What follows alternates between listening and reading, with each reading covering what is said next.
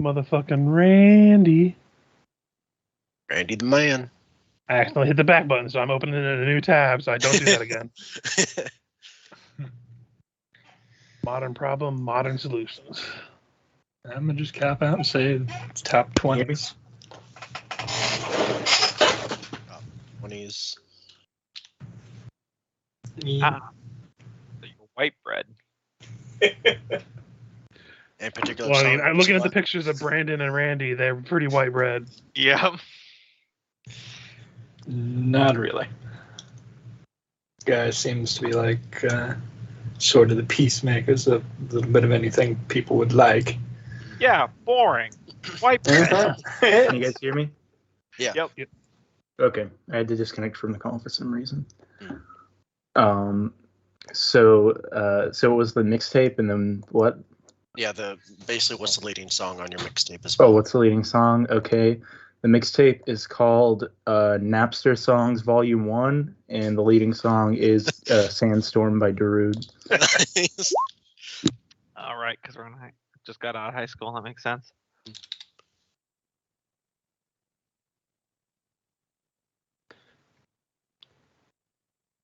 All right.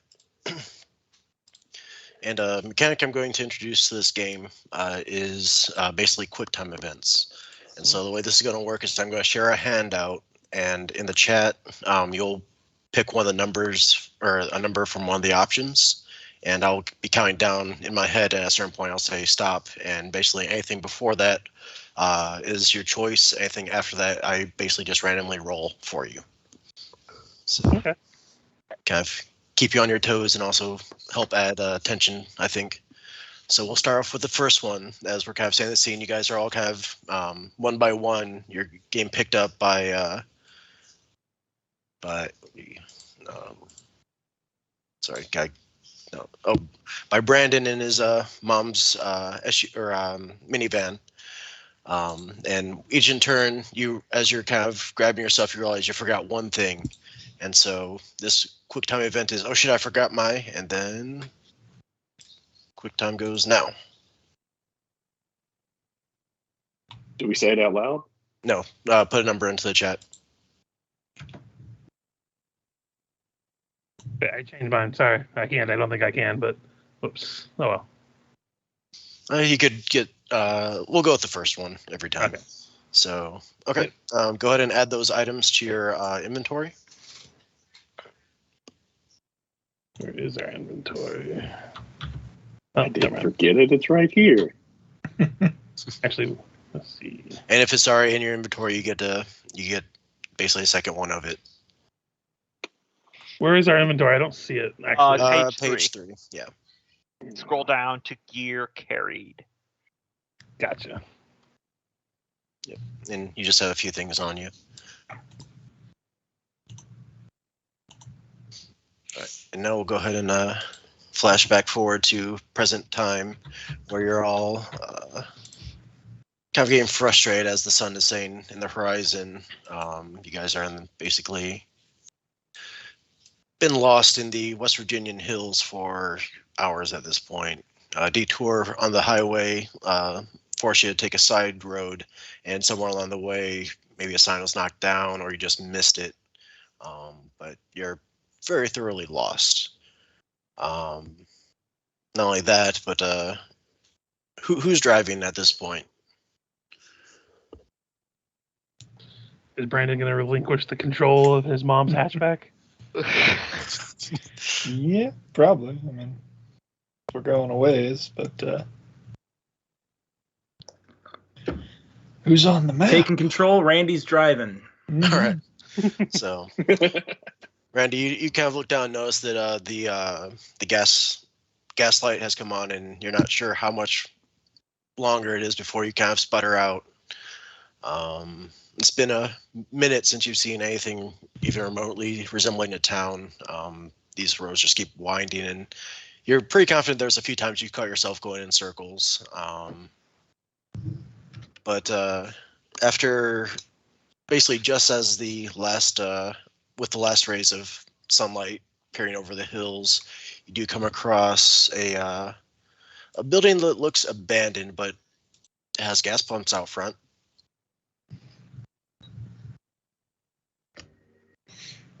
See, I told you can go for miles on empty.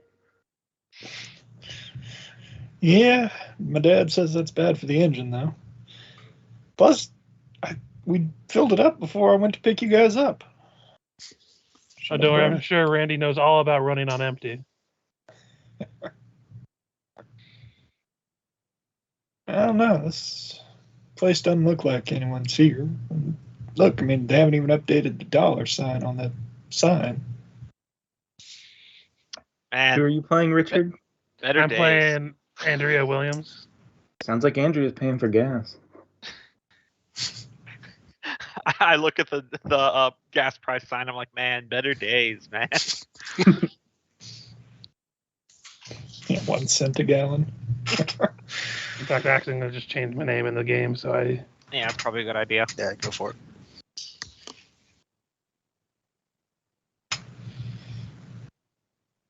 I have everyone's like icons appeared on my screen, so I can also see their tokens. So Actually, that's probably a good idea. I think I'll do the same.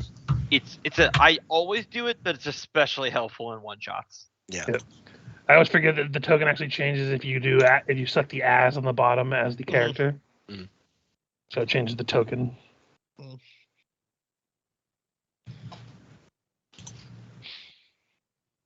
Vanessa is a T-Rex. I will actually cut on icons for this game because that will be helpful. Yeah, I made Small. them just small sized, so they don't take too much space. All right, so I think we're gonna check out this gas Yep. station. Yeah. Mm-hmm. Getting out the van, not like we got much choice. You pull up, if you hear the wheels kind of grind on the gravel, quote unquote drive, as you pull up next to the pump. Obviously, there's no slot for a card reader or anything like that. But do you all pile out and just start looking around for trying your way in, or what do you guys do at this point?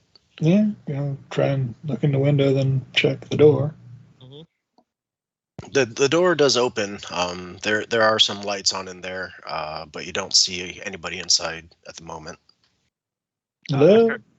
I start fiddling with my lighter while standing next to the gas pump like a moron. Andrea's just gonna start walking in, see what's going on. As you kind of make your way in, again, just like the outside, you're not really sure if this place is still open. There's no signage that said open or closed, as the signs just kind of flopped on the floor. But the shelves are mostly stocked, all kind of, some canned goods. You see, hides and furs kind of hanging from the ceiling off to one side. You also see a little bit further back, you see, some chains holding like bear traps and animal traps. Hides and furs in a gas station? Anything small that's by a register or something? Spiders, candles, or whatever. Mainly next to a register. You see some of that old trying to remember what that old flavored gum is. Chiclets. Big Yeah, Red? yeah, chiclets. See some packets of chiclets there. Yeah.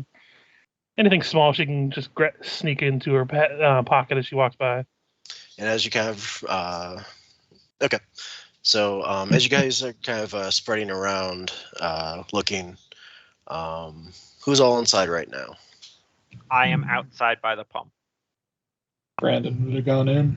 I mean, after all, check the door. So. Vanessa's halfway between the car and the front door. Can't decide what to do. And called out hello to anyone inside. As you kind of do that, voice just kind of comes from basically rounds the corner as you kind of reach the edge and say, "I didn't invite you in here. We're closed." As this guy peers around at you. Chill, Timer. We're just looking for some gas because kind of just backs away a step. And as you kind of start backing up, assuming whoever he was immediately next to, he would kind of seem to be pressing in on your personal bubble, like almost ushering you outside without, actually shoving you, but very much putting that social pressure on you. Mhm. Yeah, sorry to bother you, man, but our van's on empty and we're kind of lost. Maybe you can make an exception, pull out 20, offer it to him.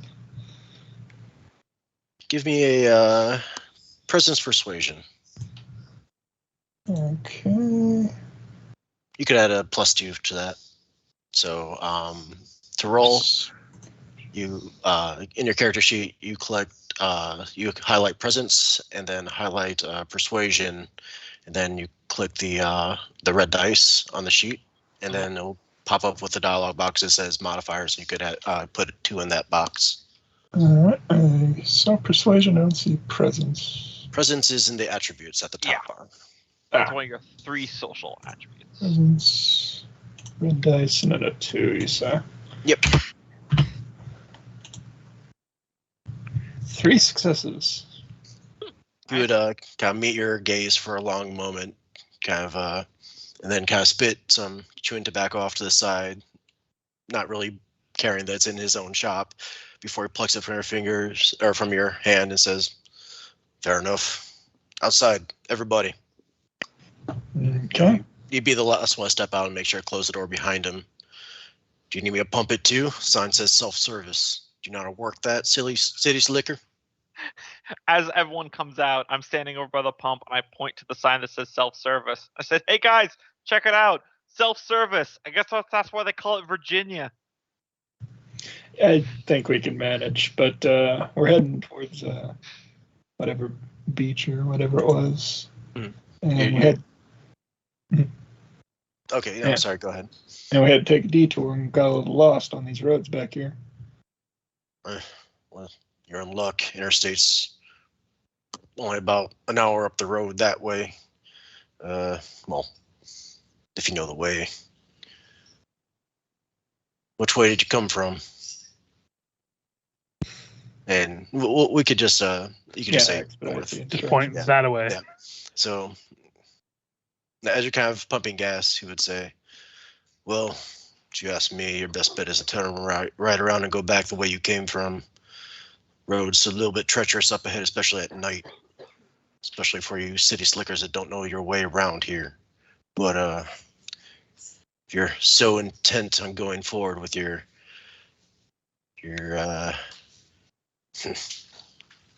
ways," and he would just kind of eye each of you. You get the impression he's very much judging. A sort of vacation immediately is tied in with debauchery. "If you intend on going about half a mile up, you'll see a sign that says Hunting Road. Take that. Probably about, I don't know, if you're take your time on these roads, as you probably should in the night, and not from around here, it'll probably take you about 45 minutes to an hour before you finally come across the interstate." And once again, it'll kind of spit some more tobacco, more or less in your direction, but not on you. Give him a big smile. All right. Thank you. You know, that stuff has been proven to cause cancer. When you're fancy city learning, "I've been doing this all my life. I'm still alive now." Or I could say for you, much longer, I'm sure. Okay, have a great evening. Ooh, scary. She just kind of crawls back into the car. I zoned out there for a second. What's going on, guys? Get in the car, Dustin. So you all pile in, and as you kind of, I assume you guys drive off. As you do so, he just stand there looking at you, perhaps step a little bit further in the road, just kind of watch you guys go down the distance until, he basically, or you lose sight of him around a curve. Andrea, noticing that he's watching as they go away, does that thing where she kind of turns and does that flashlight under the face thing back at him. He doesn't react, he just stares at you.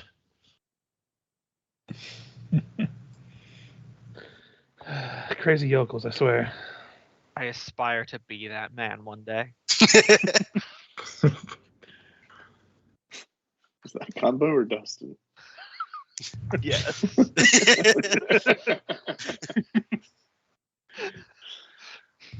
All right, so who's driving at this point? That could be my Halloween costumes. I'm just the guy that stands outside neighborhoods and be like, I wouldn't go down that road.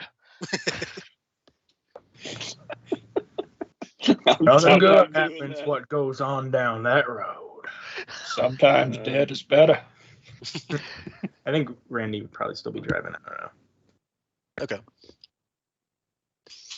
All right, so sure enough, do you guys put on the radio or have any more conversations along the way? The sun does, quickly sets at that point. It gets dark really quick in these hills. I picture Andrea being that kind of girl that's like telling ghost stories to Vanessa to try to get her really freaked out. Mm. And they'd probably be terrible ghost stories, but just enough to like creep out someone who's a bookworm.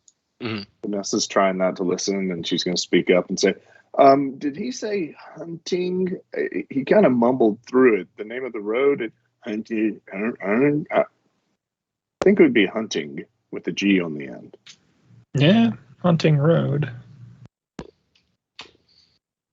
Like, you think they hunt on it, or? Maybe they have a family named Hunting that lives there. I don't know. Everybody go ahead and give me a what was it? Wits composure roll. Everybody? Everybody. Probably just one family. Don't think that tree branches very often.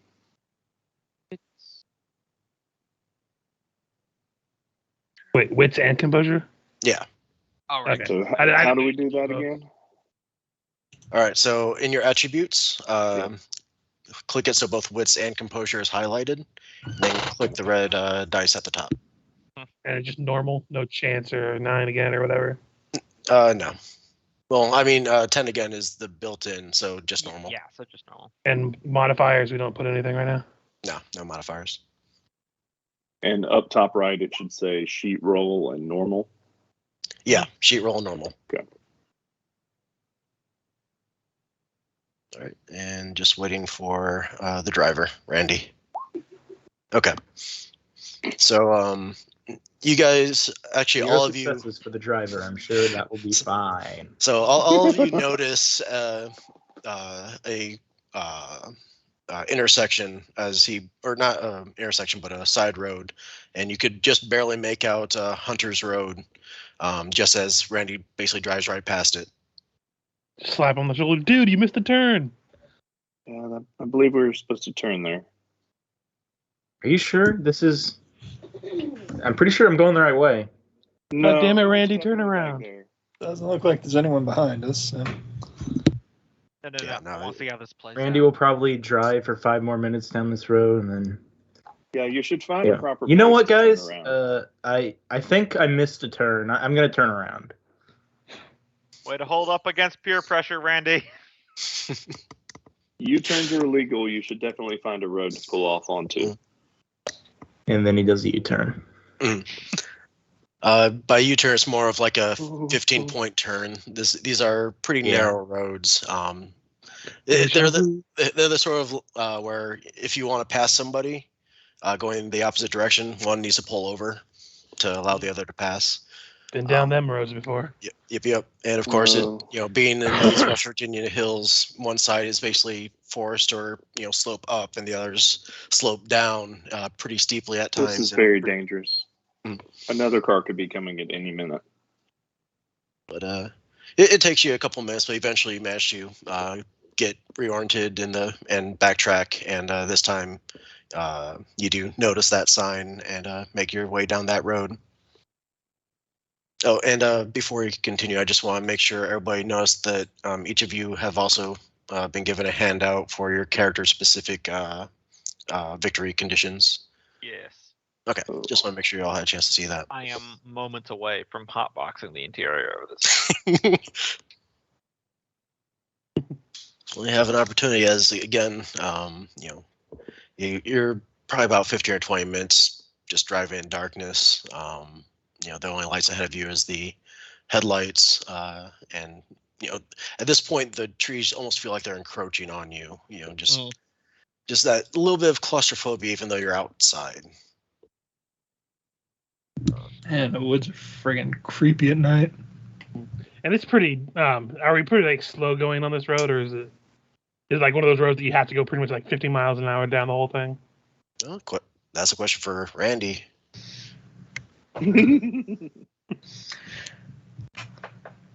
The speed limit is 45 if you're feeling so bold. It does sometimes drop down to 25 at certain turns and sharp turns and all that stuff. Gotcha. So it's not so rural that there isn't like speed limit signs or stuff. There are speed limit signs, but you get the impression nobody's going to enforce it one way or another. Yeah. And they haven't probably been replaced in quite a while. So. Oh no! I mean, half of them. All of them have bullet holes of one kind or another on them. Mm-hmm. As is tradition. It's America. Speed limit is definitely a guideline. You should not go faster than you can safely drive for conditions. Yeah, but these are old speed limit signs, so 45 is really like a 50 today. No, that's not how that works. Listen, there's not inflation of speed limit. Guys, I have an idea that has absolutely no downsides. All quiet as they just stare at us. And then I start reaching for the weed. Vanessa leans over to Andrea. Her delivery is very bad, but she's going to whisper, I didn't know he had ideas. Dude, I can't give this van back smelling like weed. He has the one idea. Not my mom. You definitely shouldn't do that while we're in a car. You could impair the driver. You know what? That's true. You better light up so we can get impaired quicker. Mm-hmm. I mean, what are you going to do? Hit all this nothing at full speed? What? Brandon, say something. They definitely shouldn't be doing that in this car. Dude, I'm toss you out if you just get me in trouble with my mom. Ma'am. Look, Dusty, we're almost there. Oh, she'll get over it. She can just eat, pray, love some more. All right, Randy. At this point, in the middle of the conversation, you see something. You round a turn and see something in the middle of the road. Quick time event for Randy specifically. And go. It's the cattywampus. All right. Slam the brakes. Go ahead and give me a. Let's see. Everybody, give me a wits composure roll. And Randy, go ahead and give me a dexterity drive roll at a -2. All right. So Ice. dexterity and drive. Drive is a skill. Yes. Why is the stoner nailing these wits composure rolls? And modifiers, I would just put -2, right? I Yes. have found my peace in this universe, Richard. Because, 0 successes. Randy's on a roll. because he merely forgot to bring his Great Dane, and we're actually riding with Ultra Instinct Shaggy. All right. Like Zoink, this isn't even my final form. So you slam on the brakes, but you realize you're going too fast, and you strike the deer, but in doing so, you kind of start to lose control. Let's see. All right, give me 1 second. Okay, and at this point, go ahead and give me a 1d2. 1, you're going towards the forest. 2, you're going down into the field. Down to the field. All right. Let's see. So kind of you all feel that jolt as an animal kind of cry out, leaving undoubtedly a nice dent into the fender, if not more. And you kind of feel the vehicle bounce, roll, not roll, but eventually you feel a slam underneath you as Randy was able to stop. I'm not saying it was an Damage. alien deer, but did you hear that beeping? But you kind of as the adrenaline starts to fade, You realize that your car seems to be bottomed out with the front wheels hanging over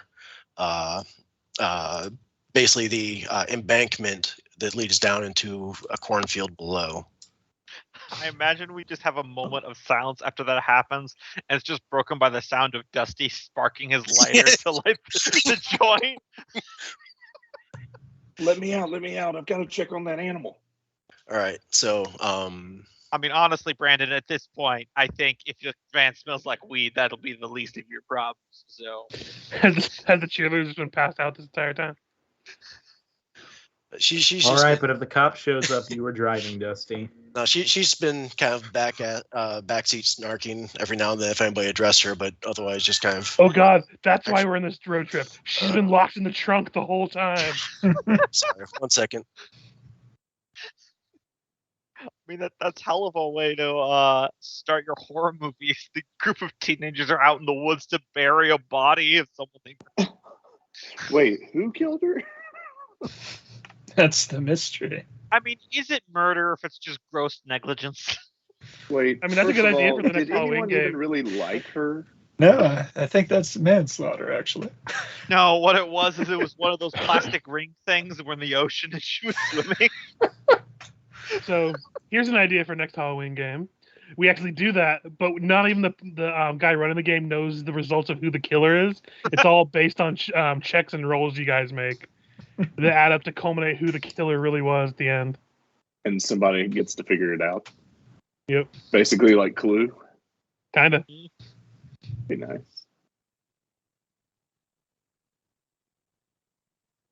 D&D Clue edition.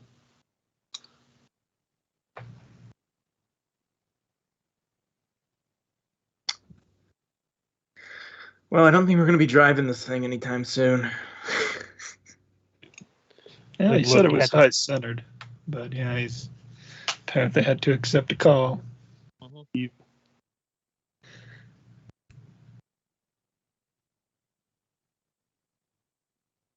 Oh, darkness, my friend. I hate you, Fred, Bob. Oh, by the way, did you see what happened in the car? The deer's dead, obviously. Oh, yeah. Yeah. Oh, All right, sorry about that. Vanessa has to go and check on it. Lucky for us, it wasn't a moose. Otherwise, we'd be in real danger. Yeah, That there was- aren't There any aren't any chance down even with a here. deer. Just saying, if you hit a moose with a car, you just kind of make it angry. Yeah. And your car's totaled. God, nature's amazing. Well, since I got zeros on that, I'm going to say Brandon's in a mild state of shock. Like, oh, fuck. Oh, fuck. My mom's car. Dude, I told you guys I didn't want to drive. I don't remember you saying that. So that's what we see. Yeah, well, sorry, that was meant to be to Dusty. I don't know why I didn't send to him specifically. I see it. But everybody else who got at least one success just saw a deer. But as you kind of get out of the car, there's a deer right there in the middle of the road. Just a nice growing pool of blood. Seems to be twitching a little bit, but Vanessa's gonna check on its vitals. This is some top shelf shit. I need to. I know what. You know what? I owe my mom an apology. Yep, I'm rolling up to it. Yeah, Andrea would go with Vanessa and be like, dude, check it out. You can see its organs everywhere on the road. It's gnarly. Check the possum head. Does it look like It's she a can deer. save it or bandage it in any way? no. Basically, its entire front, torso is collapsed in. It looked like it might have also got rolled underneath the wheel at some point, perhaps both. There's far too much internal injuries you suspect just at a glance. If you want, you could try give me intelligence heal, or intelligence medicine. Dusty says, check the possum head. Randy looks back at him and goes, that is pot you're smoking, right? I don't know, man. I thought where- so. Where's medicine? It's under mental skills.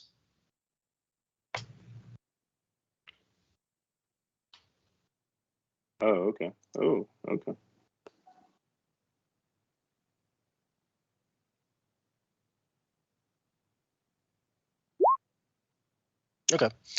Yeah, looking over it, I mean, Deers aren't supposed to be reversible.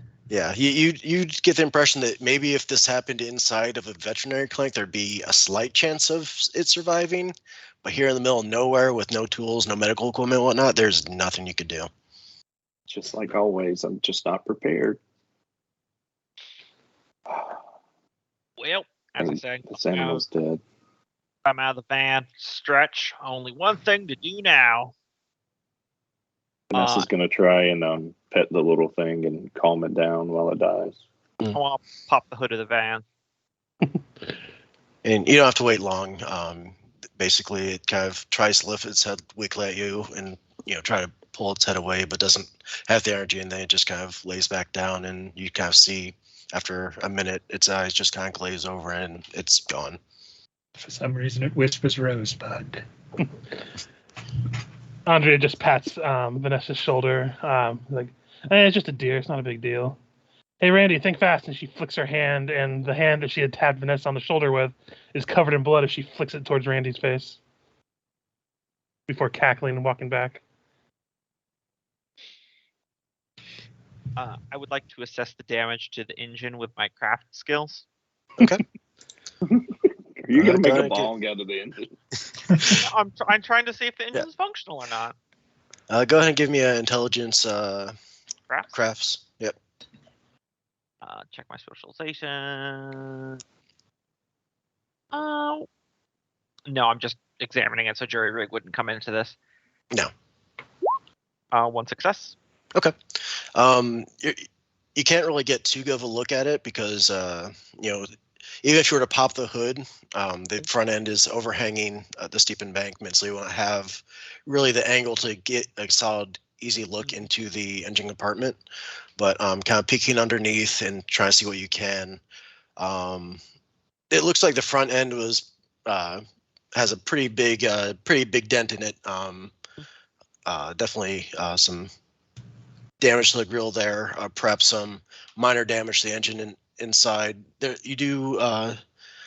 Did Randy keep the car running, or did he shut off the engine before he got out? You would have shut off the engine. Okay. You do see. You might have recalled briefly, especially with that earlier perception check, a slight rattling before Randy cut off the engine, but it was still going ish. The engine was still turning over before he shut it off, but now that it's had a chance to set, it looks like it might need a bit of work and before it would kick back over again, and most certainly it would take physical effort to get the front wheels back on the road safely. Well, looking at it from here, I'm pretty sure you didn't crack the radiator. You don't know about any further interior damage. I don't smell any coolant leaks, so you should be fine there. Is there oil dripping down? There's something dripping down, but you don't really have the light to, because it's kind of again dripping off the edge. Are you forgetting there. I am smoking weed? I hold it out to use that as light.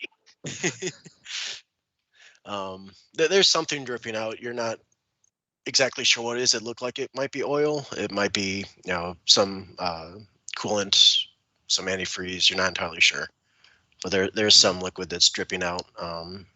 That's either oil or deer blood. That's what I'd wager on. Either way, probably not going anywhere for a little bit.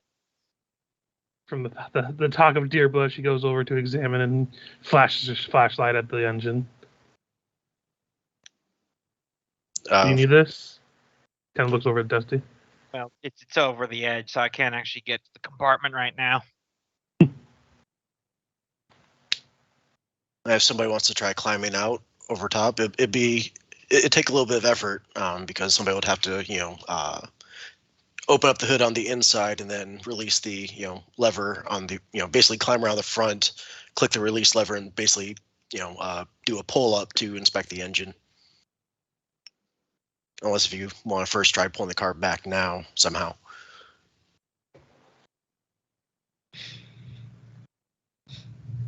Yeah, I'm guessing it's front wheel drive then, because you said the front's up in the air.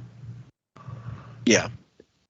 Well, you haven't really tried pulling the back or trying to reverse. Trying to remember, are most minivans front or rear wheel?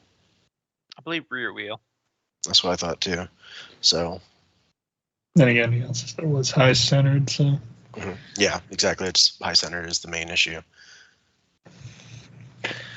And we could have one of the girls sit in the driver's seat and try and reverse it while we lift it up more. I'll do it. Stacy says, basically, you get the impression, probably just doesn't want to have to try to pull the car. Mm-hmm.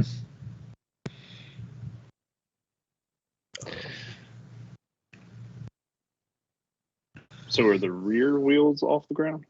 No, the front wheels are. But it's high Well, ended. it'd all be if it's high centered. But depending on where it is, if we can get the leverage, we can just tip it onto the drive wheels. Just be sure not to hold on to stuff. So she gets in there and turns the ignition, and the engine tries to turn over, but makes it and just kind of just doesn't stick, if that makes sense. Yep.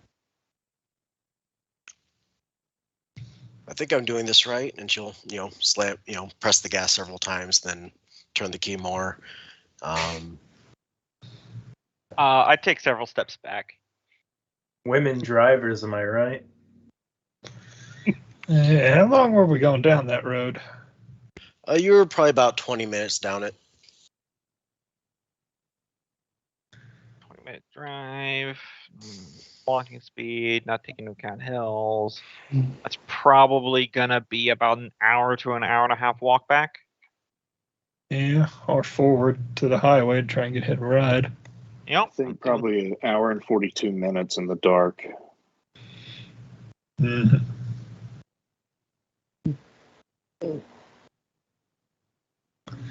But surely Looking around, are there any lights nearby? Or Go ahead and give me wits composure rolls. Everyone? Everybody can. Yeah, everybody can if you're kind of looking for some side of civilization. yay, one whole success. 0. I already have my headphones on and just listening to what's on my CD player. You mean your Walkman? It says CD player, I'm pretty sure. Mm-hmm. He's All right. So, he's Johnny Skipwoman, much better than Sony Walkman. all right, Dustin. You kind of have to peer off into the distance across the field, but you think well past the field and the cornfield and the pasture beyond, you think you see a silhouette of a house off in the distance, but it's really hard to see. You got very thin moonlight that occasionally peers through the clouded sky.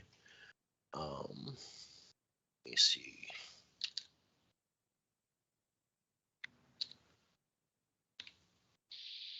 Okay, what we do, guys, is we set the cornfield on fire. Well, you got the lighter. I've got I'm out. 2 lighters. So, as everybody's kind of looking around for any sign of civilization, Andrea, as the sliver of moonlight comes from overhead, you make out a silhouette that seems to be crawling out of the tree line, probably about 100 feet up the road from you. As you kind of peer down closer, the cloudy canopy opens up a little bit wider, and you make out this figure, and you kind of lock eyes for a moment. The fuck? Like she'd be like really quiet, saying the fuck before like she flashes her flashlight directly at it. Are With you all that- seeing this? At that, it just cries out at you and charges. Another quick time event. Let me go ahead and pull this up. Everybody ready? Mhm. Yep.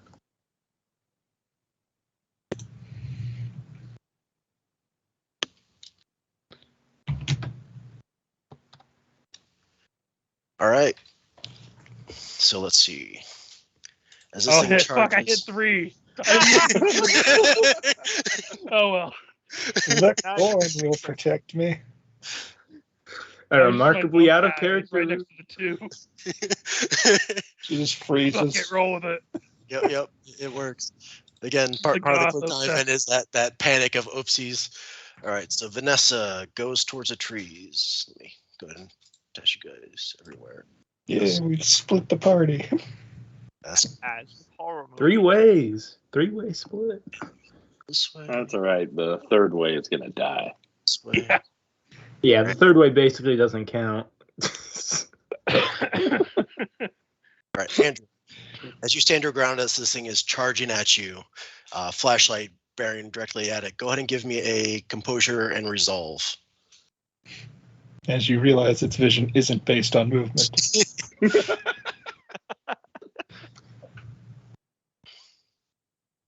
Oh, At least your Love to last see thoughts. At least your last thoughts will be Jeff Goldblum.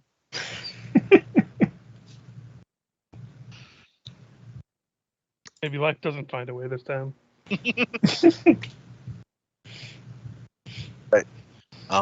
Yeah, as this thing is charging at you, laying out that feral cry, you buckle under the pressure. Perhaps either you froze intending to fight or just frozen gridlock in general. But as this thing bears down upon you, your flight instinct kicks in at the last moment, and you go towards the trees.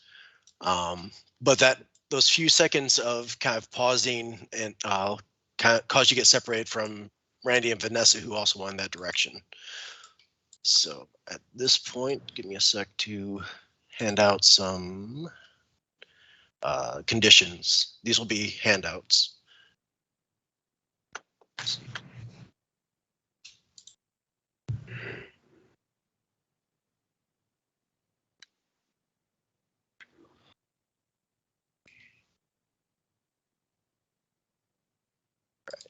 Guys all got that one.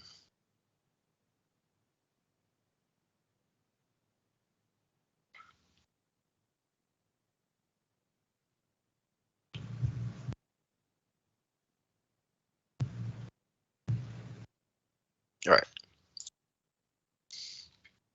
So now I'll go ahead and move you guys to the next scene as you kind of get split up. Dusty and Brandon, you find yourselves in the tall corn.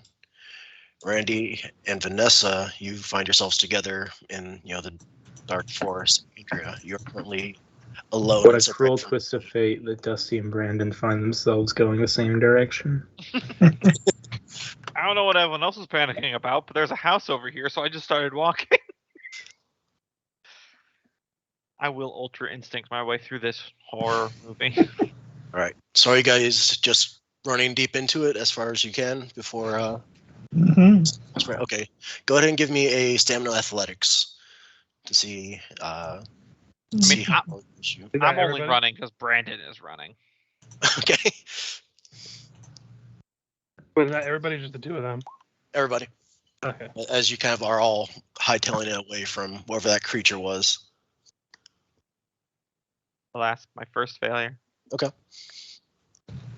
Let's see. It was an athletics. Athletic stamina. Oh wow, Athletics. Dustin's athletics is terrible. Yep. Stamina. I've got a good both of those.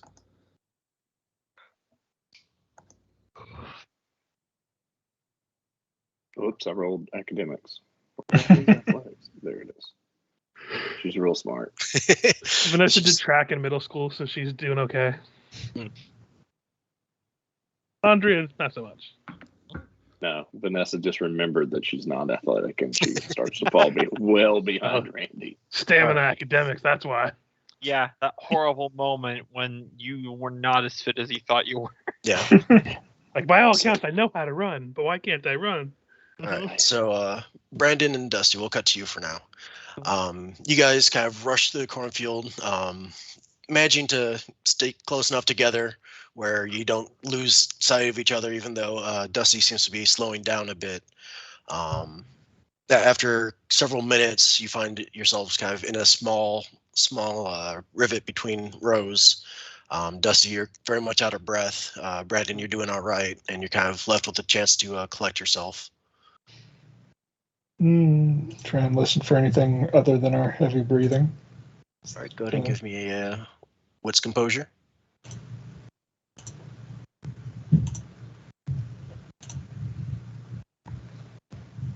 Okay.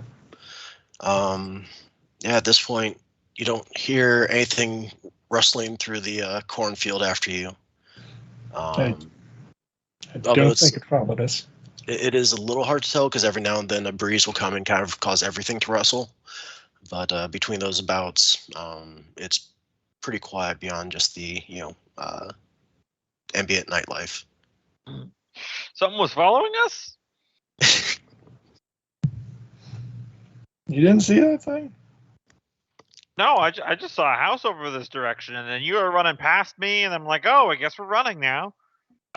It's like the world's ugliest dog. Oh, well, I just assumed it was me just seeing something like the deer having like 3 heads.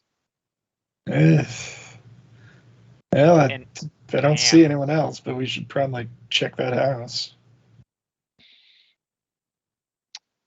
Probably. All right. Go ahead and give me a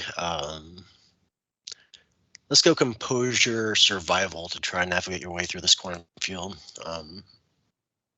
Because Brandon, I don't think Brandon wasn't the one that saw the house. Dusty was and has a rough idea where it is. So go ahead and both give me a composure survival just to see if you still have your bearings.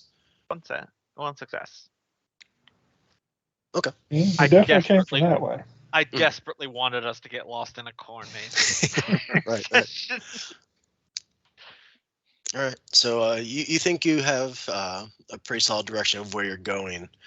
As you're kind of weaving your way through the corn, you do see. Do any of you have a flashlight or anything like that you're using as a light source? Or are you just going by the scant moonlight that occasionally comes out? I just have my lighter in the pocket. I got a lighter. Okay. So yeah, vision is very, very narrow and limited. Just take a minute and fashion a torch out of the corn. Yes. We're in a dry cornfield, and I activate a switch lighter. I'm like, this is the best possible plan. Of course. I could foresee no downsides to this course of action. Well, I at have least never we'll die seeing where we were going. I have no doubts of this, like anything else in my life. So after a few minutes of walking, you come across a small clearing around a figure that's kind of just posted up, almost in a crucified position. You could really just see an outline at this point. Once again, the moon is kind of tucked behind clouds, so you could only really see a silhouette, no details of it yet. No. Someone's posted a scarecrow at least.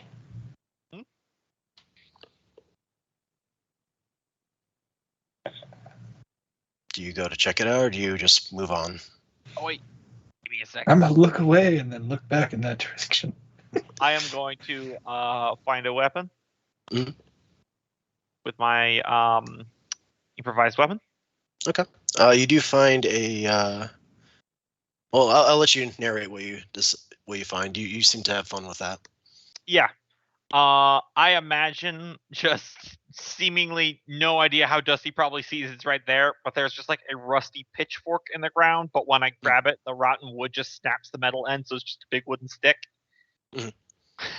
But it's just like, hey, wait, 1 second, and then just turn around and snap, and now I've got a club. Okay. Where'd you even get that? All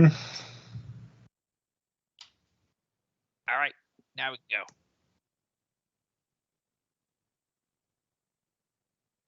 So you going up closer to the scarecrow, or just bypassing it? I'm doing where Fearless Leader wants to go. And I'd be bypassing it because we're heading for the house. All right. And I mean, it's just a scarecrow in a creepy old field. Mm-hmm. Obviously, totally normal thing. There for the Hashtag sole last purpose words. of scaring crows. Yes. And fun fact, don't work at all for that purpose. Crows are intelligent as a 9-year-old child. They're like, yep, that's straw in a bag. It only works for certain birds, but generally not the crows. Yes. All right. Now, an So owl statue, that'll work. as you cross the clearing and go into the corn on the other side, there is some rustling, but it seems to have just been the wind, as again it just kind of flows all the way across. You're fairly confident that the scarecrow didn't move. Again, hard to tell with scant light. You're just looking at the profile, but no, it's still there. It hasn't moved, and you disappear into the corn once more. Nice. We'll go ahead and jump over to the other group real quick. Randy and Vanessa, you find yourselves in the thick woods. Vanessa, likewise, winded at this point. Randy, this was more or less just a light jog for you. It makes no sense that you can be so much bigger and not be tired from carrying all that mass. You know what the hell that thing was? Did we all see it out of character? Yeah, all of you would have, except for Dusty, who was looking in the other direction. Okay, was it that deer thing again? No. No. I never saw the picture. Oh, let me share it with you again real quick.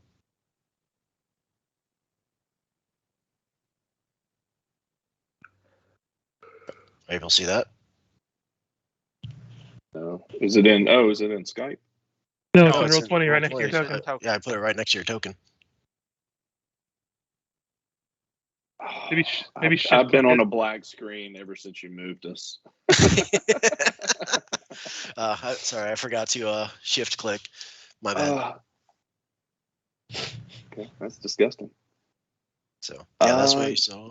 I'm not sure, but I think it was wounded, and I just overreacted, but it probably was trying to come to us for help. We'd need to go back. What the hell are you going on about? It was maybe a person in need. People don't sound like that. Well, that was probably just someone cranking up a truck down at that house or something. There's obviously some backfiring swamp gas reflecting off the moon. You know Yes, what? You with stay weather. right here. I'm gonna go look for. Okay. No. You're gonna go look for what? I'm not that cruel. He says out loud. I don't follow. I misheard you. Are you gonna go help me look for this or not? We are not going back. You can take care of yourself if it's anything dangerous. It's probably just wounded and needs help.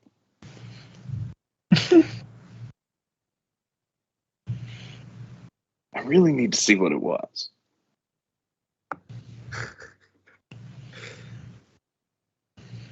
Well, a better plan of action would be let's regroup with the others and then we can go back. They all ran into the woods. We're in the woods. Yeah, but they all ran into different parts of the woods, so we got to find them all. I think the best thing is to backtrack. Hopefully they'll come to their senses as well, and we can all reconvene at the car. No, Dusty's high as a kite. He's wandering out here somewhere. Follow me. All right, so they're off wandering deeper into the woods. Andrea, you're a little winded, definitely shaken from or spooked from the creature as it was barreling down to you. Actually, no. Yeah, you're full on shaken at this point, just given how close it was getting to you, and you're Mhm. fairly confident it was right on your heels. Yeah. Not entirely sure how you lost it. So you got the shaken condition too.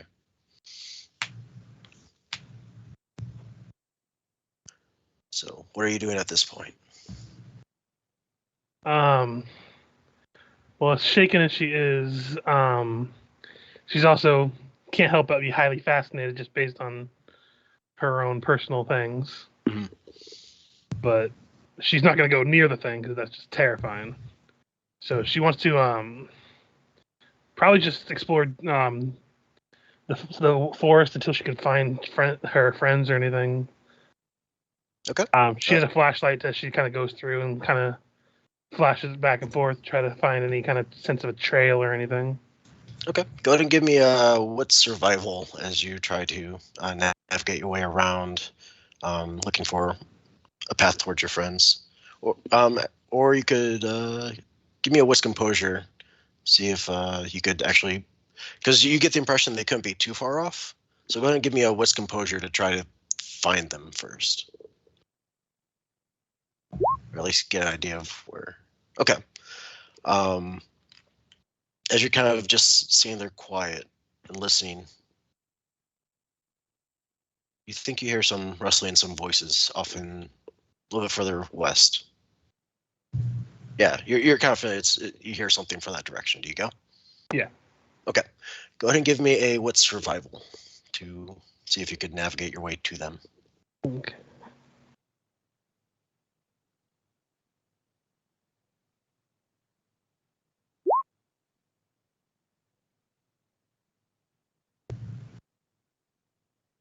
Okay.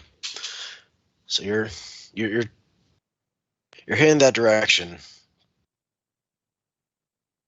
but you're not seeing anything. You're not seeing anybody. You pause again, try to listen, but can't really hear much over just the ambient noise, forest sounds at night. Yeah, it's eerily quiet. In fact, now that you think about it, you don't even hear the nightlife anymore.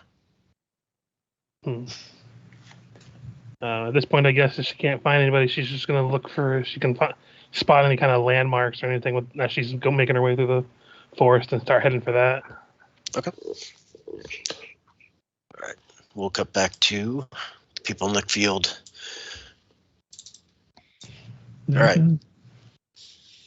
So you venture further. Can't really tell how much further of the cornfield you have ahead of you. Feels like you've been walking for a while now. Okay, so it's The Hills Have Eyes, The Hills Have Eyes 2. Did they make a third one? But that is all the horror movies in a rural setting I can think of. Children of the Corn. Mm-hmm. That's on the Signs. nose. So after probably about 10 more minutes of wandering, at least it feels like 10 minutes, you come across another small clearing. There's a post there, but there's nothing on it. Well, we didn't walk in circles. Go ahead and give me a wits survival to kind of verify that. Mm-hmm. I mean, the last post we saw didn't had a scarecrow on it. Yeah, no, I mean, Dustin, you're confident that, this clearing is entirely different, different shape, different size. Yeah. Because if it was a different clearing, there'd be a broken head of a pitchfork right there. And there's none. Why'd you take the rotten wood instead of the metal bit? Well, it broke off when I pulled it. I guess you're right. That would have been smarter.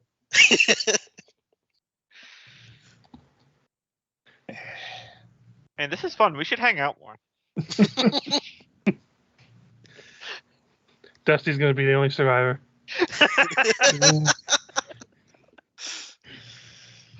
We'll see when we're done with this, man. Can't see nothing over the corn. Well, And it's an overcast night, wasn't it? Yeah, Wanna climb up occasionally on the the moon post? peeks Wait for through, gives you scant flashes of moonlight, but it's brief and short-lived. want to climb up on that post and act real still and then spook everyone when they come looking for us? Not that particularly, but maybe I can get a view on this house you saw. So, what should I try to climb to scale Mount Tetanus over there? Go ahead and give me either strength or dexterity plus athletics. Strength, athletics.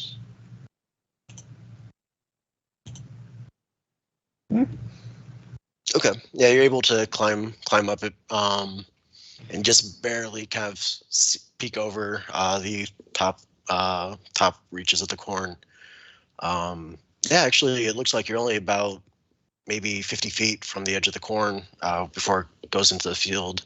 Yeah, you've been pretty much heading in the right direction.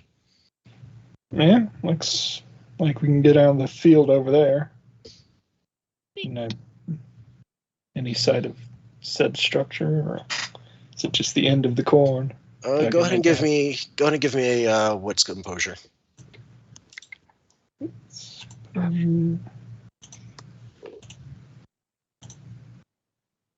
Okay. Yeah, as you kind of you're hanging out there for a little while as you're just trying to hopefully that there's a break in the cloud cover ahead or above, and sure enough, after about a minute or two, you get a very brief flash of moonlight. And yeah, you do see a little bit clearer now. Very kind of you have a pasture just beyond the cornfield, and then you see three structures. One looks like 2-story, one just looks big, and one looks smaller. Yeah, it looks like you did see a house over there. It's 3 buildings I see now. As you kind of reading.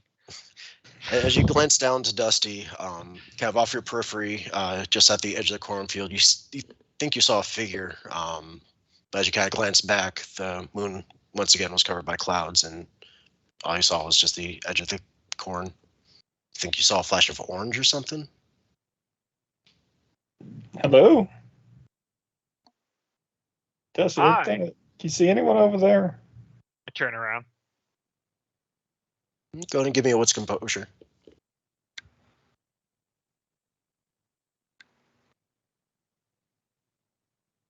Exposure, deselect survival. Shazam.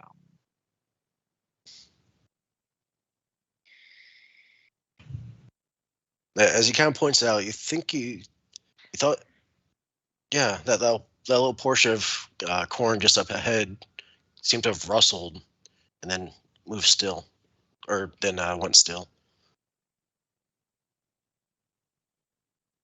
But you didn't see. You couldn't. By that point, the light was gone, and you couldn't really make out anything with the darkness around you. Mm-hmm.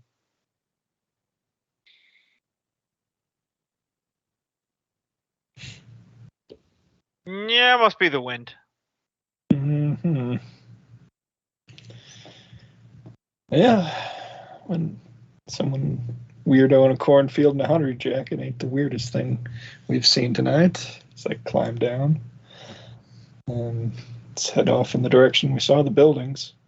Okay. That would put you basically going right through where you think you saw a figure. I'm still going with hunting jacket instead of Pumpkinhead. So. Yep. Okay. And I shall continue to smoke a doobie. All right.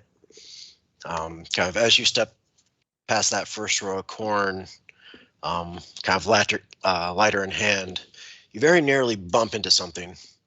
As you stop, look up at it, it looks down at you, and screams. It is a Pumpkinhead. What do you do? Run. All right. Wow, I guess Charlie Brown won't have to wait this year. And Dusty, do you follow suit, or do you stay and fight with your stick? I mean, if Brandon's running, I'm gonna keep running up with him. past it. like Okay. towards I mean, us. honestly, after seeing the deer and then no one else was reacting to the deer, Dusty is like 50-50 on any of this is really happening at this point. The pumpkin ogre. He's gonna be the only survivor, and he's gonna come down and not know what happened. So you're running basically full tilt away from it. Dusty following suit. As you glance over your shoulder, you could see again the flashes of orange very faintly in the darkness. It seems to be chasing after you. The few not clearings, but just kind of gaps between corn. It kind of you see a little bit better view of it. Almost looks like a desiccated corpse with a pumpkin just kind of crushed on its head and just a very unsettling mouthy smile. Its movements are very jerky and almost like the body doesn't know how to properly move, but is still going forward. Go ahead and give me stamina athletics as you're trying to keep ahead of it. Time to die. Alright, not this. Nope. Nope. Okay. Let me see. Let me pull up this. I was wrong. The corn did not protect me.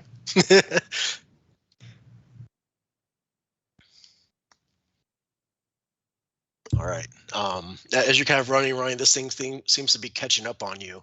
And as it kind of it's basically right up on Dusty's heels.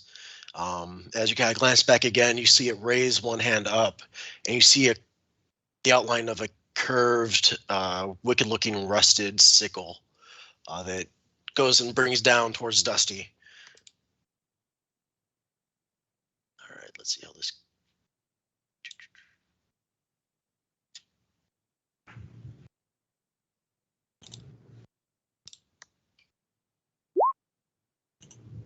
All right, Dusty, All right.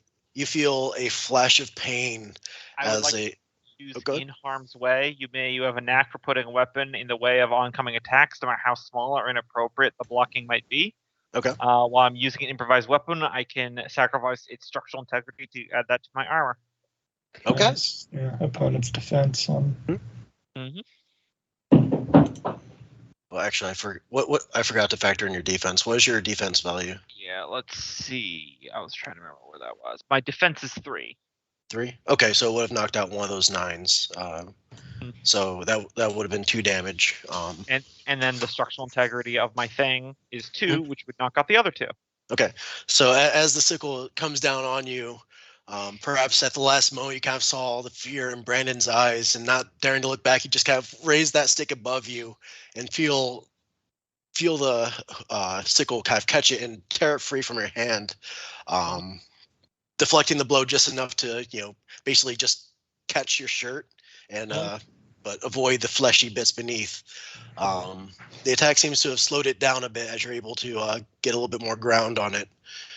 Go ahead and give me another stamina athletics to keep ahead of it. Or if you want to try something a bit more creative, now's a good opportunity. I'll keep running for now. Right. Bad idea, but it was worth a shot. Brandon? Nothing springs to mind in the corn, so. Okay. Yay! Let's see how this goes. Besides that, we just wombo combo this thing. Oh, wait, no. Sorry, no, that wasn't. I was trying to do a sheet roll. There we go. Oh yeah, no, he is. At a certain point, you think you lost him because you glance back and he's not there. I imagine you don't stop though. Just pure adrenaline, keep going ahead, and then at that point, outstepping from ahead of you, Brandon is the figure again with that sickle. Bring it down towards you. What's your defense? Mm-hmm. It's all the way at the bottom on page 1, just below your specializations. Just below? Yeah, you'll see size, speed, defense, armor, initiative. I've just got a bunch of clicky arrows. Under I can't actually click on. specializations. Yeah. I see where it says defense, and right next to that's just an up and down arrow that Let me pop in on that, see what it says. Might just be Firefox being stupid. Yeah, it's working fine for me. You have a defensive 2. Okay. Do you have any ability you'd want to use to try to avoid this? You do have martial arts skills. Mm-hmm. He's a brown belt, don't you know? They haven't even taught me how to punch yet. They said I couldn't be trusted. And so I can only be used when character intends to attack. And I could try Danger Sense to get a +2 on Wits and Composure, but that's impending ambushes. We'll go ahead and give me a go ahead and give me that danger sense roll. See if we could give it a little bit more of a penalty for since it did try to ambush you, and you would have had a little bit more of a heads up. Mm-hmm. Mm-hmm. Okay. Oh yeah, critical success, or I think that's what it's called. Yeah. So let's see. Okay, so yeah, that allows you to, at the very, basically avoid the attack altogether, as you kind of see it dart out, and almost reflexively you dash aside as his attack basically cuts the corn that was right around where you were standing. Yeah, you managed to get a nice avoidance on that one, but you're at this point you're both shaken, as this thing is definitely posing a mortal threat. And seems to be intent on. With that attack and the karate training, I'm going to try and use that art of folding clothes with people in them and try to do that whole throw him with his own momentum thing. Okay, Also, yeah, go for it. according to my sheet, quick draw, I can draw any weapon that I have a specialization in. And since I have a specialization in improvised weapon, that means there's a reflexive free action. I can try to find something. There you go. Beat him with the corn. Get him. So, One success, that's enough. That gets me on the scoreboard there. Dexterity and brawl, maybe? Yeah, for trying to redirect his momentum, yeah. Dexterity and brawl. One success. Okay. Awesome enough. All right, so you managed to use that momentum that he has, and perhaps the part of you is like, I really don't want to touch him, but fuck it, and grab him by the arm and kind of use that and basically shove him deeper into the corn. Is that what you're trying to do? Just kind of deflect him and that or onto the ground. But okay. I think one success, maybe not. Yeah, one success won't be enough to put him on the ground, but it does kind of cause him to tumble into the corn, giving you a chance to flee if you want, or to push the assault. I feel like this like a split second look thing. What do you want to do, Kenneth?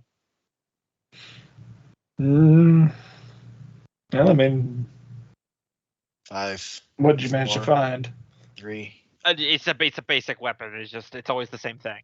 Yeah. Let's at keep this point, running. At this point, we'll just say it's a big, nice, fist-sized rock. Yeah, it was either a fist-sized rock or literally just pull the same wooden pole off of a sickle. Or a rock-sized fist. So you guys are dashing back into the corn and running, or are you going after him? Well, with fist-sized rock, I guess we'll try and. Yeah. Let's be stupid and try to beat this sucker down. Yeah. Okay. All right, go ahead and push your advantage, and Dusty, go ahead and roll your attack. All right, so attack roll, normal, selected my improvised weapon. Let's see, what would be his defense? His defense is 3. 3, okay. With my specialization of 1, means a modifier of -2. 0 successes. All right. It was worth a shot. Yeah. So he manages to recover in the time it takes for you to close in on him with a rock. Wait, hold on. Sorry, I just realized. It says I have weapon finesse, and it automatically uses my strength there. So I need to edit the sheet to make sure that I am using my dexterity instead of my strength here. Yeah, that would make a bit of a difference. Yeah, go ahead and re-roll that. Yeah, I'm just looking because it should be on. I remember it being here on the customizable sheet somewhere. Chronicles of Darkness, Archery Ride, Enigmas, Defense Trade lowest, Health, Willpower, Stamina. I'll just have to do it manually. Yeah, if nothing else, you could do the sheet roll. Yeah, I'll just do the sheet roll. So that's Dexterity, and then Weaponry. -3 for his defense, the defense, plus whatever bonuses you have. +1. 1 success. Okay, so you manage to land a solid blow on that pumpkin head of his before he fully recovers. You see him kind of flinch away for a sec, then redirect his gaze on you. Brendan, are you doing anything with your action? Guess I'll try and trip him up. So probably Dex and Brawl again. Okay. Sweep the fucking leg. All right. This just turns into a Halloween action movie. Right. Yeah, he managed to knock out one of his, gnarly looking legs out from beneath him, dropping him to a knee. Not fully on his back, but definitely off his feet. At that point, he'll go ahead and use his sickle to try to lash out at. Let's see. Brandon. Mm-hmm. Let's see.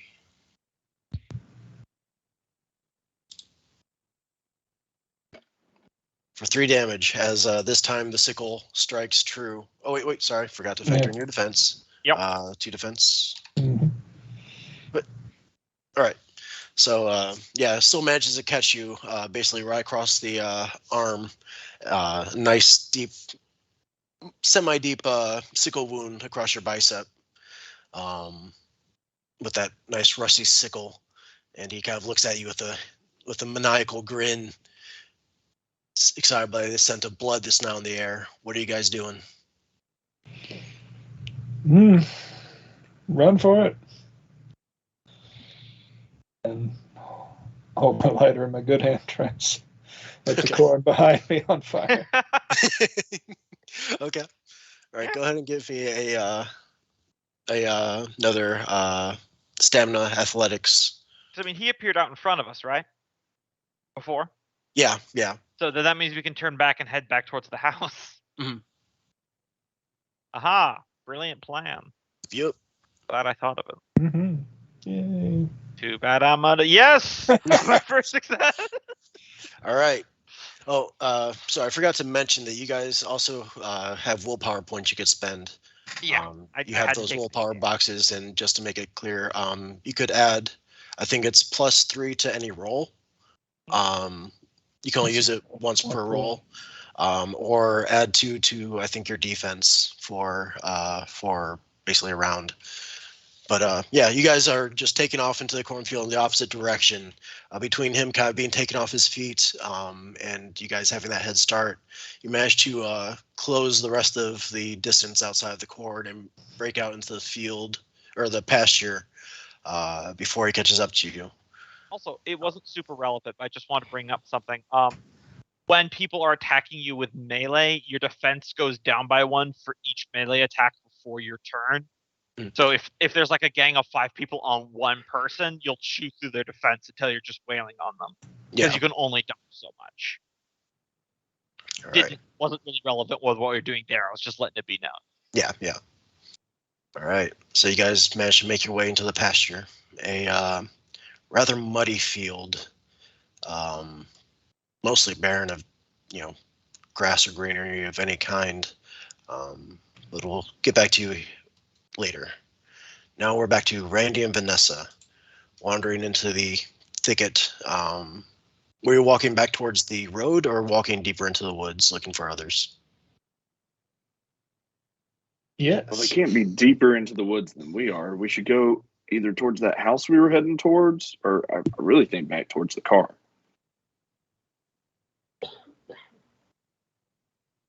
While I wait for Randy. How long has it been since the inciting incident? The accident? Yeah. Probably about 5 to 10 minutes since you all took off into the woods.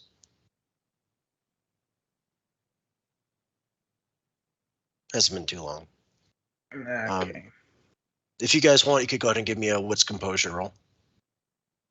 Yeah, and Vanessa's gonna. I assume she would know what's in her emergency kit. Yeah. So the emergency kit is basically a travel first aid kit, and with a few like road flares as well. Is there a whistle in there? Yes. All right. I could start blowing on this whistle and see if they hear us. They might come to us. And she blows. Okay. Whoa, now this is a children's movie.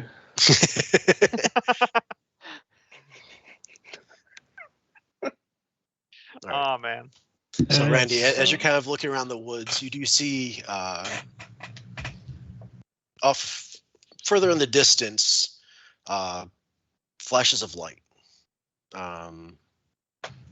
Yeah, just kind of flashes of light that kind of sway around and turn off again. And as you're kind of peering down, you're go ahead and give me a composure roll real quick. Both of us? Just Randy. Okay. And just straight composure? Yeah, just straight composure. Okay, so you're kind of leaning over trying to figure out what that light is, and nearly, basically jump out of your shoes practically as suddenly, this loud whistle just happens right in your ear as Vanessa blows it right next to your head. He goes, God, stop that. Look, there's a light going on down there. There's probably someone else down there. I don't know what else would be making a light like that. We go there, we find them. They'll probably have a better idea of how to help whoever that was. That's a great idea. Those are probably flashlights. Yeah, let's go. Maybe they'll be able to hear us. Whistle. Maybe not scare them away with the whistle. Everyone knows in an emergency situation when you're lost to use your whistle to help each other find each other. Jumping to Andrea. As you're kind of just trying to find your way through the woods, you hear off in the distance a whistle. No other choice at this point because you can't find anything. Probably try to head towards the whistle. Okay. Go ahead and give me a wits composure.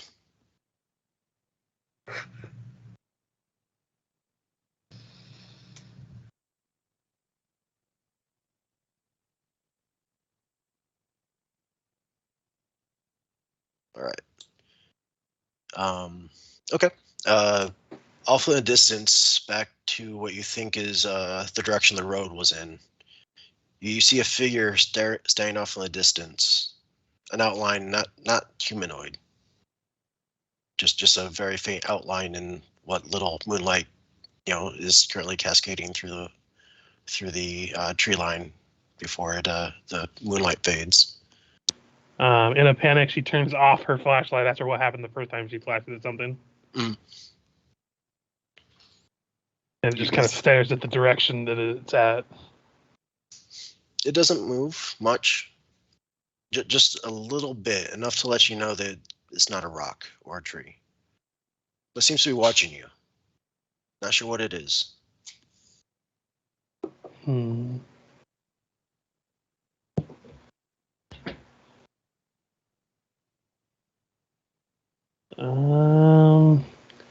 Well, she's spooked.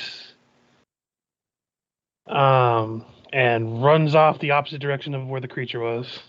Okay. All right, jumping to Randy and Vanessa. As you're kind of heading towards the source of the light, you see it. You're probably about 30 feet from it. You think you could just barely make out Andrea as the moonlight kind of comes down from the trees, but then you kind of see her freeze at something she's looking off in the distance. You don't have the vantage to kind of see what she sees, but then you see her take off in the opposite direction of the road, shining off the light. What do you guys do? Run after her. Okay. All of you go ahead and give me stamina athletics.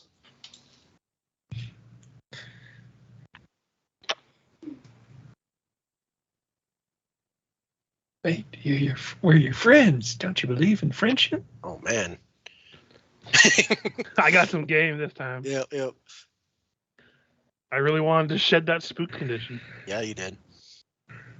Because she's also fascinated, but she can't be fascinated and afraid at the same time. Or can she? And I miraculously had no successes. Mm-hmm. You trip Depends on a what rock. websites you go to, Richard. Huh?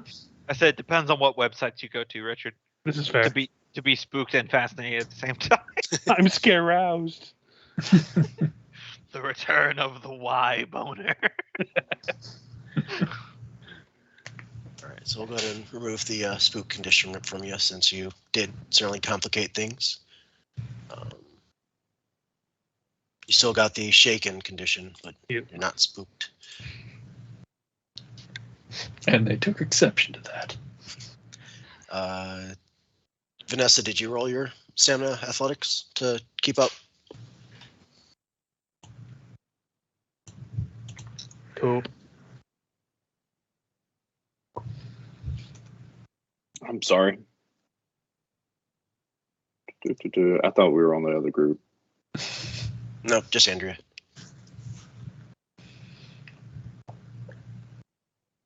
Okay. So you guys try to keep up, but yeah, she takes off far ahead of you. Do you keep pursuing, knowing which way she's going, even though she is basically navigating through the forest far more effectively than you guys are at the moment? Yes, and I'm blowing the whistle, like blow, blow, blow, blow, blow, blow. Yeah, probably should. Andrea, where are you going? And her not being able to hear me over the fucking whistle noises. All right. Andrea, you're being chased by whistling hellbeast. So whistle. After a few minutes of just running full tilt, Andrea, you that adrenaline finally starts to subside, and these strange shouts and cries and sounds that were hot on your heels suddenly starts to resolve into, wait, that's not a creature chasing me. That's not the same sound that that feral creature made. And around this time you wander, you kind of pause and look around and realize at some point you wandered into a portion of the forest that looks like it might have been dead or burnt out. Just kind of, as you spend a moment, kind of taking in your surroundings, is at this point that Vanessa and Randy are eventually able to catch up, winded, out of breath, but with you now. I'll go ahead and remove your loss condition. We're here. And she's like, What just were turns. you running from? There was something staring at me in the woods, and then I heard a whistle, and I freaked. I wasn't sure. Then by the time I stopped, I realized that wasn't the sound of that creature that attacked us. And at this point, with the other two, she turns her flashlight back on to flash at both of them. Mm-hmm. Go ahead and give me a wits composure real quick, Andrea. You forgot how ugly we are.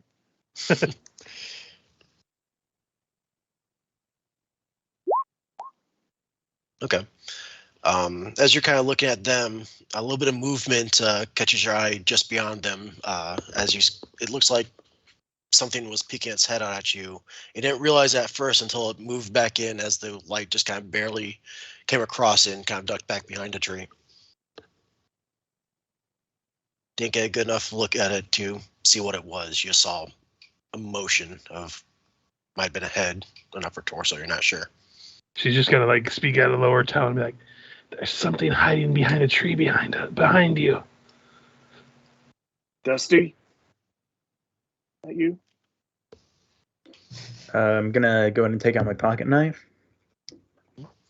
I sneeze in the field. And then I throw it across the map.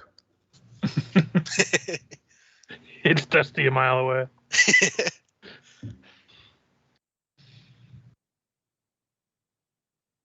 We're probably only an acre or two away. Why did you just throw your knife? It'll be really cool when we meet up with the other guys. So do you really throw your knife in the direction of the tree or where you think Dusty may be? Well, I'm kind of confused as to where we fucking are anyways, so I'm probably not going to throw the knife. Okay. Go ahead and give me, everybody, a wit survival at a minus... Well, Everyone there, not. yeah, everybody there. Yeah, sorry. For this, everybody in this scene. Yep, Give me a what's survival at a -1. Also vaguely curious what level of knife it is, because when you say pocket knife, it can mean anywhere from Swiss Army bear that cuts paper to an actual folder. Yeah. Actual folding knife. You said a minus what? -1.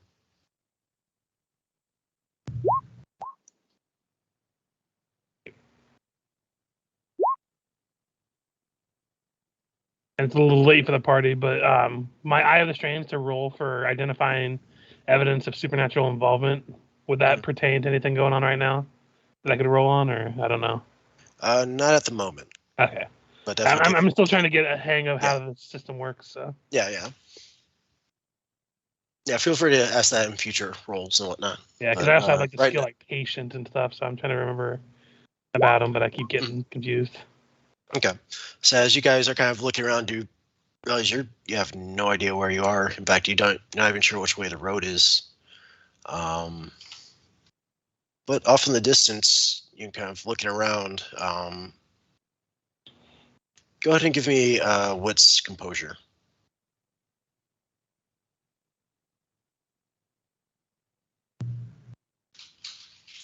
No supernatural buffs at this point.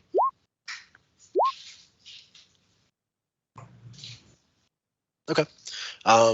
Randy, you actually notice two structures a little bit off in the distance in the woods. Now that the foliage is basically bare here, you could see a little bit further ahead when the moon kind of shines through. With 3 successes, it looks like one seems to be a cabin of some kind, a little bit dilapidated. Another you see almost looks like a greenhouse. I'm not sure. There's a cabin down this way. I say that's our best bet for finding someone out here. Yeah, I think so. Maybe they'll have a telephone. We can call a tow truck. Don't count on it. Don't think anyone here has ever heard of a telephone. Well, that's ridiculous. Everyone's heard of a telephone. I push her in front. Wow. All right, so we're heading to the cabin. I mean, from the age of that house, it might even have the number 3. All right, give me a sec. My zip code is 00000. Knife out, of course. Do not want to get killed by fucking corn digos. When I was little in my grandmother's town, you only had to dial 4 digits. I think you're showing your age in there, Cope. I know, I'm showing how small her town was. But even small towns, I think you still have to dial more than that nowadays. Yeah, nowadays you have to do the whole number, which was funny because last time we went, my mom couldn't dial anyone because she didn't know their whole number.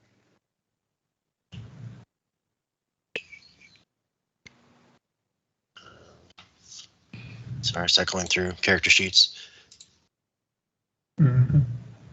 No worries. We'll only hold it against you.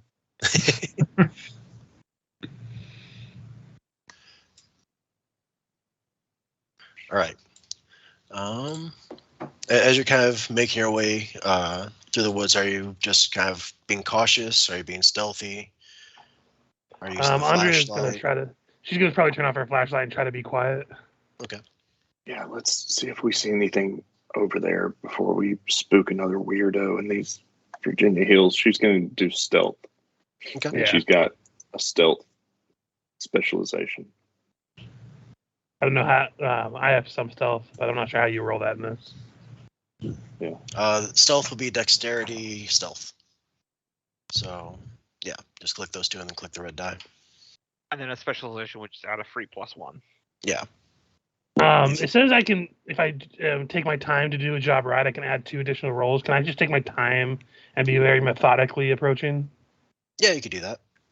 And then add a +2. Mhm. So I'll probably trail behind the others, but Okay.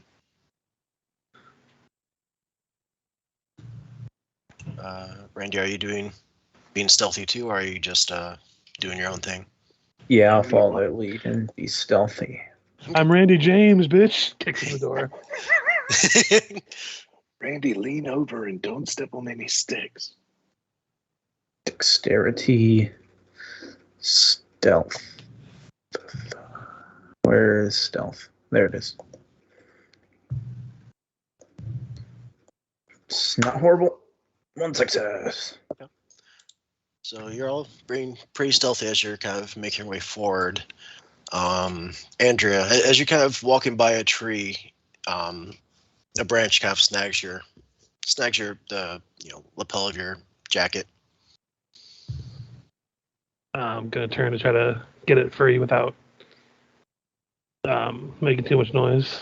That's no tree. As you turn, you find yourself face to face with that figure that is actually grabbing onto your sleeve, and it roars out, or it basically makes a sound at you that almost sounds like a crackling fire as it kind of shouts. Its inner physique light by like an burning flame as it claws out at you. It's using its jump scare ability at you since you're shaken, so basically just spontaneously appear, narratively I should say, appear and strike out at you. Ruh-roh. You're flat-footed, so no defense with this one. So it manages to hit you, dealing just 1 damage. It's a superficial wound, so we'll qualify it as a bashing damage. So the way health works, you see your health bar, click one of the boxes. A single slash means it's blunt or bashing damage. That heals the quickest of all. The X means lethal, and the asterisk means aggravated. So go ahead and give yourself a single slash that. And I'll go ahead and put a token on you real quick. On that note, what should I have put mine as? So I've just got 2 single slashes. Yeah, you'd have 2 single slashes. Wait, no, that was with the sickle attack, so that would be 2 X's.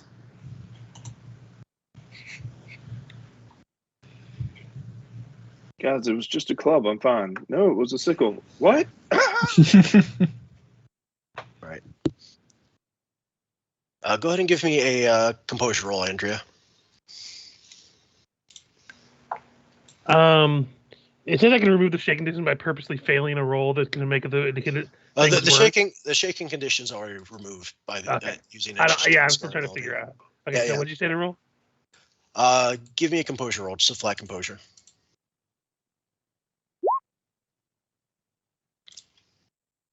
All right. So you kind of managed to take a few steps back, pulling away from the flash of pain that kind of struck across your cheek. It kind of lets out a sinister as it kind of darts back around the tree and hides behind it. The other side of it. At this point, I imagine hearing the commotion, Vanessa and Randy would look back and see you kind of staring at a tree.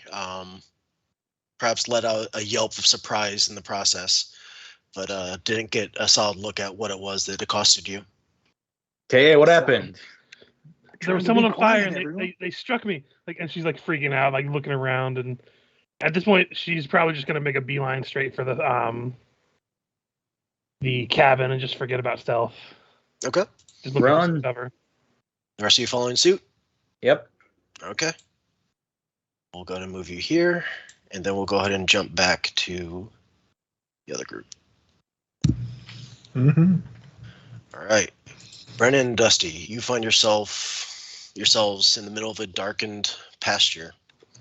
Go ahead and give me a wits composure as you kind of try taking stock of your surroundings, probably putting a little bit more distance between you and the cornfield.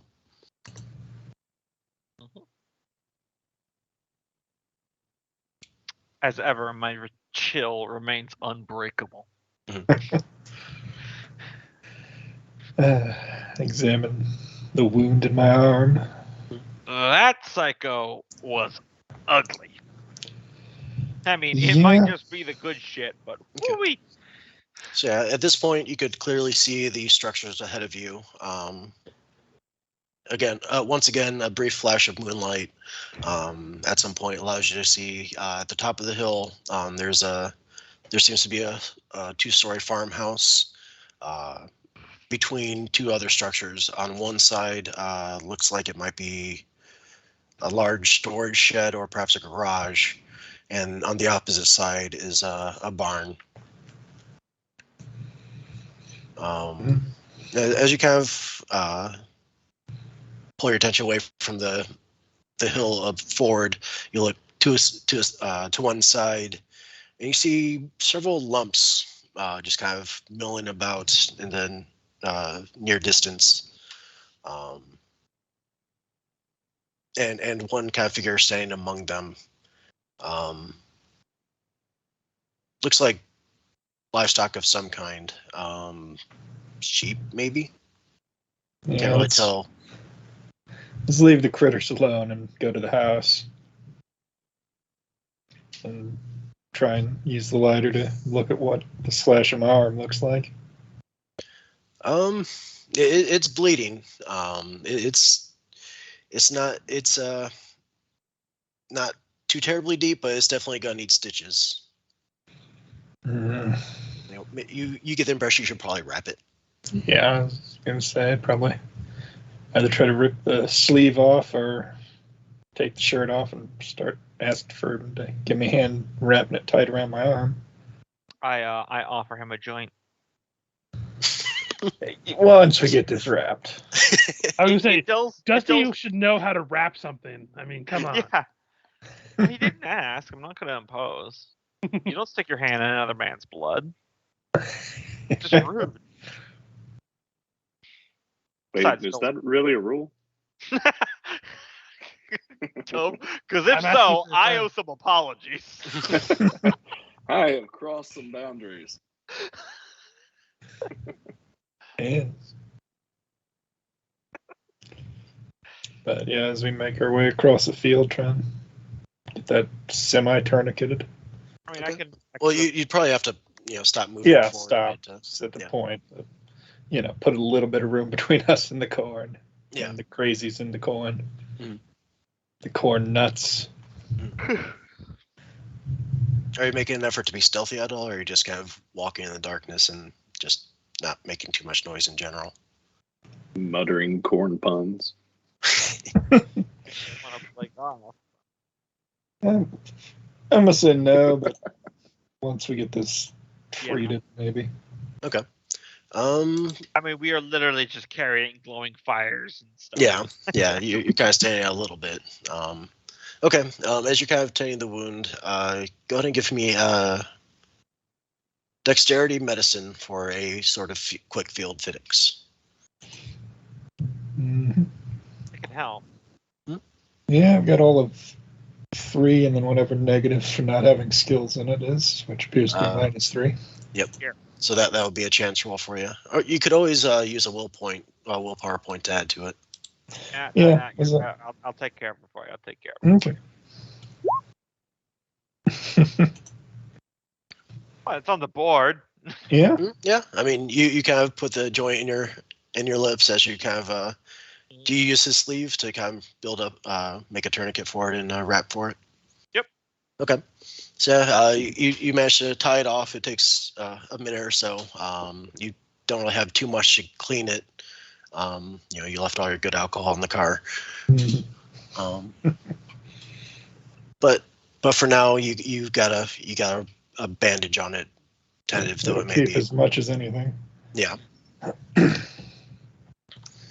There we wonderful go. world of tetanus shots awaits Brandon should he survive this. Yeah, my dad gets a cut like this every week when he trips and hits something on a toilet seat or something. It's fine. Mm. You'll get over it. And I Eh, wish I had Coke. Anyway, should maybe turn out our lights from here and try and get to the house. As you kind of say that, go ahead and give me another wits composure. Closure.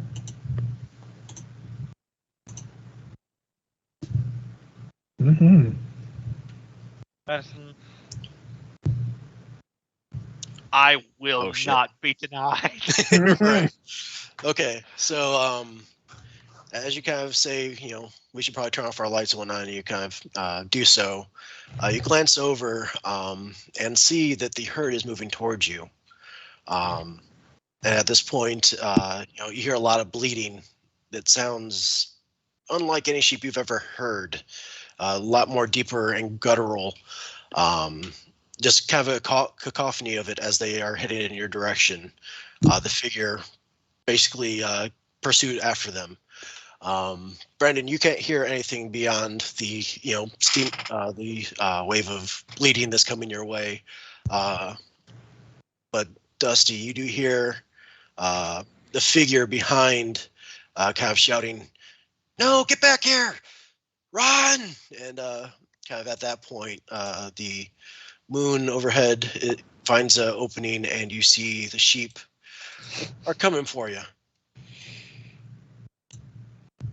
And not too far behind is this masked figure kind of giving chase. Not sure if it's to you or to the sheep, but the sheep are definitely coming for you. If you want to call them sheep. Yeah, that's Well, I mean, she did say run. To you, anyway. Well, then I just start running. All right. All right. Mhm. Let's go ahead and give me another. Let's see. I'll let either dexterity and athletics or stamina and athletics, because the ground here is kind of marshy, so you could potentially find dry spots to better navigate. I'll use dexterity athletics, and I'll use a Mhm. point of willpower for, you said it was 3? Yeah, +3. Wow, it still wasn't enough. Well, I tried again. Wait, hold on. The modifier just rolled 3. Is that right? Yeah, because it only rolled 2 dice. It just did 3. Looks like it rolled a total of 5 dice, which I believe is right? Oh, yeah, that should be right then. Yeah. Okay. Okay. Weird. Okay. All right. So, yeah, Dusty, you're kind of huffing as quickly as you can, but you're kind of losing traction as the mud just keeps bogging you down. Brandon, you're able to peel ahead. Do you keep going, or do you go back for Dusty? Go back for him because he's the only other sane person in this clearly insane world. Mm-hmm. Yeah, the we'll call it a horde instead of a herd is coming on you quick. Brandon's able to land ahead, land one of his successes to Dusty, but the herd is let's see how She's tired of being raped. Let's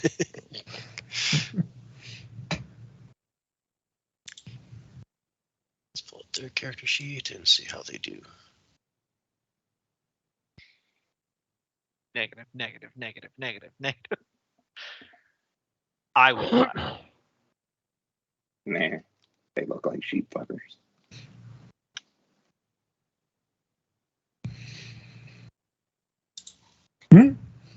All right, so they seem to be likewise getting a little bogged down in the terrain a little bit. You're able to keep just ahead. The figure behind the herd is catching up to the herd a little bit. Seems to be trying to corral them back into obedience, but the pressure is still keeping on. Let's see.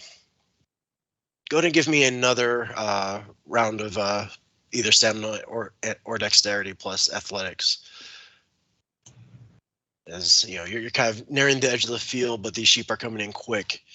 Hey, 1 success. Mhm. Hey. Okay. Kind of together. Well, let's see how they do.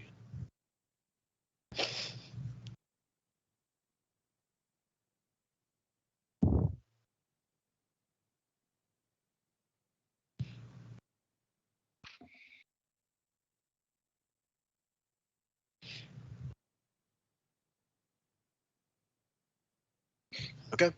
Yeah. All together, you guys managed to keep ahead of it, and make it up the hill, and past the fence that was keeping the sheep kind of penned in. You know, just a simple, wooden horizontal beam fence. You guys jump it, and just as you do so, the sheep kind of start, stick their heads through the gaps, and they're, for lack of a better word, their faces kind of, chomp out at you hungrily. The figure. Sheep aren't supposed to look like that, right? The figure that the shepherd, we'll call her, is catching up not too far behind. You guys keep going towards the house, or what do you guys do? I mean, that's where we're heading, wasn't it? Yeah, I'm gonna try and talk to the supposed shepherd of the not sheep. Yeah. Judging by the look of her, I'm sure that's a great idea. Yeah, well, it's dark and she is. Yeah, let's just put some space, man. Yeah, all right. All shared through kind of looks. Mm-hmm. Turn All towards right, the house. Okay, make your way up.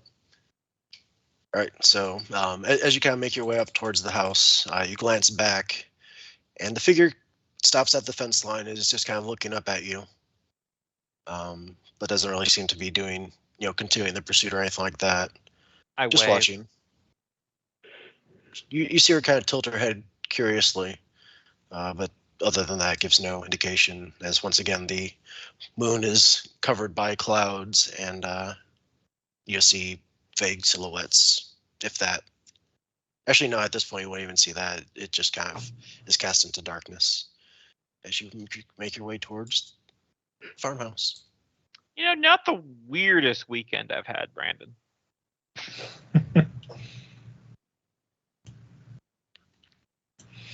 Ah, yes, this place looks much safer than the death sheep. All right, now we're gonna cut back to the cabin. I'd be running. All right, you guys make your way towards the cabin. All right, nothing seems to be immediately following you that you notice. As you get close, Let's at least knock this time. I'm just gonna try for the door. All right, go straight for the door. Yep. All right, not taking time to investigate or anything like that. Just going straight for it. Just to I'll probably look in the windows and see something, but otherwise, I'm not gonna knock. I'm just gonna check and see if there's not someone hiding right in front of the building. And why are you peeking in the windows? Just knock on the door. So what would that be to look through? I'll allow either wits plus composure or wits plus investigation. Wits plus investigation will take more time. So are you doing a quick search or are you I'll doing do a quick one. It's better. Okay, It's better for my rolls anyway. Okay, then yeah, what's composure? Okay. It's as far as you could tell, completely dark inside. Granted, the windows are also very dusted over, so it's kind of hard to peer through that. So you can't really make out anything. So you just go ahead and go inside then. Yeah. Before she goes in, she's like, turns to them and like, look, something paranormal is going on here, and usually I'm 100% down, but I need a minute. She's gonna turn and open the door and try to open the door. Okay. Yeah, the door's unlocked. It sticks a bit. You have to kind of put a little bit of muscle behind it to clear it free of the door frame. But with just a little bit of weight behind it, you hear the just as it kind of creaks on rusty hinges and swings open into a dark space beyond. Totally not gonna fuck me again. I'm gonna turn the flashlight on and flash it around the cabin as we enter. Okay. Yeah. You is everybody else following after her? We shouldn't just be breaking into people's homes. Didn't we learn anything at the gas station? I'm ignoring her and moving forward. I love how one half of the party's having like a very suspenseful investigation, and the other two are just like, monsters are 100% real.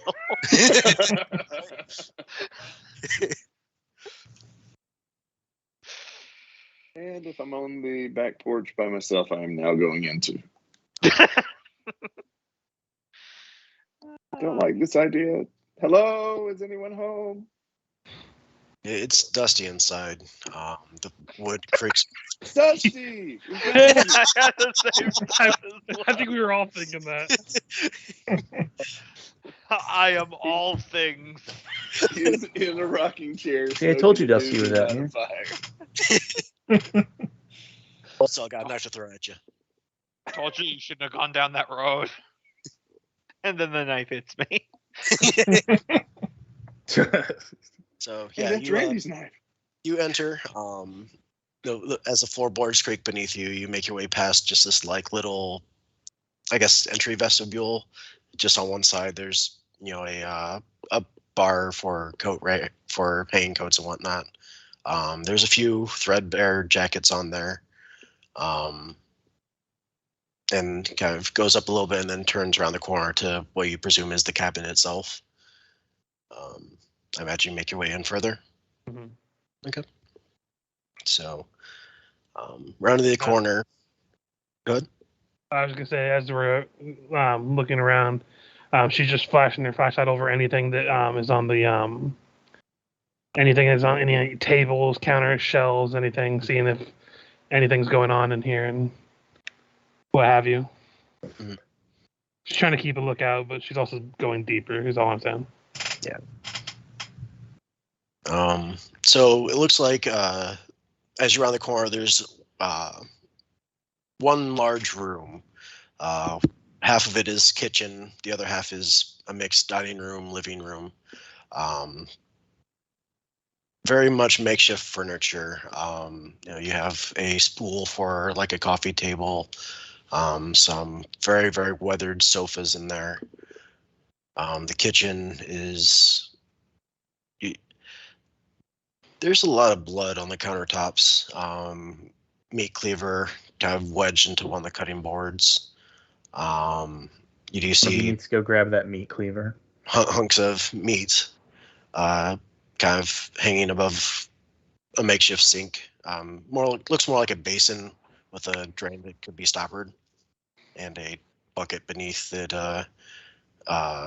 has a liquid in it of some kind. You're not sure what at this point. And then you do see 3 doorways off on one side of the cabin wall. I want to go investigate and see what kind of shit's going on where the cleaver is and all the meat and shit. Because first of all, I want that cleaver. Second of all, I want to know how much fucked up are we dealing with here. Mm-hmm. Somewhere between yes and fuck no. Give me a sec. And I'm not sure if it comes up or anything, but I have that tolerance for biology, so I'm not really turning away at the sight of blood, bodily fluids, exotic biology.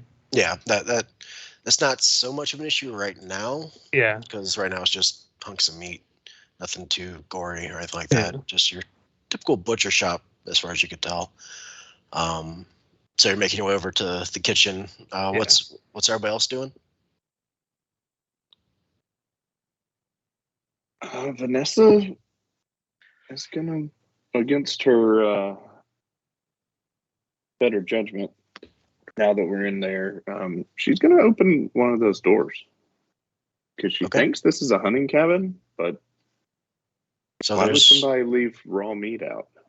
So there's three doors, one closest to you, one a little bit further away, and one towards the back. Do you go to the one closest to you, or one of the ones further back? Okay. You turn the handle, and it takes a sec because there's something odd about it, and you kind of realize, oh, it's just it's as though the core of the door latching mechanism is removed, and it's just a door handle that basically is just left to spin in place. So you just kind of push it open. Pull it open then. Or, push it open. You kind of are left coughing a little bit as kind of a wave of dust just kind of falls over you. And you kind of peer inside. Do you have a flashlight or a light source of any kind? Does her emergency kit have a light source? No, I do not. Well, think it has road flyers if you want to use that. No, she's going to save that. Okay. So then right now you can't really see anything inside. She just kind of peers in and says, "Hello, is anyone home?" Silence right now. Randy, what are you doing? I'm going to start looking around some of these cabinets in around the kitchen area. Okay. Just kind of fling them open and see what's inside? Yep. Okay. Go ahead and give me a wits investigation. Do you have a light source of any kind? I do not. Okay. You'll be at a -3 penalty. So there might not even be a point in rolling, but let me see. You can always, if you do a roll, you always roll a minimum of 1 die, I believe. Yeah. If the total is 0, let me know, and then you're basically rolling a chance die. Yeah, the total is 0 because it's 3 minus 3. Okay, then go ahead and click chance and try rolling that. Oh, here we go. Should I have wits and investigation selected or just roll chance? I don't believe it should matter. Yeah, I don't think it matters. Okay. We'll find out.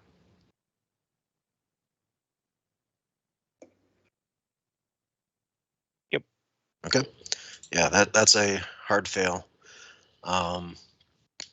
So as you're kind of trying to look through, you kind of fling open one of the cabinets and kind of reach in, just trying to find something. And in doing so, you didn't realize that one of the shelves was kind of barely hanging on there, and you bump it in a way that basically causes one shelf to collapse on top of the other, and there's just basically an avalanche of just stuff falling towards you in a deep racket that just shatters the silence of the cabin. You don't take any wounds or anything like that, but you might be a little scraped up from some of the miscellaneous metal bits and whatnot that were in there. But the silence is it's definitely thoroughly broken. Wait, didn't he roll anything? I was looking at Randy's roll and it doesn't look like he rolled anything. There's a 0 + 0 + 1, so there's one die roll that was made. Oh, okay. Yeah. I was like, wait a minute, this is confusing me. Oh. So yeah, a loud cacophony of detritus falling down. Probably startling Andrea a bit, who was so focused on the meaty bits. Yep. Sudden jump and grabbing at the cleaver. Do I have visitors? Yep, definitely grabbing that cleaver.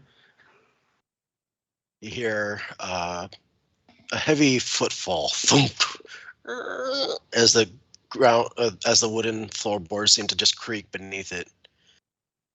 Someone looking for dinner or offering dinner. Thunk. Go ahead and give me a wits composure.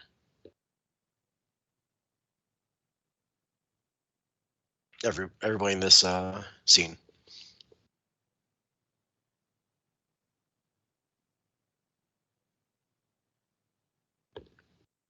Okay. You hear the sound coming from behind the door furthest from the entrance. Just looking for a telephone. A visitor for Mother Migori. You see the door handle turn. Backing away. With Making sure Randy is between me and Mother Migori. What's everybody else doing? Just staying in the kitchen watching? I wanted to grab the cleaver and try to hide somewhere like out of sight of the door. Okay. Got the knife out, waiting for that bitch to show herself. Okay.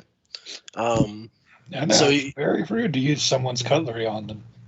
Yes, after you've broken into their home. You do have a little bit of cabinetry you could duck behind if you're trying to hide while still in the kitchen. Otherwise, the other hiding spot is back around the corner towards the entrance. I'll hide in the kitchen. Okay. It's what is it? A stealth roll again? Dexterity stealth. Can I hide behind Randy? Yeah. Okay. Andrea, you duck behind the counters and just kind of peek around. Randy, are you just staying there in the open with a knife in hand? Yeah, just staying there in the open. Okay. And with Vanessa right behind you. Effectively disappearing behind you, at least until you move. She's got a petite frame, so behind Randy's slightly bulkier build, manages to interpose himself between her, or between the door entirely. With a gentle, the door opens, and you see two red lights just kind of tilt out. The room is dark, no light source, but you see these two pinpoints of red light that seem to fixate on Randy. Hello, child. You've come to offer yourself to me. Actually, I came to use the telephone. Like we'd have such a thing here. Thunk. In my head, I knew they didn't know what a telephone was. The eye lights kind of the only way you could kind of see, you don't even see like an outline of the figure. You just see these two lights, pinprints of red light that basically are the positioning of eyes. As they kind of go through what you'd kind of expect to be the door frame, they go up a lot higher than you'd anticipated. Instead of being eye to eye, you're basically having to look up to something that's just below the ceiling height. Is there like in this kitchen? Is it like just one that's like up against the wall, or is there like an island? It's up against the wall. So Okay. It basically makes a U shape where two are against the wall, and then one kind of juts out as a sort of bar that separates the kitchen and the living room / dining room. And Andrea is currently hiding behind that extension.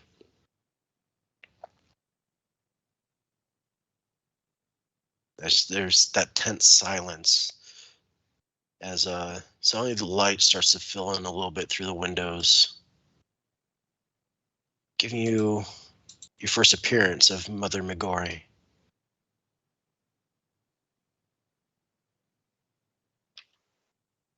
Oh, I think we got the wrong house. Come with me, child. There is much I wish to show you. You have much to offer me. Thunk. She starts to close in towards you. A slow, steady gait. About how tall is she? 10 foot hunched over. Oh, Randy, I think we should leave. And you definitely notice those long claw-like fingers that extend at the end of her hands. Definitely put your pocket knife to shame. All right. Where's the nearest window? You'd have to go around the kitchen, that kitchen countertop, closer towards her, and then round back towards that wall. So basically forward 3 steps and hard left 5, and you're at a window. All right, gonna practice my dukes from honed in the fires of the Elmwood Titans. Okay. So making a quick beeline for the window. Yeah. And specifically, obviously going to the closest window, which would put me in her, like, It'll be making just me the within your closest one reach. to her. Yep. And it would put you within her reach. Yeah. So going dukes, Right. I'm gonna try to tuck and roll out the window. It takes Vanessa a second to realize her cover has fled. Yep. It reveals Vanessa with both hands over her head, going, "Small as a mouse, light as a feather, small as a mouse." All right. No, when he did it, like in the sudden movement that he did, he would be like, "Run!" Okay. And she So would run. go ahead and give me a dexterity athletics, and she's going to try to lash out against you. So whatever your roll is basically going to be a versus her attack roll. So go ahead and No, it says I gain +1 speed per dot because of fleet of foot. I don't know. that's not for athletics. Okay. That's your movement speed.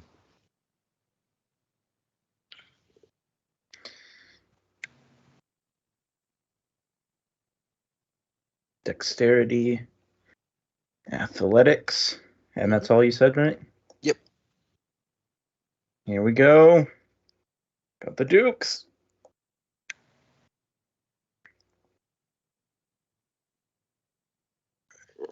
One success. Let's see.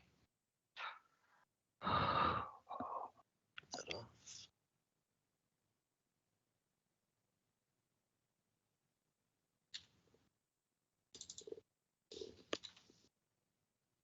All right. So you managed to dart past her, but not before you feel her clawed hands kind of caress over your body. Surprisingly, you don't feel a flash of pain like you would expect from the slash, and you manage to basically jump off the couch and through the window in a clash of shattering glass. What's the other two doing while he's executing that maneuver? I'm buying you guys some time. Hurry up. Yeah, Vanessa is running out the door. Okay. Andrew? I'm like behind her, aren't I? You were just a little. You were more off to the side than behind. Okay. But would I be right in her reach if I tried to go around her to get out? No. Only if you followed Randy out through the living room. But if you were to retreat back towards the entrance, you would stay without her, outside of her reach. Okay. Classic horror movie, bad choice. She's really morbidly fascinated by all these creatures now. She's gonna try to stay hidden, and hopefully, the creature gives chase so she can snag something. Okay. So Vanessa runs outside. Randy, as you land, you kind of knock the wind out of you a bit. You kind of feel yourself a bit sluggish. And you kind of look over to the side and you see Vanessa darting through the front door. Vanessa, you see Randy. And as you kind of do so, you kind of notice his arm and his back are kind of overgrown with bark. It's hard to. It's almost like that part of his body is kind of sheathed in bark, if not, his skin has turned barkish, dry, stiff. Randy, you currently have a -4 on all pool rolls at this point, as whatever her touch did has partially transformed your body into a. Well, sorry, not all rolls. Let me be a bit more specific. Dexterity. So yeah, basically, let's see.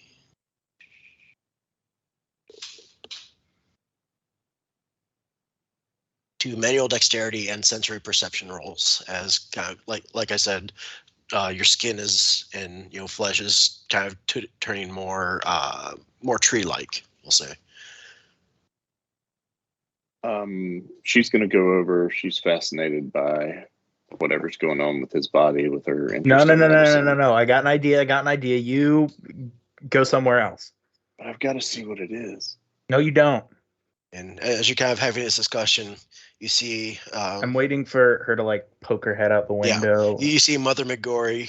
Her clawed hands kind of grab onto the sill of the window as she leans over. Big old, skeletal smile upon you. And at that moment, I'm going to say, if you want me, come and get me. And I'm going to run off in the direction that I think I remember we came from. Mm-hmm. Go ahead and give me a wits survival.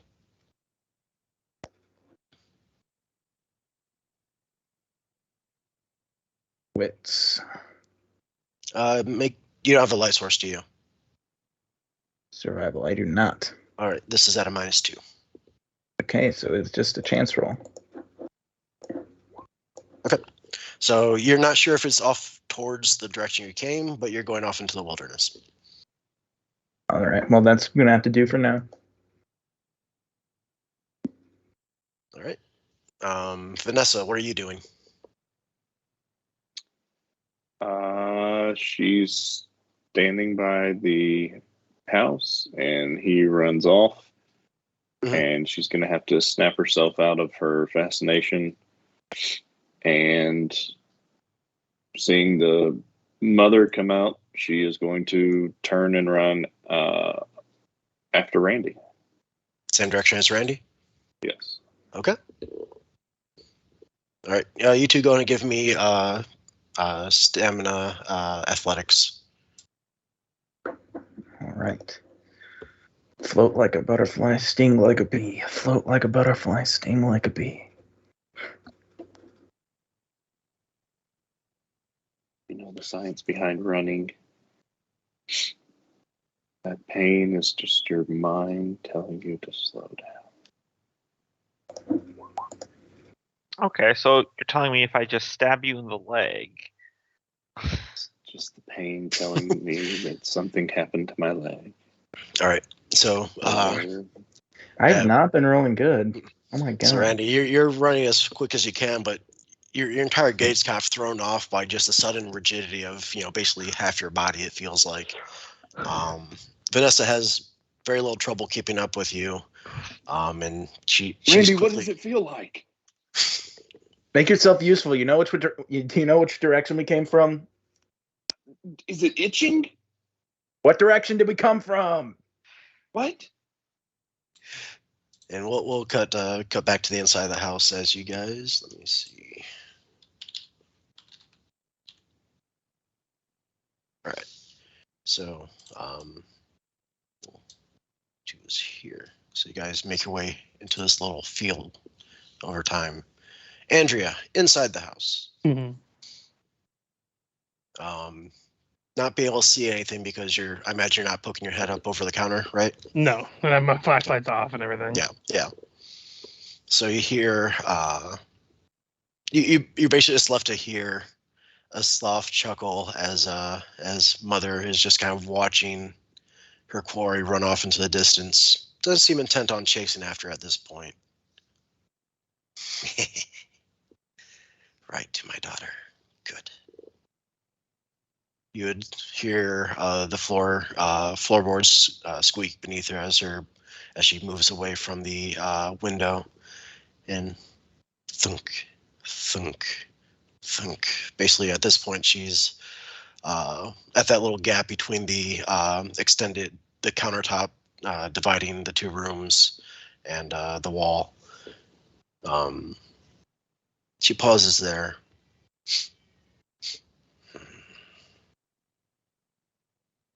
Thunk, thunk. You would hear. You would actually kind of see her step forward, not looking at you, as you're kind of pressed tight up against the countertop or the face of the counter, as she kind of walks by past the kitchen. You kind of see her in her whole hulking form. Walks towards that turn where it would go towards the front door, And she pauses again. Go ahead and give me another dexterity stealth roll. Got it.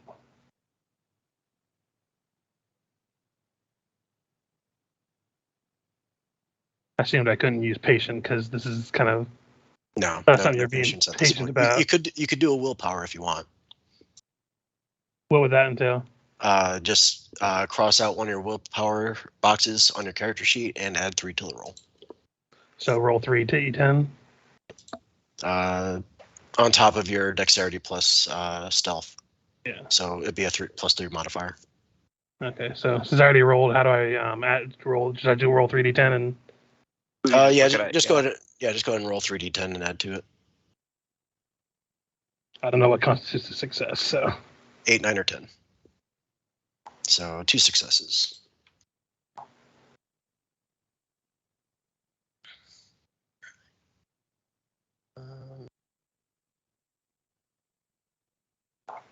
For a long, intense moment, she hangs out there, just standing, peering towards the door. You know, if she turns back to go into the house, she'd most likely see you. But if she goes out the door, then you'll probably be okay. Thunk, thunk, thunk. She rounds a corner. You hear the door close. From beyond the broken window, you hear the floorboards on the porch groan, and then footfalls on soft dirt.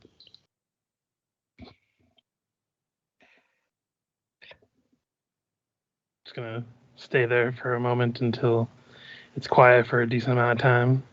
Okay. Then we'll go ahead and jump back to the farmer field, or the farmer boys. All right. You guys are making your way up to the farmhouse. Yep. I am going to find another improvised weapon because it doesn't say anything that I can only have one. That's true. 3 successes. Let me double check because I forget if it's 3 or 5 where I get an upgraded one. On an exceptional success. That's 5 successes. Yeah. Unless if Brennan does have an ability that if he was to give a speech, a motivating speech, he could give inspiration that I think increases willpower by 1, and also allows a success on exceptional success on a 3 instead of a 5. But just so you know what that ability does, Brandon. So, but yeah, 3 successes. You're basically looking at a front yard. Take your pick. There's like some old wooden fence here, and we're gonna reach down and I'm gonna break off a chunk to make like a wooden stake there. Okay. Like, all right, Brandon, what do you want? Rock, steak, Rock steak. Rare. I guess I'll take the rock. All right. Knew I'd get you stoned on this trip. All right, let's go. Speaking of, though, you kind of realize all this running has really made you dangerously close to being sober. Mm-hmm. Oh yeah, no, I'm huffing and puffing the entire time. Okay. Actually, let's take a quick bio. Yep. Quick 5 to 10 minute bio, and jump back into it later.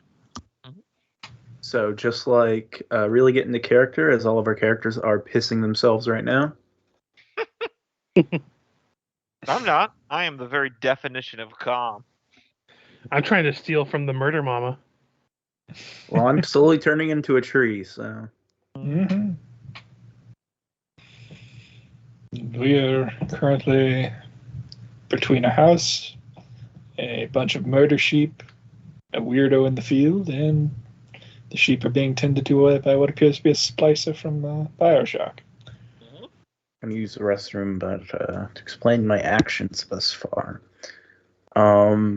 I know I probably can't fight this big thing, but that thing that we were over on the road with was pretty scary, and maybe it won't like it.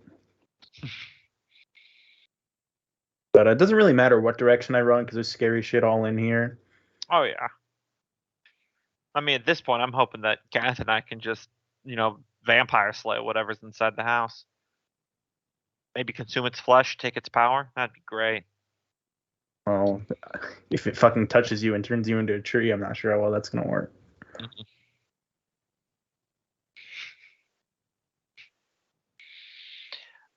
Yeah, but I'm gonna take a bio real quick as well. I'll be back.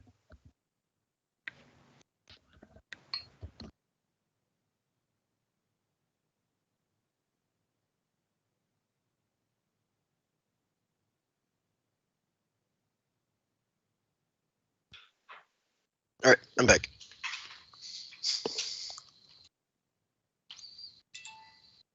So I never left.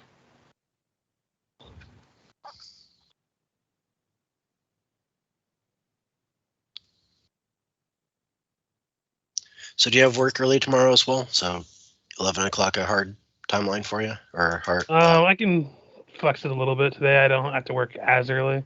Okay. I just But want to make sure. I just have a big day tomorrow, so I don't want to go too long. Okay. Yeah, because I could expedite things to make sure we're out around 11, or Yeah. take If we go over a little bit, but as long as we're not pushing like an extra hour kind of thing. Okay, I'll try to limit it to about half an hour over if it's that much. That's fine. But that's the upper cap.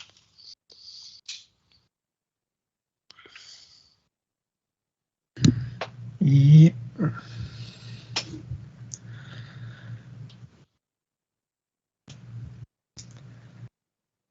Yeah, I mean, looks like we've reached the ultimate ends of the map, so then it's just events from here forth. Now, curiosity, one thing I couldn't figure out, because being the GM, I had perspective on all the characters, but are you able to see what the other side's doing? No. No? Okay. I believe if you hit Control L on a token after you've highlighted a token, it'll show you their lighting so they can see what they see. I know it shows me that individual lighting, but also shows me all the explored places for all the characters. I can show you using my arrow tool. I can only see up to here. Oh, okay. Yeah, that sounds about right.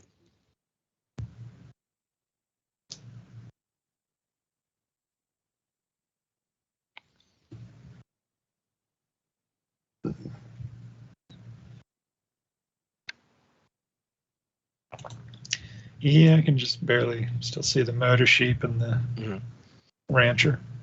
Yeah, actually, I'll toss them back into the GM layer since they're out of your line of sight at this point, and you left that stage. So is Brandon and Dusty back? Michael stepped away a second ago. Or no, Gumbo as well. Yeah, I'm back. Okay. Gumbo? So we're in Gumbo.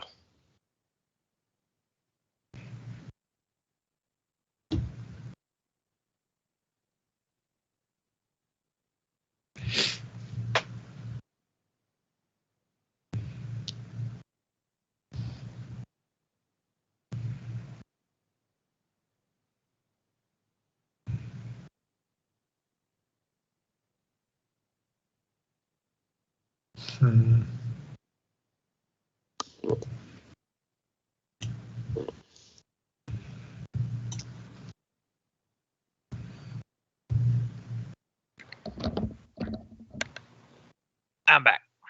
All right. So, jumping back to Brandon and Dusty making their way up towards the rickety old farmhouse on the hill.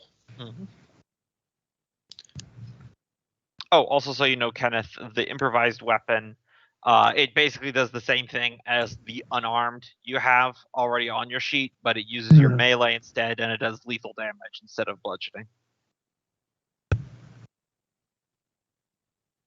Okay.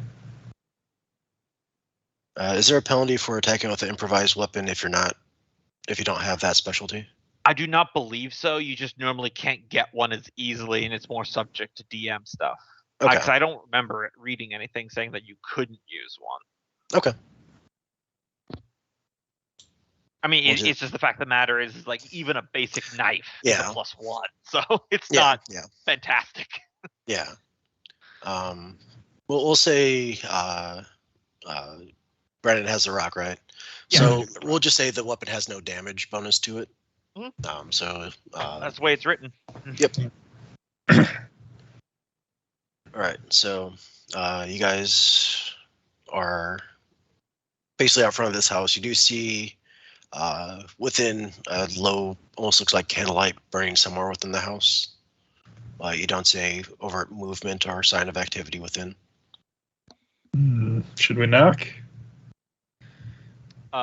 I turn around and look at the field while taking another drag. I feel like that ship's already sailed. Let's just go in. Still knock the door as I open it. Say hello. Door swings open smoothly enough, though, again, rusty hinges. Quiet inside. You find yourself in a living room. Old musty couch on one side, a weather-worn, or not weather-worn, but a well-worn recliner off to one side. Looked like a plank on some milk crates as a coffee table, and beyond that is a dining room, ramshackle furniture, and then you see an open archway that seems to go into what you presume a kitchen. Then you see two doors. So it goes on your right side. There's a closed door, then opening to the kitchen. As you kind of span out the room. Just kind of call out. Our car broke down in the on the road, and we got separated from our friends by what looked like a bear with mange. Anyone there? Go ahead and give me a wits composure.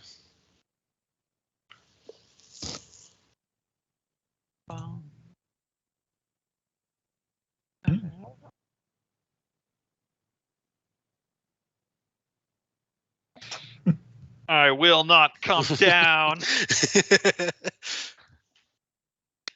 You hear a squeak somewhere within the house, like again weight on floorboards, but comes from overhead somewhere on the second floor. Sounds heavy, but you're not exactly sure where. Look over at Dusty, like, should we investigate? Oh, and also as a note, the room is mostly dark. You do have an oil lantern on the dining room table. That's your primary light source and your only light source in the house right now. Guess I'll pick it up, and no one seems to be around to lit it or be benefiting from it except for us, right? I'm gonna poke my head into the kitchen with my lighter out. Take the light in there. You see several sharp objects in there, knives, butcher knives. If you want, go ahead and give me a wits composure, or if you want to take your time, wits investigation. I'll use wits composure. Would you say this is foraging? Is foraging under what? It's under survival. You're right. Okay. No. Wow, it's the lowest I've done on that, and it's still a success. As you're kind of looking around, you do notice basically on the wall, just right next to the doorway, is a board with a bunch of hooks on it, and one of them has a set of keys. Looks like a car key, an older model, but a car key, or of some kind. And the kitchen looks otherwise clear? No one else in there. Right. There is one more door at the far side of the kitchen, also closed. I'm just going to take a quick glance over it, Brandon, while he's picking up the oil lamp so he doesn't see me slip in here and nick the keys and a butcher's knife. And a what? Butcher's knife, if I can? Or any kind of sharp. Yeah, you could do that. Did you say that's like 1 damage? I always forget what knives are. I don't have the PDF. Yeah, it'll be 1 damage.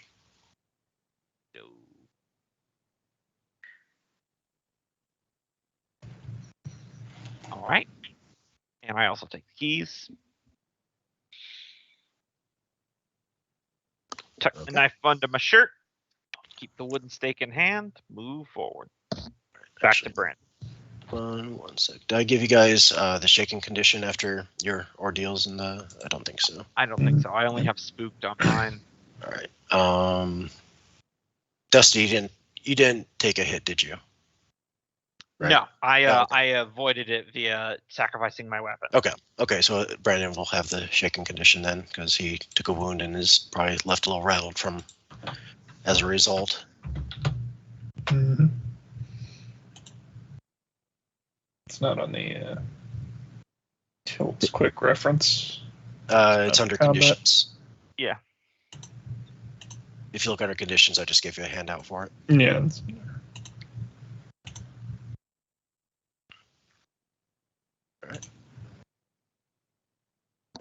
So you've got that. What are you doing now? I reconvene with Brandon. Follow his lead like I've been doing. Guess we're going upstairs then. You don't see you don't find a set of stairs, but you can only suspect that behind one of the doors is a stairwell. Yeah, I was gonna say if we can find the stairs. So yeah, just a couple doors in this room, on there. Yeah, there's one between the kitchen and the front door. So basically, there's two doors, one closest to the kitchen and one closer to the front door. Let's try the closer to the front door. Okay. Kind of like closet, but hey. You turn the handle and open it. Gentle creak on the door hinges, and you find it's a dark room beyond. You hold up the oil lantern, right? Mm-hmm. And it looks like a bedroom. Old metal spring mattress, stained in a few places. Sheets kind of threadbare upon it. A lot of stuff in there. Almost looks like a hoarder's sort of hoarder room. Just a mess over the place. Not like it's been thrashed around or anything like that. Just casually tossed aside for later use, if ever. Yeah, no one in there. Let's try that other door. Good Lord, deuce. Open that door. This one goes a bit smoother on the hinges, no sound to creak or anything like that, and you are immediately met with a pretty steep stairwell going up. And kind of as you peer up it as best you can, you see a window at the top of the stairs where there seems to be a landing that then wraps around and then disappears out of view. Based on the wall lines, it looks like there might be a few doors up there. Jesus, it's practically a ladder. Mm-hmm. Well, it was your idea. It's either that or we just chill out here in the living room. Yeah. They just get baked and couch crash. Call up Just the have a stairs. great time. Yep. Yeah. Call up the stairs one last time. Hello? Silence. Go ahead and you could give me another wits composure if you want. Oh man, I just had this mental image of us just getting baked on the couch, and then the others finally find us, and they're all covered in blood, and it's just the two of us, and then just Jason Voorhees also high. Right?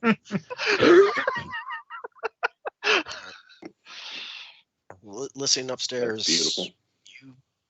You can't really hear or make out anything. Just silence. Gonna try talking to that person in the field. I think that noise we heard upstairs might have just been the house settling. Something's wrong with those sheep. I don't know. That person in the field wasn't going to climb over a fence that we were able to get over. I haven't exactly done leg day in a while, so I mean, it's dry-ish in here. We can just stay down here. There was a door in the kitchen when I stuck my head in there. Want to look through that? I guess.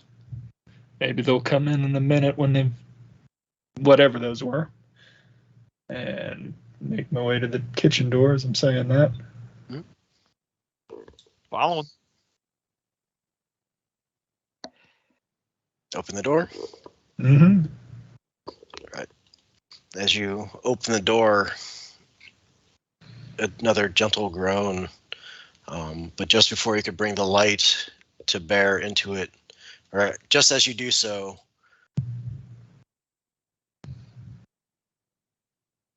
this figure stands there, chainsaw raised. Get out of my house! And takes a swing at you.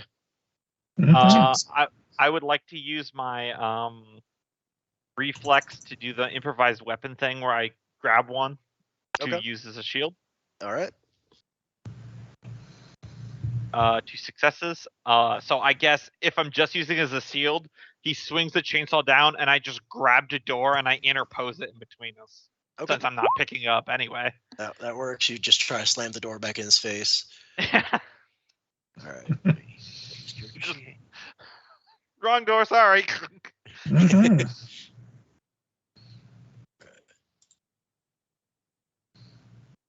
And what's your combined defense? Because he's not really targeting one, so we'll go ahead and add them together as he kind of doesn't select a specific target. The door, mine would be technically no. It would. Well, I guess armor is added to defense, so it would be 5 for me. 5 for you. 2. 2. So 7 total. Okay. Deck roll. Chainsaw. Here's Johnny. So 7 total, right? So it would seem. All right. That's enough. As you kind of slam the door, it kind of, you see the chainsaw bite into it, and takes a moment for it to kind of cut and more or less bisect the door in half.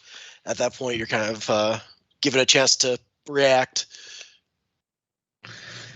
Yeah, no, ways to vacate the premises. Either that or we go on the offensive. Yeah. Yeah, the chainsaw I think beats rock and maybe knife. All right, so go ahead and give me a either stamina or dexterity plus athletics to kind of navigate out of the house as quickly as you can. Mm-hmm. Okay. Back out the front door. So sorry, say again. What were we rolling? I'm going back out the front door. Yeah. So you could it's athletics plus either stamina or dexterity. Gotcha. I would laugh if they were using one of the I'll use a point of willpower for this as well. One of the modern chainsaws with the safety features in a horror movie, and the killer swings the chainsaw down, and then you just reach out a hand and it touches skin and it just stops. Right. All right, you guys are able to just adrenaline fuel, just make your way barreling out through the front door, and you could hear the chainsaw, quick pursuit behind you. Let's see how he does.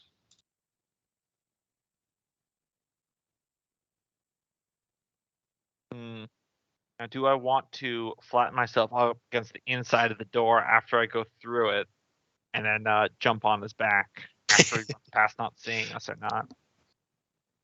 All right, so he is quickly behind, not quite catching up to the both of you, but likewise not far behind. What's your speeds?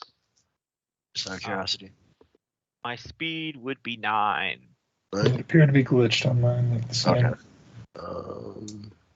Also, you rolled an attack on that instead of a. Oh, did I? Oh, yeah. Whoops. That makes a huge difference then. Let's try that. Thanks for catching that. Service athletics. Okay, yeah. So, you guys are able to make a solid lead and get well into the yard as you see him kind of standing in the doorway, revving the chainsaw at you and kind of watching you try to decide whether or not to chase at the moment. Throw the lamp, dude. That's got burning oil in there. You look down, you actually have a death grip on the lamp right now.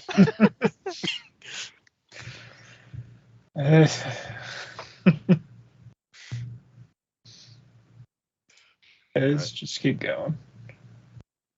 Probably towards one of the other buildings, but that's Okay. gonna be leave that up to Dusty.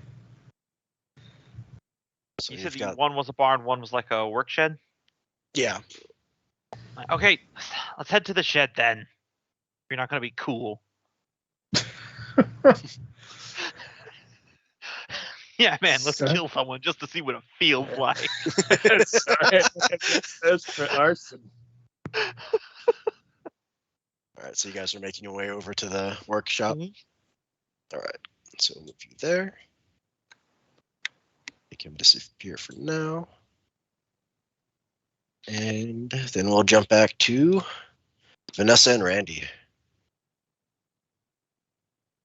All right. What's in Randy?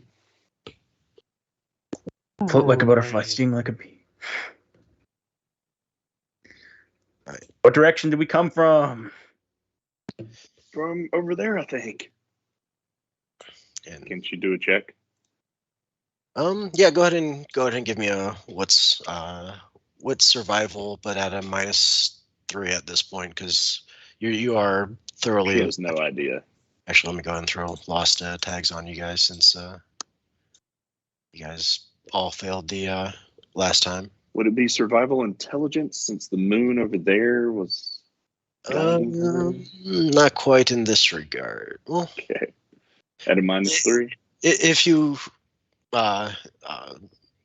you could wait till the moon comes out if you want, and then you could potentially. Well, no, And the you star yeah. pattern was over there. She has an eidetic memory, so she remembers exactly where the stars were. there's a little bit too much cover over top for you to be able to navigate by sky and stars, unfortunately.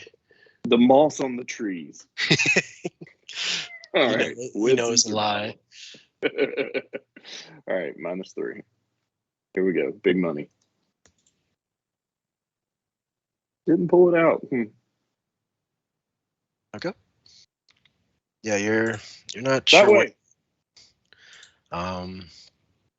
but after a moment, after a few minutes of kind of running more or less aimlessly into the woods, you stumble across a small semi-manicured clearing with a nice large flat rock on top. None of you have light sources, right? I think I'm the only one that has one. Is But I'm not Andrea there. with us? Nope. No. Andrew's still at the cabin. Cabin in the woods. I don't have a light source. Okay. So basically navigating in the darkness. So you can't really. Well, here, I've got a road flare. You can use that. She pops one out. No, you're able to get a little bit more light immediately around you. Let's see. There. All right. And kind of as you light the torch and navigate forward, like I said, you kind of find your way to a small clearing. It actually seems surprisingly green compared to the dead woods that you have departed, or that you've seen recently closer to the cabin.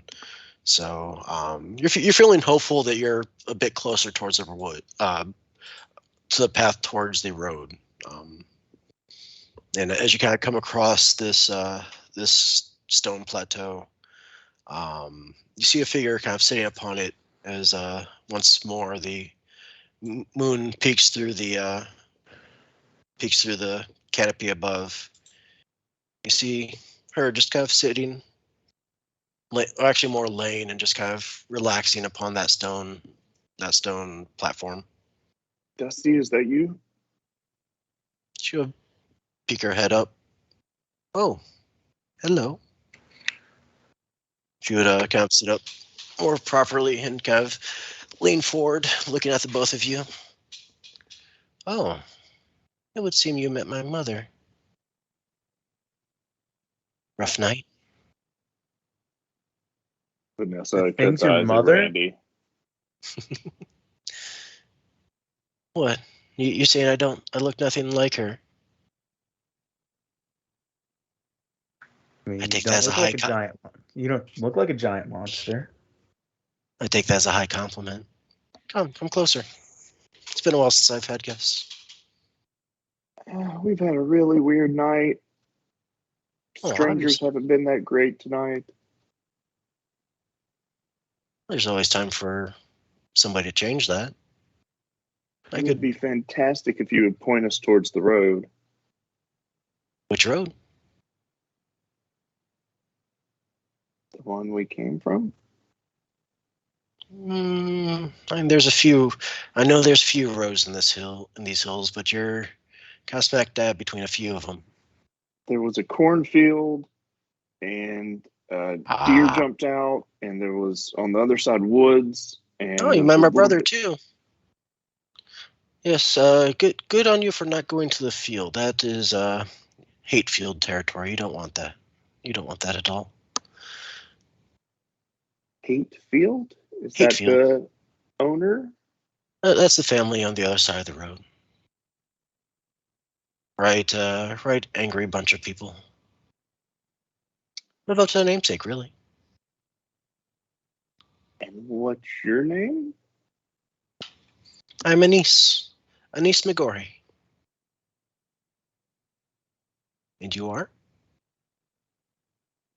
Vanessa. Randy. I'm kind of turning. Come closer, Randy. I I don't can know how help you far with that. behind your mom is. And she would kind of lean to the side a bit, trying to peer behind you. I don't see her. I think you're fine for now. I could help you with that condition. Just come here. Do you really know how to cure it? Of course. You're not the first person my mom got her mitts on. What is it? Do you know what? I'm gonna hedge my bets. Let's go. It's a bacterial infection, isn't it? I knew just from looking at it. I would say more parasitic. Mm. Maybe fungal. Turning into the elephant man. And it just transfers by touch that quickly? Yeah, it's pretty quick. You said you get closer, Randy? Yeah. Okay. She would casually kind of kick herself off the stone platform and kind of meet you halfway. Kind of walk a small circuit around you, kind of taking a closer look at the extent of the transformation, if you will. She got you good, didn't she? You didn't stay and give her a hug, did you? No, He she was just very brave. He actually sacrificed himself just to save me. No one ever really does anything like that for me. Oh, such a hero. Well, such a noble act of sacrifice certainly deserves a reward. I could certainly help you with that. A little bit of magical touch, and she would kind of caress your arm, suggestively, actually. Yeah, I could definitely heal that. All I need is a kiss. And she would kind of end her circuit, kind of meeting you face to face with a gentle smile.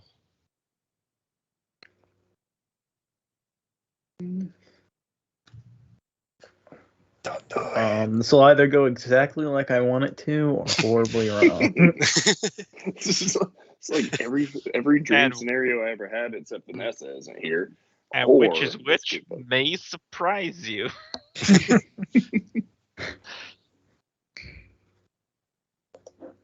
Okay, I'm just gonna flip a coin here. And now I'm just gonna do it. Going for the kiss. Yeah, it's a one shot. She will pull you into a deep, heated kiss, and Vanessa, you're kind of just there to watch. And sure enough, you see as the kiss deepens, the portions of bark skin effectively peels away and falls away, and you see normal human flesh beneath it. Give me a sec.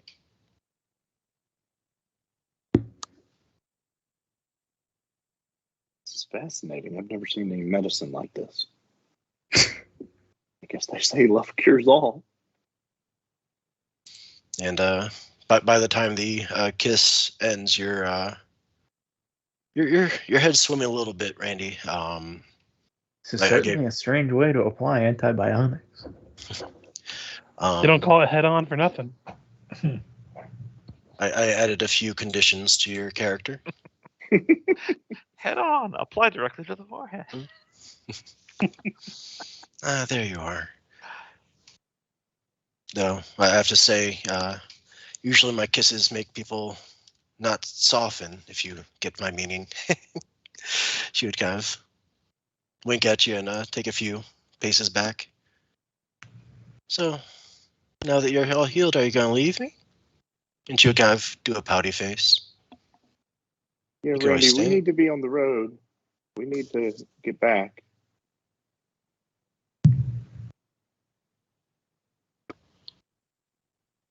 Muted.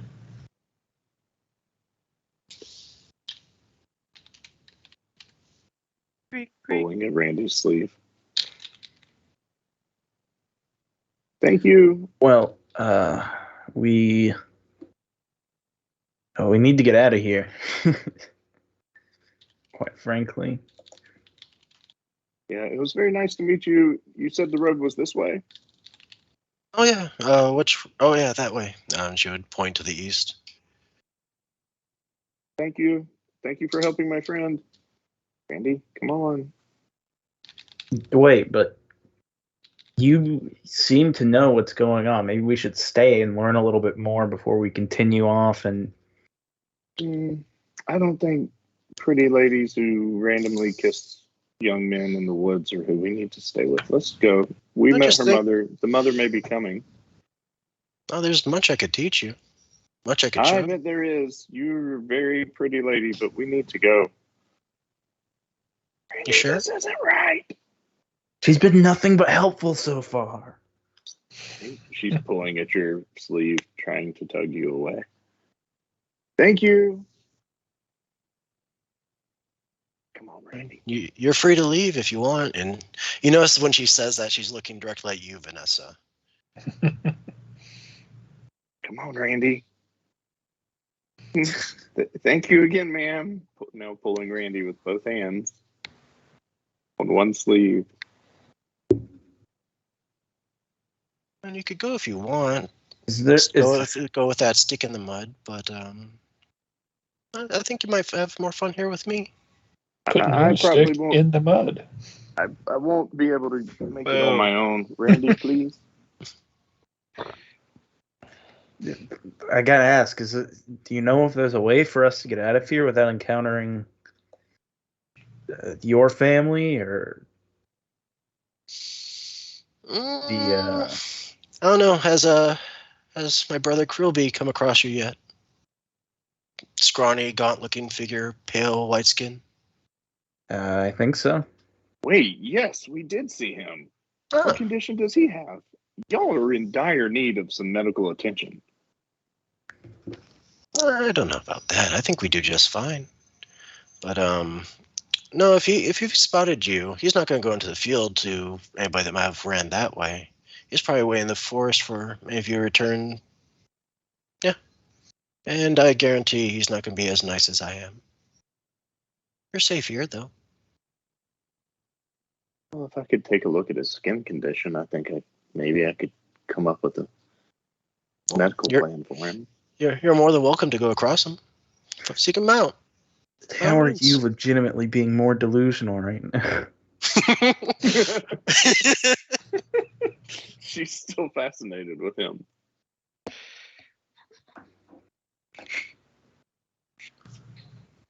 What'd you say his name was? Krillby. Krillby. All right, Randy, let's go. We'll find Krillby on our way back to the car. I'm not sure I'm trying to find Krillby. No, if you want to seek out Raven, he's more of a gentle heart like me. he someone who would help us find our way out of here? Potentially. He's a skittish sort. Rough past. Often getting hit by things, fast-moving vehicles and the like. Hey, look, I'm good with anyone who's not trying to turn me into a tree. Well, that would be me. As you learned, I could do the exact opposite.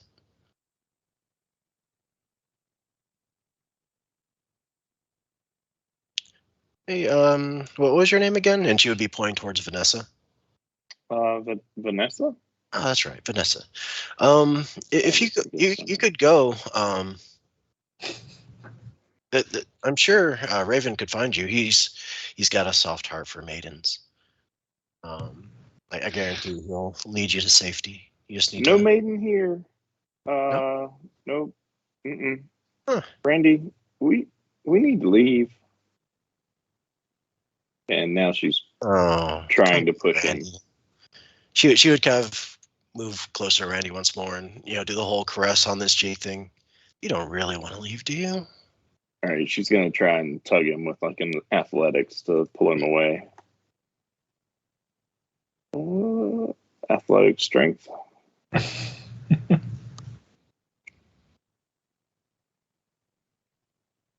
Yeah. Right now, something about this woman just really fascinates you, Randy. You're finding yourself very hard pressed to do what Vanessa's trying to tell you to do. Hot chick in the woods saves your life and gives you a kiss. Yeah, you're not going anywhere. Yeah, I mean, you kind of sound insane right now. Even if I wasn't fascinated with this lady. Let's leave the one good person we've met out here and then go try to find the guy that tried to kill us at the beginning. Brilliant idea. She would saunter back towards the stone platform and kind of pat an empty space next to her, looking at Randy. Yeah, come join me. Vanessa, if you want, you seem very intent on, getting back to the road. Like I said, Raven will be out there. He'll find you. Do you have a phone? Even if we did, it wouldn't work all the way out here. We don't even have electricity. And you said it's this way back to the car? Yeah, directly east. More or less. I'm not exactly sure where your car is at, but if you go east from here, you'll find the road. All right.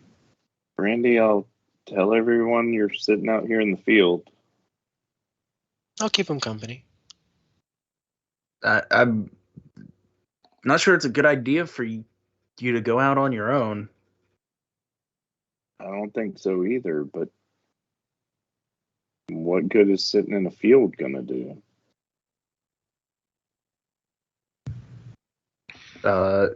Randy would turn back over to this lady and ask, "Oh, so tell me more about what's on the other side of the road. The family that's over there."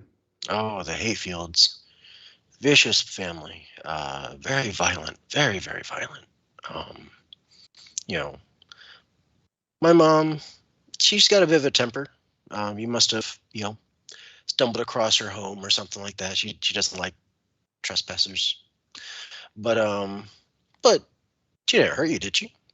Certainly made you, put you in your place a bit for trespassing, I'm sure. But you look perfectly fine beyond that. People across the road, breaking and entering and stealing. See, it was a motherly scorn, if you will, just a little reprimand. Across the road, they like. Well, the father has an obsession with chainsaws. One of the brothers really enjoys hunting people in the crops with his sickle. Shit. Yeah. Brandon and Dusty are over there, I think. I didn't get a good look, but I'm pretty sure at least some of us went to the other side of the road. They definitely ran into the corn. I feel like I should probably add that the Hayfields are cannibals. Should have led with that. I mean, Fine, we kicked the shit out of that one in the cornfield. I it's not something I really felt was important until you mentioned that you had friends over there. But Randy, we have to go help them. how long ago did they disappear into the corn? How long has it been? Probably about an hour at this point.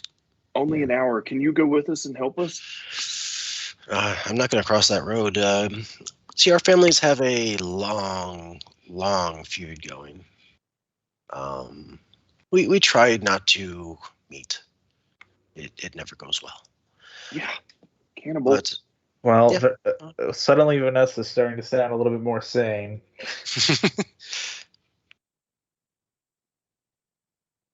tell you what, why don't you? What if we're to find my my brother Raven? You know, Vanessa, you could go with Raven to see if you could track down your friends. Did you have anybody else here, or was it just the two of you that ventured into our property? I know where your property starts, but we had there was a whole van full of us. Well, Me, Randy, Dusty, Andrea, Brandon. well, I'm afraid I can't help anybody else who entered the cornfield, but I can certainly help whoever's on this side of the road. I already helped you, Randy. Andrea. Just now realizing I never came with you This is guys. about Andrea. And snap cut to Andrea. I don't know, Kenneth. I think you and I picked the good one. All right, Listen, Maybe. anyone that holds a weapon above their head and screams their lethal intention are the trustworthy ones, is all I'm saying. It's the You ones know, that you act- really were supposed to stay over there with her. This is all messed up. We gotta. We gotta go back. And the sixth character that, I think stayed on the road. She's been Yeah, eaten a long time nothing ago. bad happened at all. I just stayed on the road. Turns out he's just got a skin condition. He's coming to help. The car's back on the street. He hooked it up to some jumper cable. Well, I'm Yeah, sorry, sure. but It's it hard. doesn't seem like splitting up is going to be the best option. We're already too split up as it is. Seems to me like our best option is to, now that we know how we're oriented, what do you think? We should either go and try and find the others across in the cornfield, or find Andrea first. Well, if she can help Andrea, let's go find her first. I mean, I don't know what Andrea looks like. And I'm sure she would be more trusting of one of you calling out to her than me. Yeah. But at the same Look- time, your friends that went to the corn, assuming they're still alive, probably need help too. Like I said, if I was to bring Raven, like I said, he's a very kind soul, and quite fun to people like you, Vanessa. And she would kind of give a knowing smile and say, if you were to go with him, he would certainly lead you safely to the road. I have no doubt in my mind of that. People aren't usually fond of me, but No, I think the three of us should go find Andrea. If you said you can help anyone on this side, yeah, but she it sounds would like have come with us. Yeah, I agree. Let's all get out there and try and find Andrea. okay. I should be. I don't have the highest hopes for your friends that went to the hayfields, but if that's what you want, we could certainly. Meanwhile, go they're on. stabbing the shit out of the guy with the chainsaw. We're having moral dilemmas. They're murdering people. We're not trapped over here with them. They're trapped over there with us. I really think you've got the good siblings on your side. I think Raven will take good care of Vanessa, getting her safely to the road. Hey, Randy, I will help you find Andrea. As the conversation rolls around for the 15th time. Right. Yeah. No, Dusty and Brandon have time. Brandon can stand on his own, and Dusty's probably home alone to the entire cornfield by now. Then,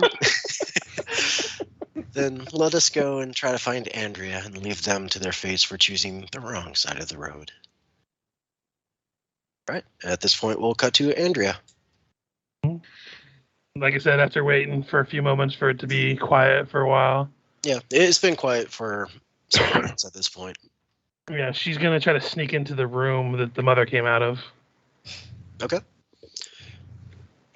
Yeah, you find you have a light source, right? Yeah. Yeah. Yeah, you find a bedroom as musty and dusty as the rest of the house. You see a large bed, dresser, was it like an ottoman with a mirror and all that stuff? Mm-hmm. Pretty simply adorned and basically country bumpkin adornments. Yeah. Although judging by the look of her, she's fairly certain there's something occulty going on. So she's basically looking for evidence of said things. Okay. Go ahead and give me a wits investigation. Okay. I wasn't sure if I should use that or I should use the eye for the strange if I'm looking. You could add Eye of the Strange as a bonus for this, as you're kind of searching through the room, both for something occult, but just to find something. Okay, because that one specifically said to roll intelligence and composure, so I wasn't sure if it played into it. So does it add a bonus to it? No, it just says you roll intelligence, composure to identify evidence of supernatural. Okay. Then yeah, go ahead and do that. Figured might as well use what I have. Yeah, for sure. And if you want, you could use a willpower ahead of time. Add how many does that do? +3 to the roll. Okay. Or 3 die to the roll. Okay. Taking your time, you're kind of searching through, checking through drawers and whatnot. And it's under the, it's in one of the drawers in the dresser, underneath a bunch of clothing, that you find a tome. Though, given your occult background, I think this thoroughly qualifies as a grimoire. Hmm. Clutches it to her chest with one hand, with the hand holding the hatchet that she's still holding on to. Is going to take it and try to sneak on out of the house. It's good enough for her. She's not going to look at it yet because creepy house. As part of that, go ahead and give me a wits investigation or wits composure as well. Wits composure? Yeah, because it's both a search and so you're searching for it and looking for something occult. On the dresser on top, while it might not have been the thing you were specifically looking for, you do see a key ring on there. Mm-hmm. And did you say there was a locked door or there wasn't earlier? Because there was 2 that were open, so I couldn't remember if we opened the third one. The third one has not been opened. The one that was weird just basically had the locking mechanism cord out. Gotcha. She's tempted. She'll take the keys too. Okay. Just swipe them off the counter, and she's gonna focus mostly on trying to get out of the house, though. Okay. All right. Yeah, you're able to make it out without issue for the moment. Which way are you going? Wherever she logically would think is the closest direction to getting to the highway or something at this point, or back to the car or anything like that. All right. Basically trying to get out of the forest. Yeah. Go ahead and give me a wits survival at a -2, because you've been thoroughly lost in this wood so far. Yeah. Can I spend another willpower just to get a +1 Yeah. rather than? You get. It's a +3, but then I have a -2, so would it balance out just Okay. +1? So yeah, you get a +1, but it's not prone to critical failures. Okay. Okay. Oof. So you still fail. All those ones. It's not a critical fail. Actually, so I rolled a lot of 1s. Holy crap. Yeah, right. All right. So you start heading in what you think might be the road, but you kind of come up short as you instead find yourself heading towards a greenhouse. Getting turned around at some point. Though, kind of looking around, it does look like it has an attached, potentially a garage to it. Yeah, I'll check that out. If there's even a chance to have a car, fucking motorcycle, moped, anything, would be better than nothing at this point. Okay. So, you find the greenhouse, and then you see a solid structure on one side, on one of the ends that, has a old, manual garage door with a few windows, some of them busted out. That's kind of what you see as you approach. The interior is too dark for you to make out anything or any sort of silhouettes within the greenhouse itself. You said there's windows into the structure that's not the greenhouse? Yeah, just a few portal windows, just enough to really not squeeze through, but see through certainly. Yeah, she'll go up to them and try to flash her flashlight into it, see if there's anything inside. Okay. Flashing the light on and off real quick, and then after a moment back on, you do see an old Volkswagen, one of those old Volkswagen buses or whatever, the hippie van. Yep. I found Dusty's dream vehicle. Well, that's just making assumptions. Am I wrong? People can be high without being hippies, Yeah, but you can't be high and not want a van. I wouldn't know. Richard's 'Cause I don't like cars. I don't care for cars either. Friggin' steel But yeah, dragons, does it look like it's like old to the point it's not going to work, or? I mean, it's hard to tell just from the exterior. It does look, But it doesn't look like the wheels are on cinder blocks or anything. No. It's on wheels. It's the exterior definitely looks weather worn, but there's nothing immediately over it that leads you to believe that it's incapacitated. Okay, so yeah, she's definitely going to try to figure out how to get into there. Okay. So you try the lever for the latching mechanism for the garage, but it's locked currently. And there's no keys, keyhole or anything? Oh, there is on the handle, yeah. Okay, I'll try the keys that I had from the house, fiddle with them until I can see if any of them work. All right. As you kind of put the key into the keyhole, you do hear, almost without a direction to the source, almost as if it's coming from within your head. Oh my, you have something that does not belong to you. Kind of looks around and starts fiddling with the keys a little faster. It sticks a bit, but you're able to get it to turn and unlock. Okay, she's not. I assume she doesn't see anything around her of this. Nope, looking around, nothing. It's also dark. Yeah. Your hands are occupied to be able to use the flashlight at the moment. Yeah. She's gonna try to just open that thing a crack and try to get into the garage quickly. Okay. You kind of. You mean lift up just enough to slip underneath and close it behind you? Okay. Because she'll break the bitch if the thing can start. She doesn't give a fuck. Yeah. So, you're able to quickly make that maneuver, and you're kind of in darkness as the door closes behind you. Like I said, there's still windows, but it's currently the moon is hidden behind clouds. Without turning the flashlight on, she's going to make her way to the driver's side of the vehicle. Not going to turn the flashlight on until she can actually get into it, or if it's locked, to fiddle with the keys to try to find if these ones will work or not. It's not polite to steal, And once again, that voice just coming from almost your own thoughts. Clearly not your thought, but coming from within your head. You may want to leave that if you want to leave. Um, Hold on a second. Let me.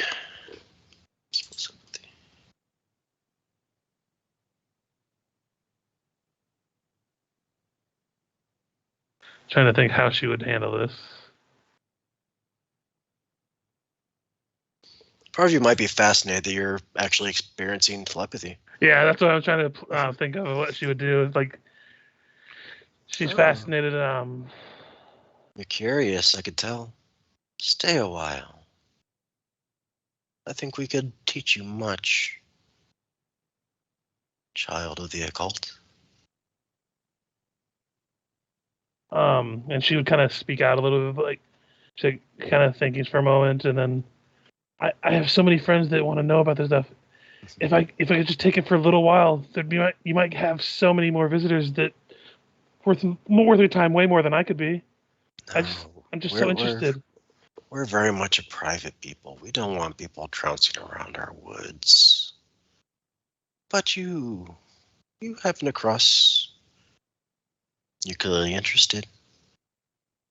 And you clearly seek proof of what you have been seeking for much of your life. We could show you so much more than your friends. They're grasping at straws. What you have in your hand, what we know, where we live. Those are the true spells you seek. Probably won't be able to read that book. Not in your lifetime. But in ours.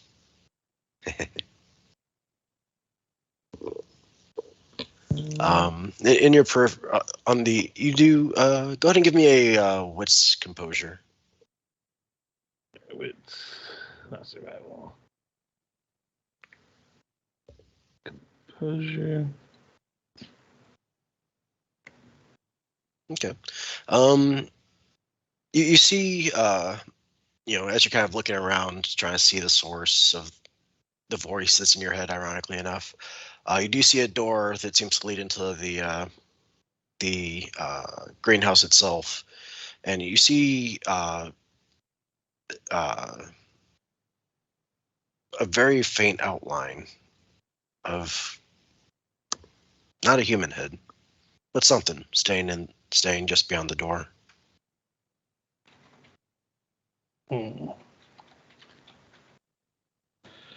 She kind of thinks for a second before she kind of stops fiddling with the keys. And you said you'll teach me? We can. Just need a sign of good faith, and you're clearly interested. But you have something that does not belong to you. You have keys that you do not know what they go to. And if you try to unlock the wrong thing, well... Let's just say we've also suffered repercussions from dealing with things we did not know when we were younger. We didn't always used to look like this. But we also didn't always have these powers.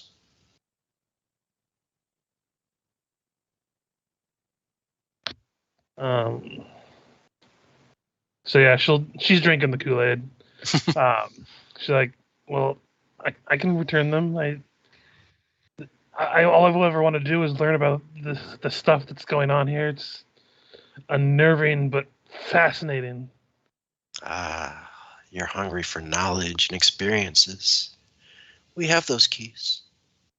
Come, see what we grow within this greenhouse. And the figure will kind of fade away from the door as if to make room for you to follow. Dusty pumps his head out. Yeah, she'll turn the flashlight on and proceed inside very slowly, but I've been Cthulhu this entire time. All right. So you go through the door and enter the greenhouse? Yep. All right. About midway through the greenhouse, your flashlight does come across this figure just standing there looking at you. Mm-hmm. And as you kind of shine your light around, you see several planter boxes, each of them having almost like a skeletal white mushroom that has pores that has like a reddish crimson resin, slick looking beading at its caps. These will give you sight that most mortal eyes do not see. You want the supernatural. You want to see the supernatural for yourself. These will be your guide. We could guide you through it. You can experience it now without having to take the risks of what's in that book.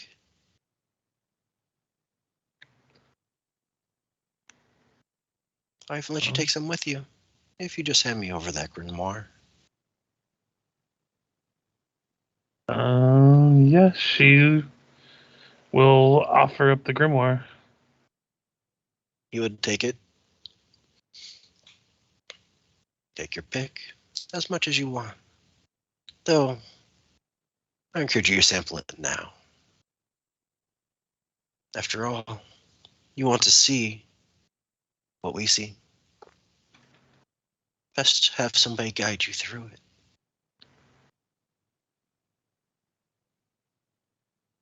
What is your name, child? And she kind of slowly speaks up. Andrea Williams. Well, Andrea, I am Father Briar McGorry. Patriarch of this family, though I have to admit, Mother is the one that really helped cultivate our crops here. Let me be your guide on this new journey you seek to take. She will go up to one of the planters, pluck a mushroom, like just kind of going slowly, kind of looking at him for his permission every time, because the sight of this thing is probably terrifying, even if she's fascinated. Yeah. And if he gives a nod of approval or someone, she takes one, she'll just take a small bite of one. Okay.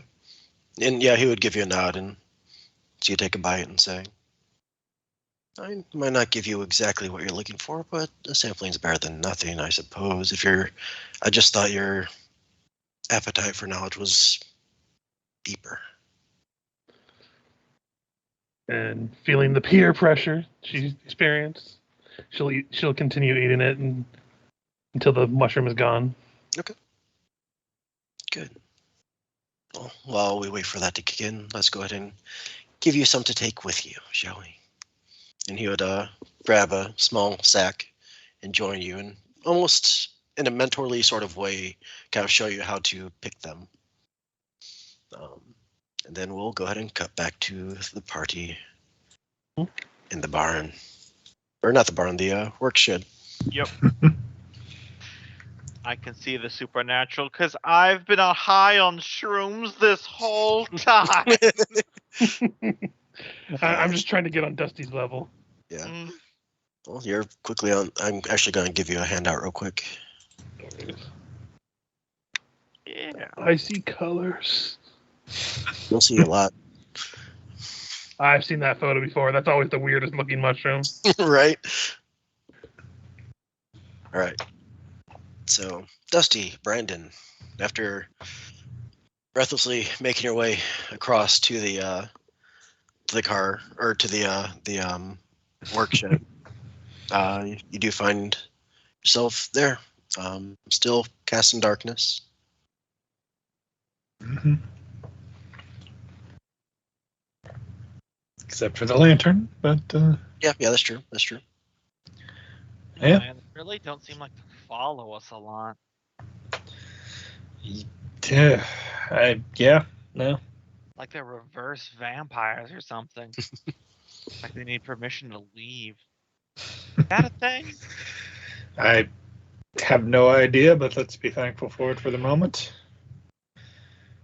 Well, either way, I stole these keys from his house, so he might have a card.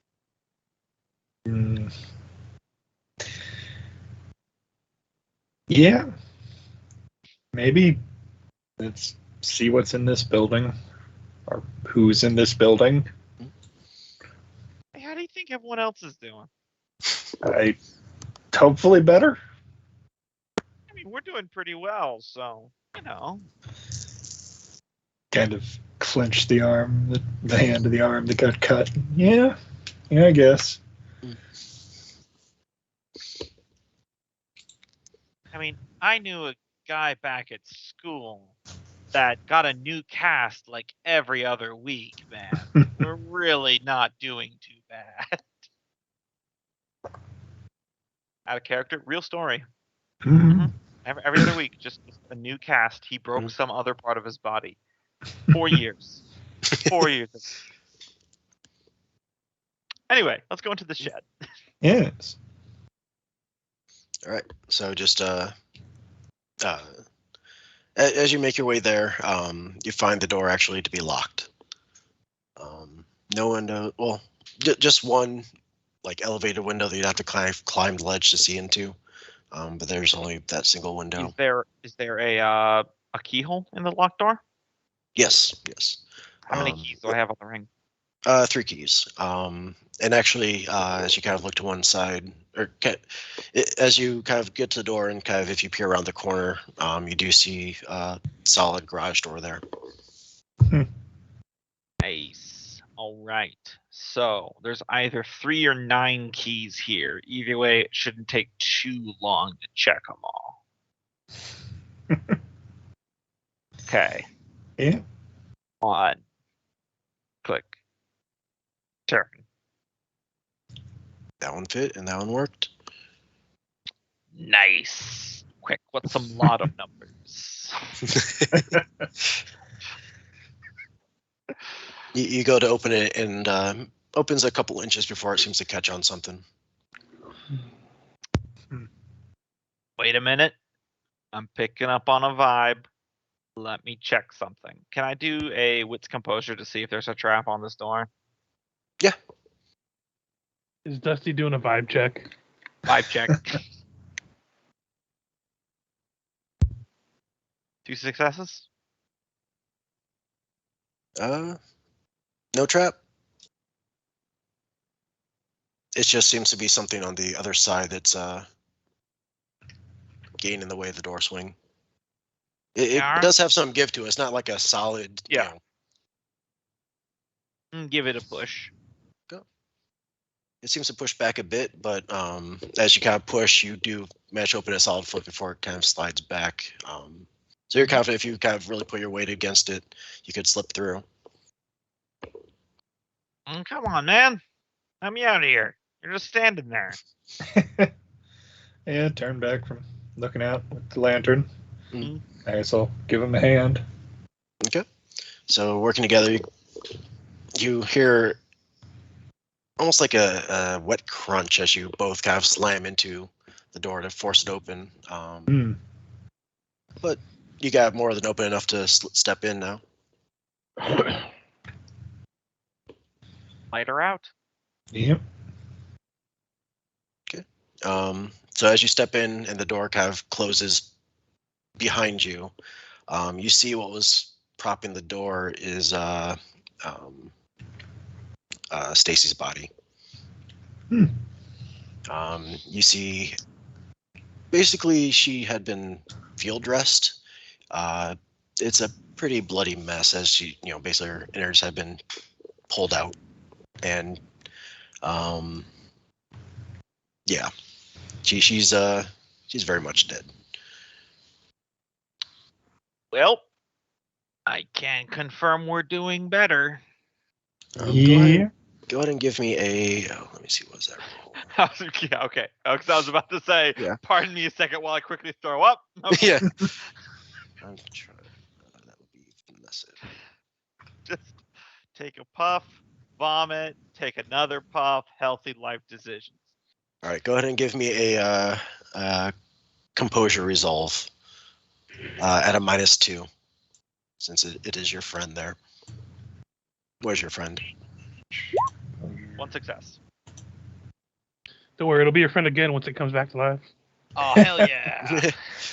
I'm going to burn a will on that because we have some shit going down. Mm-hmm. Yeah. Okay. You're both very much shaken, but managing to more or less maintain your composure.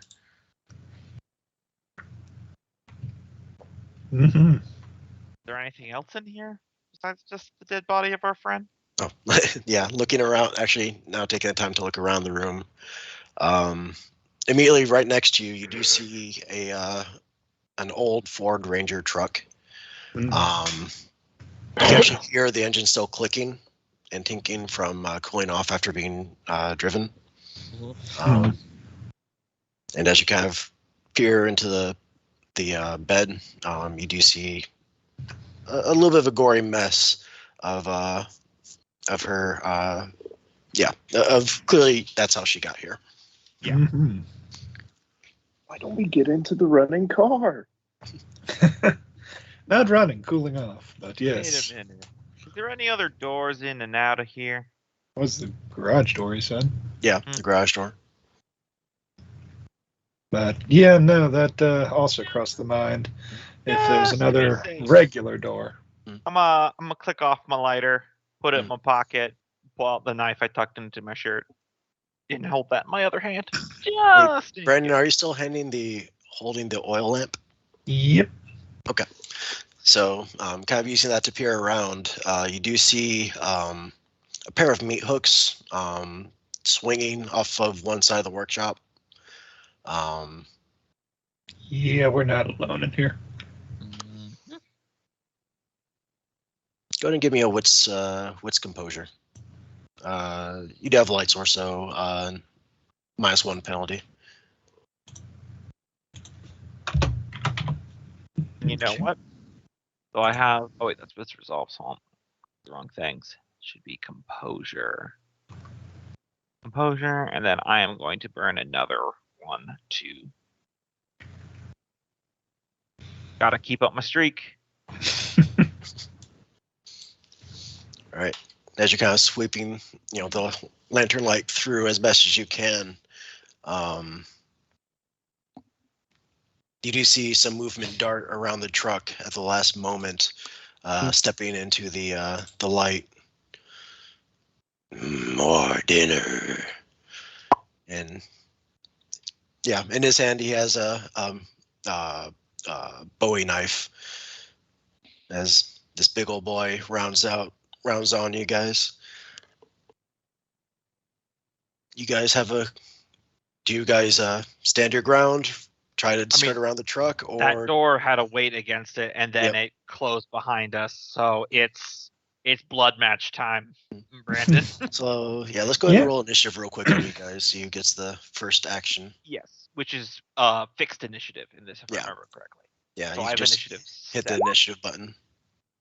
Yep. Yeah. Yeah. Oh, it's not fixed, but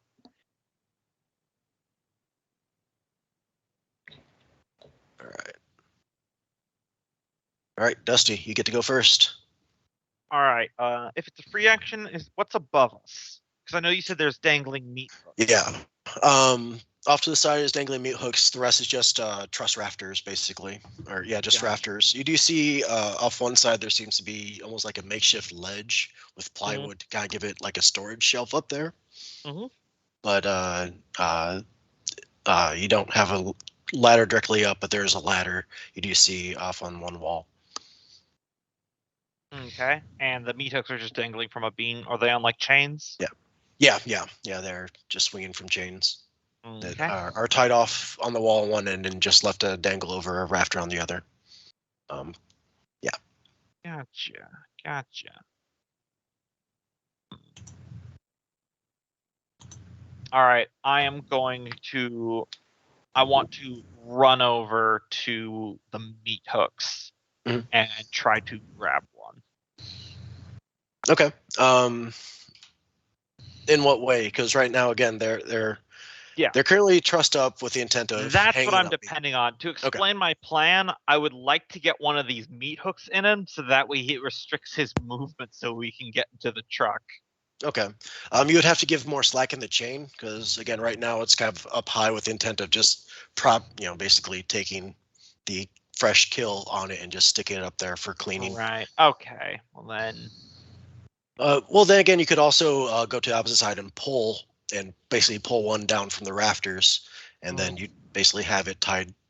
It won't be hanging up, but it's tethered to a wall. I mean, or should I just go on the offensive here? That's the question. because I do like doing creative things, but it might just be worth stabbing him. Yeah, let's just stab him with a knife. Okay. All right. His defense is 3. All right. I am going to use my knife. Oh, right. I should not use attack roll because I use dexterity. Oh, only with improvised weapons. That's right. So never mind. It is an attack roll. Let's see what happens. You said his defense is 3? 3. Yep. Well, sorry. That should just be a chance roll. Let me just roll 1d10. Nope. Right. That's a failure. Mm-hmm. All right. So yeah, he just kind of casually brushes off your attack. We'll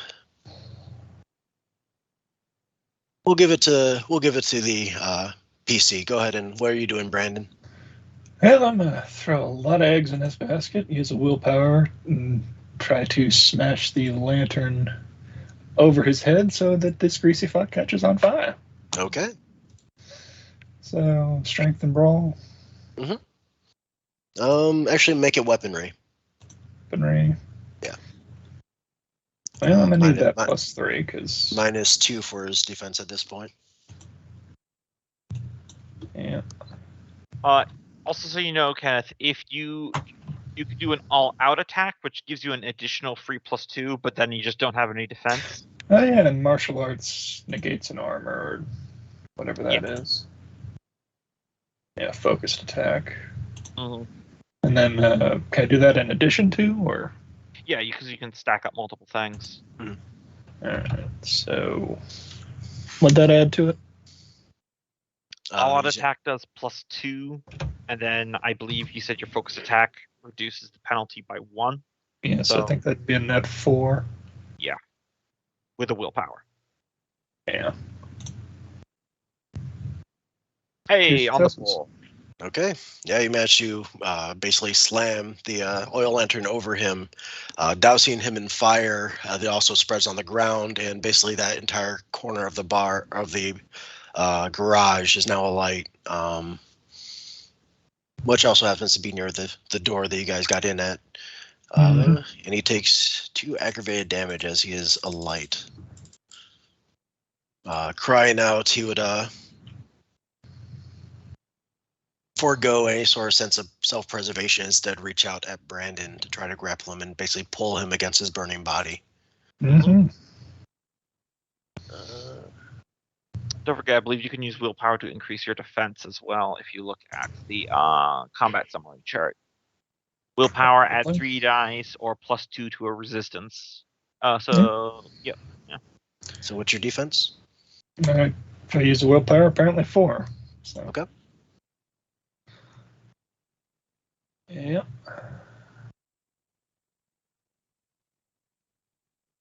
We can take this guy. I was gonna say get in the truck while he's burning, but Yeah, probably that too. But All right.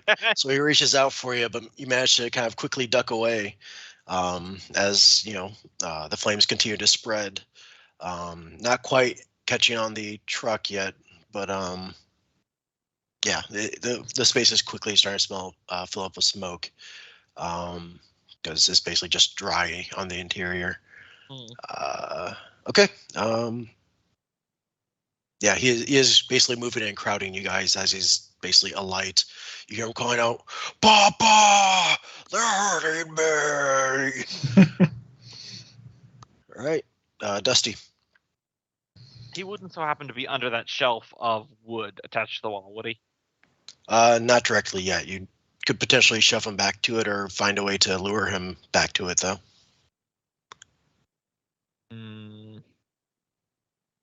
It's so tempting, 'cause I know from personal experience, if you grab those things by the edge and bounce on them, they just come right down. Mm. But I do have the keys. As much as I wish to visit violence upon another, I'm gonna head for the truck. Okay. Fortunately, the truck is currently unlocked. but it'll take you basically your action to get in there, to open the door, get in, and close the door behind you, if that's what you want to do. I mean, I'm probably not going to close the door right away, just in Okay. case Brandon wants to do a dive in there. But also, it's like one of those Uh, panic things. Yeah, I was also figuring I'd flip into the back, but Yeah, or that. I mean, So do you- I don't know if that makes difference in the action economy. If it doesn't, then I'll close. If you leave the door open, you still get an action. Mhm. That could be used to, put the keys in the ignition and try starting it. Yeah, I'll do that. Okay. Go ahead and give me a. so there were 3 keys on the ring. And I already know which But- one of them does. But one's very clearly a car key. It's just more of this is an older vehicle that may not turn over right away. Mm. So go ahead and give me a composure drive check. No points in drive. All right.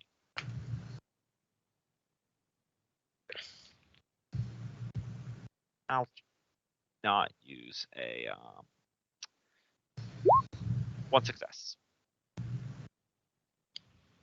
One success. Okay.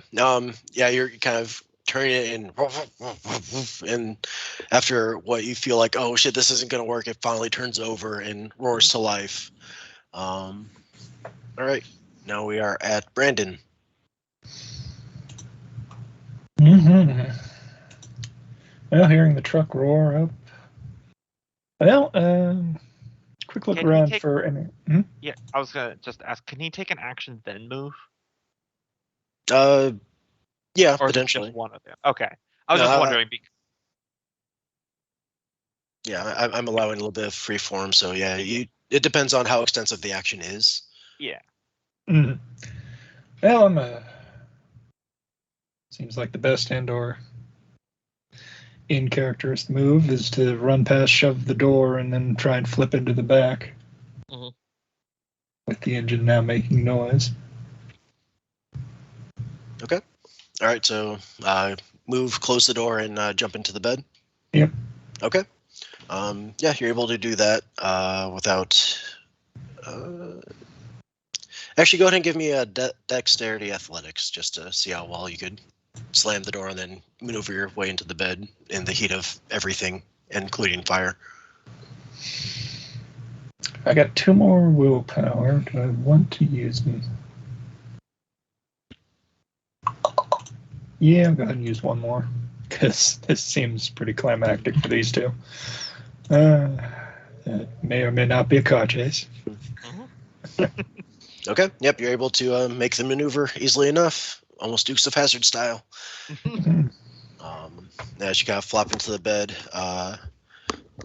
Bubba is going to instead focus on the driver who had now just started his truck and is going to punch the window and try to grab you. I am going to use my improvised wooden stake. That if his fist comes through the window, I'm gonna say I block it by stabbing him in between the knuckles, Okay. just like he punches into it. Yeah. Just to explain my armor bonus, so that will Yeah, make yeah. my I'm starting to total. think we're the bad guys now. All right. My total thing would be 5. By the All way. right. 5 defense. Yeah, 5 defense because it's 3 defense and then plus 2 armor. Trying to think. Remember if there's a effect on defense, because you don't really have access to your dexterity at the moment. It's 4 successes. I don't know.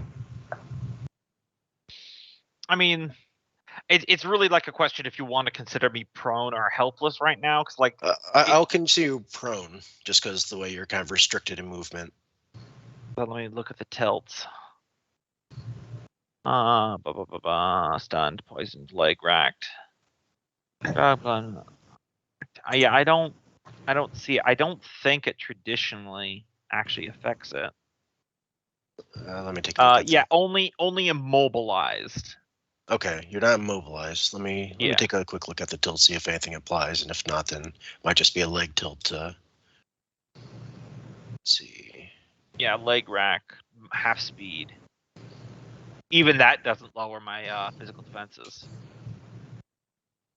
Okay. All right. So it manages to. Okay, so yeah, you can still get your full defense. And what's your defense? 5? 5. Because I'm sacrificing my wooden stake. All right, there'll still be 1 success though. That's fine. So yeah, he currently has you grappled.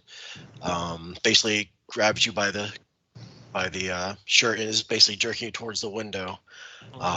You do take 1 point of aggravated damage from the fire as it basically starts licking up your chest and into your face.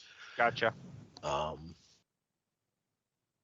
Yeah, and at this point he's trying to pull you out.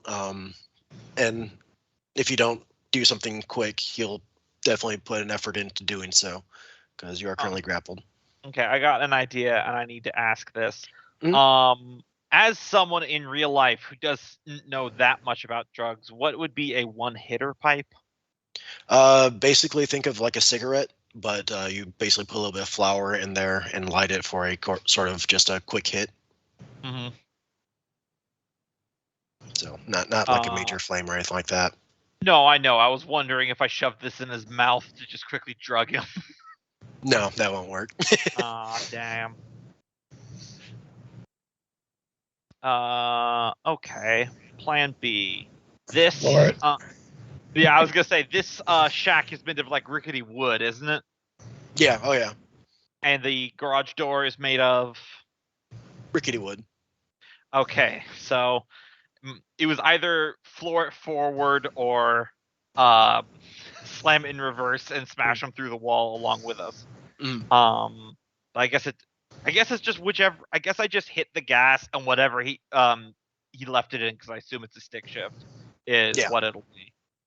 It was in neutral. So forward then.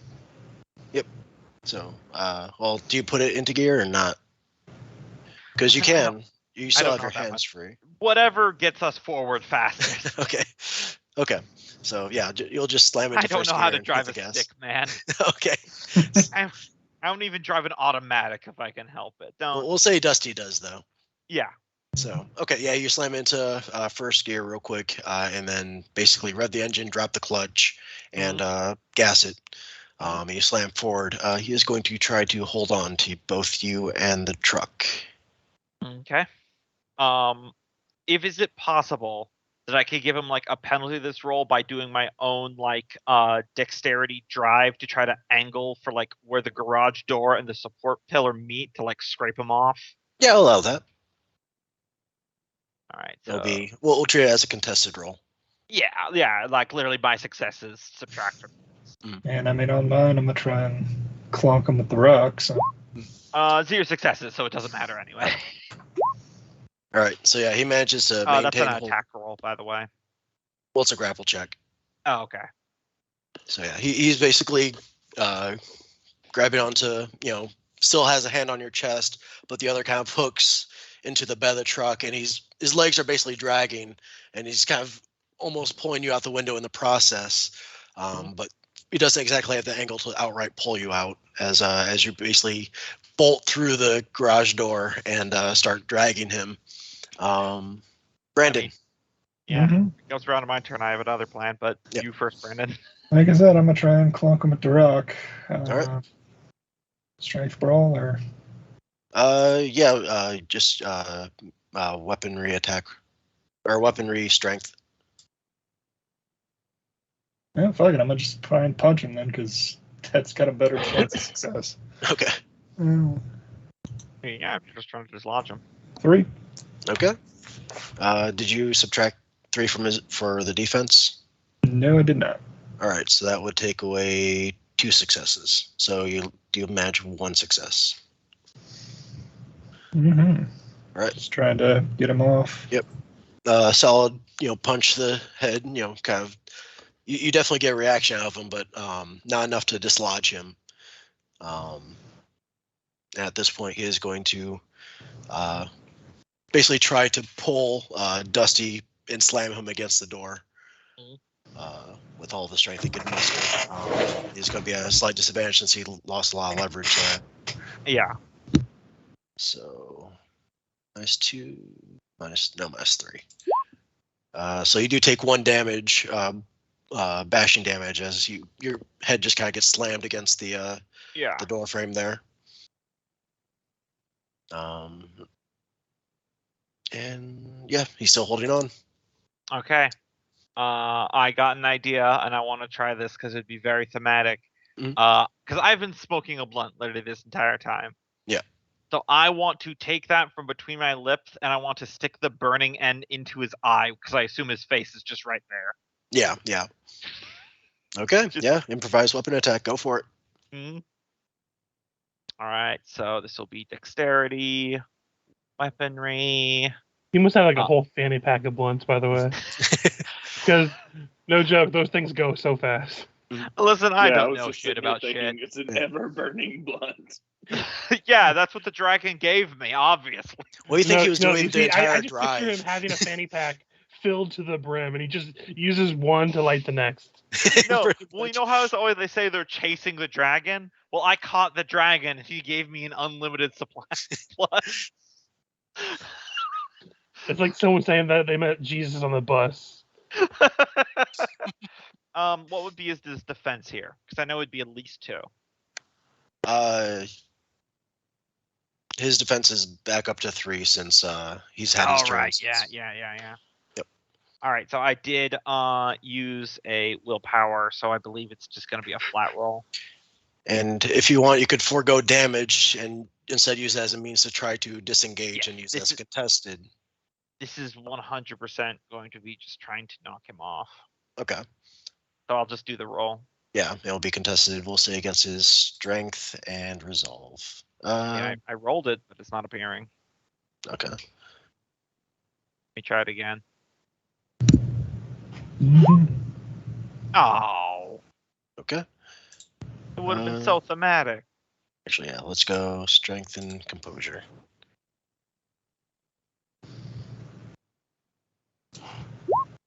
Okay. So you managed to, you managed to jerk his head aside at the last minute, and you didn't take a.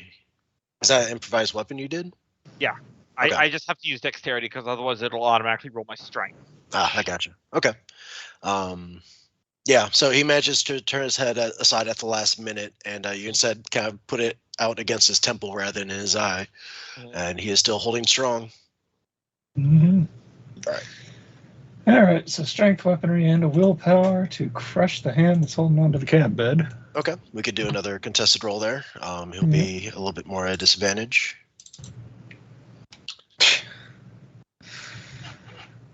All those dice. Yeah. World of Darkness is Wait, rough on. like No, that that was the wrong one. because it is a dice pool system, but it's a D10, and you only score success on a. Yeah, 30% success. Yeah. All right. That. There you go. Wait, hold on a second. Strength. Strength brawl. Oh. Sorry. One more try. What? Oh. That was, okay. Try it this way. Just let us win, okay? Yeah. We'll say that was enough, just because I flubbed that so many times. And a tie, we'll just say goes to the win, or to the aggressor. So yeah, basically using all your strength, you managed to pry his arm off the bed and roll him off. And Dusty, go ahead and give me a dexterity drive check if you want to try clip him with the back wheel. I mean, if I fail, are we gonna like spin out or something like that? Nope, Okay. nope. Good. Because I was gonna say, if that was the case, I'm not gonna be greedy. Yeah, I don't no, have no. drive. Now I get 2 successes. So you managed to jerk the wheel off the last minute once you see him let go, and you feel that thump out of the back rear wheel, and feel a little sense of satisfaction, perhaps, that you tapped him before you departed down the drive, make your way towards the road, leaving all that behind you. Yeah, I just love for that dramatic Dusty flair, I'm a roll of strength and a dexterity to see. Yeah, I managed to hold on to the bed when we hit that speed bump. Okay. I love that Dusty is the chill stoner who is the most bloodthirsty. Right. All right. Now we cut over to. And I light more weed. Probably almost out by this point. But, Yeah. You know. Then he's gonna have a really bad time. And then I offer some I feel like if this was the end of the movie, this would be when I stick my hand through that back window to Brandon in the bed and offer him another joint, and this is when he finally takes it. All right. Yeah. In Fine. real life, I would. I'd be like, you just yeah, hand it fuck back it. through the partition windows at the back there. Yeah. yeah. I'd just be in real life. I would be like, you know what? Fuck you. Yeah. Yeah.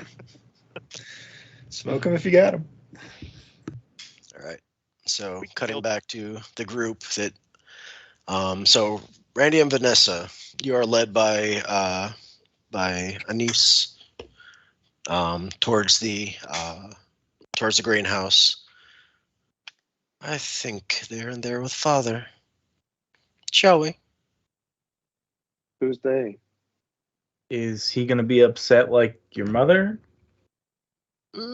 Depends on how your friend treated my father. How close are we? You're probably about 50 feet away from the greenhouse. Yeah, I'd probably start calling out to Andrea. Andrew, you do hear Randy's voice calling, oddly distorted. Your perceptions have, in the interim, shifted. Mm-hmm. At this point, you're at stage 2. Mm-hmm. So you hear several voices.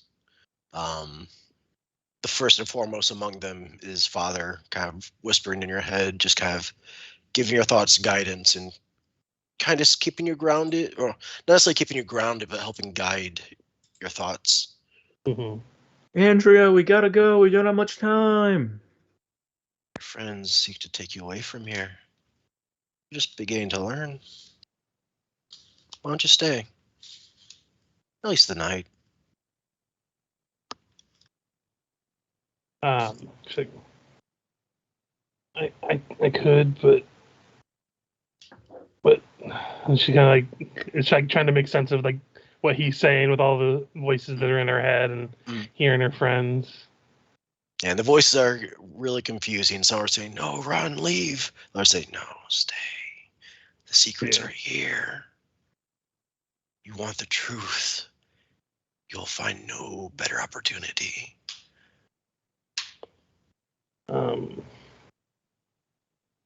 She, while she's like hearing all these voices, she kind of makes her way to the entryway where she can hear her friends calling from with some effort. Mm-hmm. And you open the door, and Randy and Vanessa, you see Andrea there with this figure looming over behind her.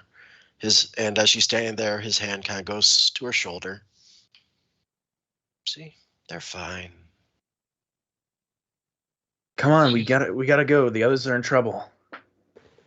She kind of just smiles, like, I think I'm good here, guys. I really think I could learn a lot here, and I think you should probably find Dusty and Brandon and get somewhere safe. But You could say too. so Randy. interesting. Come on, at least come with us for now, and you can come back. You can come back if you still want to. She kind of looks up at the guy that's the father figure looking one. I was like, could we go help my friends and I could come back? I don't know if coming back will be an option. With that, can Vanessa use her common sense ability? Sure. Yeah, before you do, meanwhile, Niece would basically saunter up next to Randy and kind of be whispering into his ear. Come, you don't want to go, so your friend wants to stay. She has so much to learn. I could teach you much more. What you have waiting for you beyond these woods. Really. No. We gotta get Dusty and Brandon back. If I'm afraid by choosing to go this way, it's probably too late to your friends. Either they got out on their own or they're trussed up. Cannibals and all. And Randy, you are finding it a little, well, actually very difficult to kind of naysay her. You still have your free will. You can still make decisions, but just Her voice carries a lot of weight to it. And maybe I would give a little bit more leeway, Loki, except for the Brandy victory conditions. Kind of innately in there. I'm kind of using weighing those two things. Fair.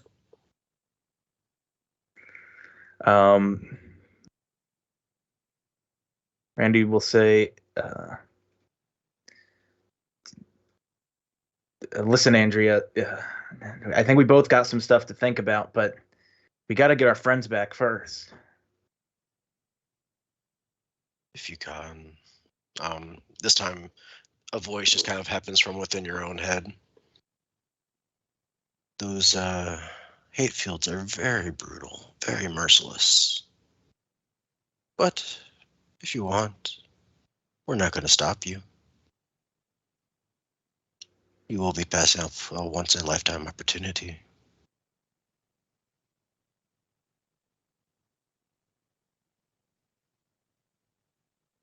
Join us.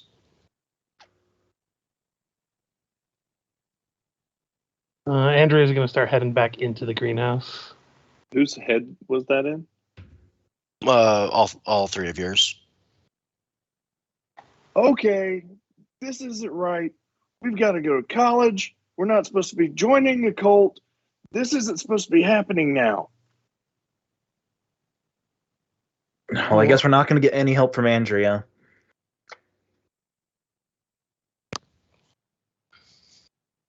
Andrea, you need to be coming with us. You don't need to be staying here with these people. Randy's going to grab Vanessa and go, look, we don't have time to be arguing like this. We have to go. Okay, we do need to go. All right. Well, the way is east. I'm afraid we must part ways here, Randy. If you so insist, I'll miss you. Stop listening to them.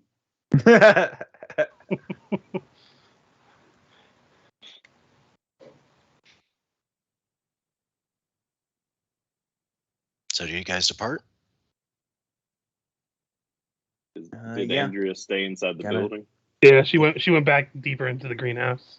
If Andrea's not coming, in my head, Brandon and Dusty's time is pretty limited here. They're with Hills Have Eyes. So. Vanessa just wants to get the hell out of here, and she can't do it on her own. So if Randy's going, she's following him.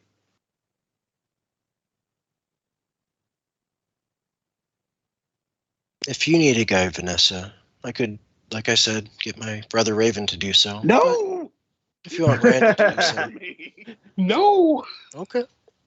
Stop Don't talking! talk to Pharaoh or Raven or any of your friends. I'm going to college. I'm going to Harvard. If you so inclined to those traditional medicines, but I promise you, Stop you'll never talking. go. Traditional Runs. medicine. Oh my god, She's this most just running horrifying now. thing has been said tonight. Yeah, Fucking crystals. yeah. I'm gonna start getting involved in some heavy crystal use. Oh no. So I'm really gonna activate those almonds, you guys. all right. So if you go to the part, she would kind of caress your cheek one more time, Randy, and say, "I'll miss you. Seek me out if you ever feel like it." I'm sure he'll be thinking of me. I know I'll be thinking of you. Yeah. He knows where to find you. All right, let's go. All right. So do you two take off? Yes. Yeah, we got to find Brandon and Dusty. They're All still alive. All right. You guys take off east. We'll move you here, and as they take off, Anise enters the greenhouse with the father. I'll move you here real quick. Say, well, at least we have one, who was interested in us. With that, she would kind of lower her glamour. See if I could. No, the beautiful person was lying. No. No. And Also, What- Randy what- made out with a demon horse. and the two would just kind of sit with Andrea and just kind of guide her through her journey as she delves into the depths of Madness. mushroom-induced madness. What a coincidence. That's the title of Dusty's sex tape. The mushroom's not what you think it is. Feel free to move Brandon and Dusty if you want to move around a bit to see what you missed out on. Oh, is our story basically over? Yeah, you guys, well, more or less. We'll see how this timing works out. As Vanessa and Randy start running through the woods, you do see that flash of alabaster flesh that seems to be chasing after you. Go ahead and give me stamina athletics as you're just trying to make your way through the woods to the road before Krillby catches you.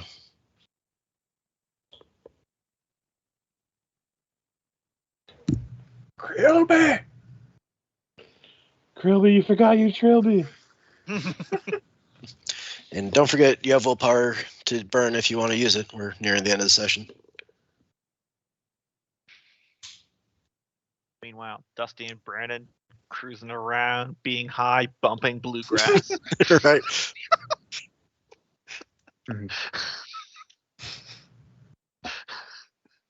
Probably. You said stamina? Yeah, stamina athletics.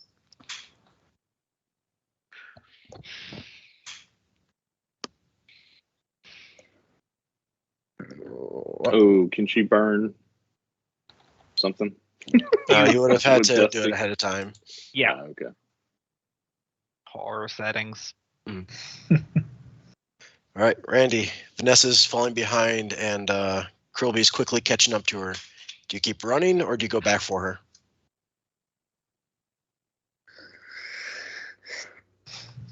Or do you Randy? interpose yourself?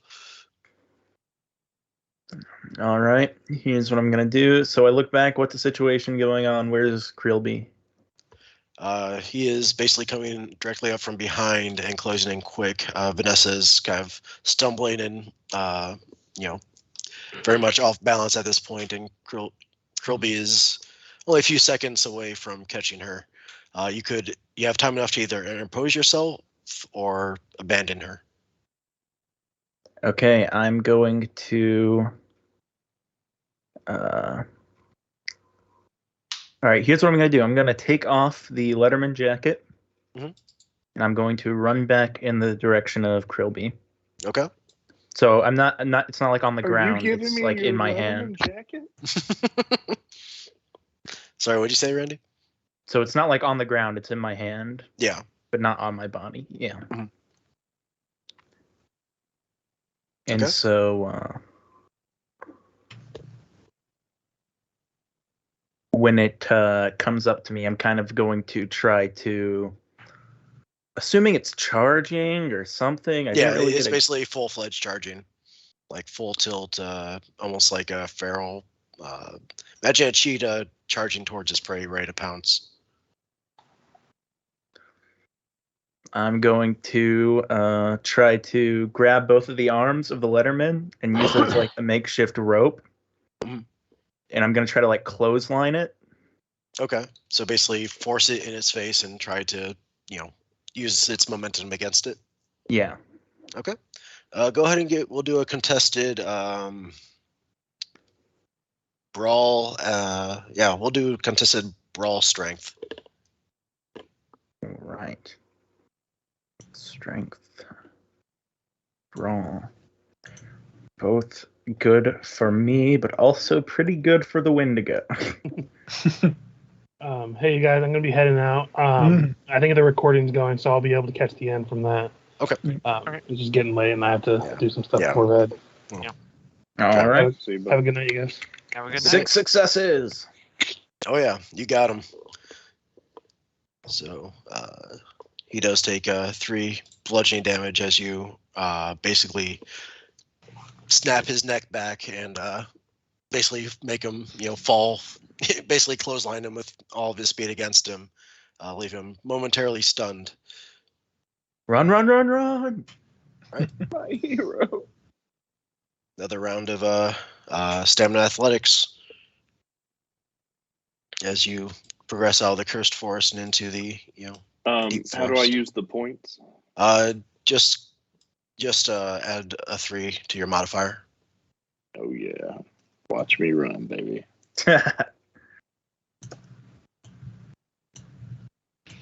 Thanks, Randy.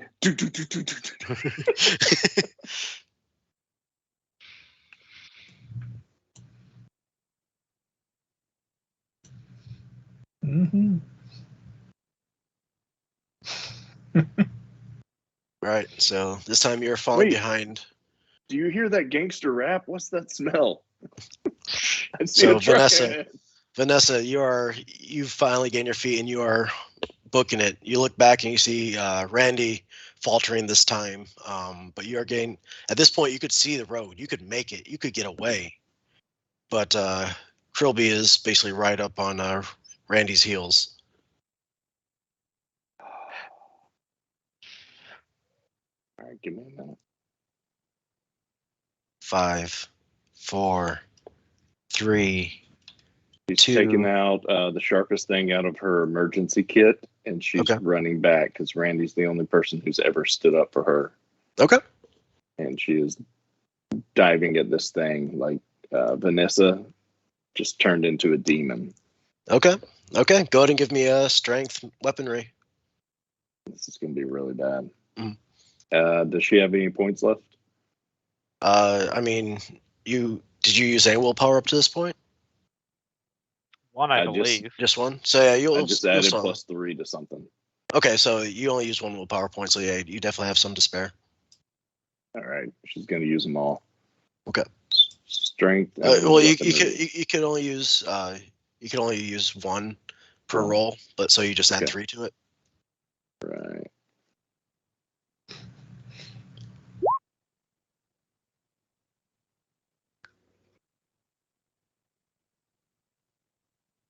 Now imagine in the emergency kit there was like a pair of long tweezers or scissors for, cutting Yeah. a bandage or cutting So clothes. so yeah, basically as you see Krilby leap up and just almost like do that Superman punch sort of thing, but with its long claws.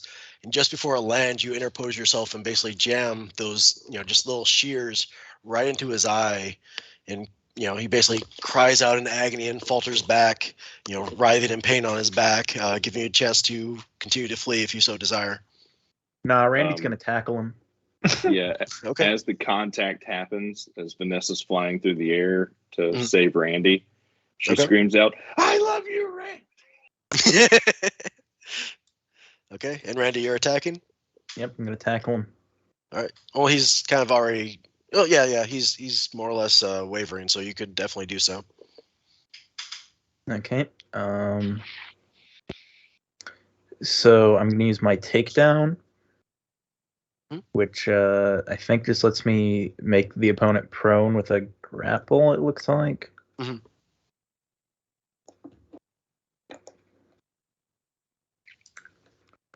So that would be. Yeah, what do I roll here? That'll be strength plus grapple, or strength plus brawl, and I think you have a +1 bonus for grapple. Plus brawl and grappling. Can I select grappling here? If you do grapple, then I think you'll just do attack roll instead of sheet roll, Okay. and I think that's opposed against his brawl. I'll do that.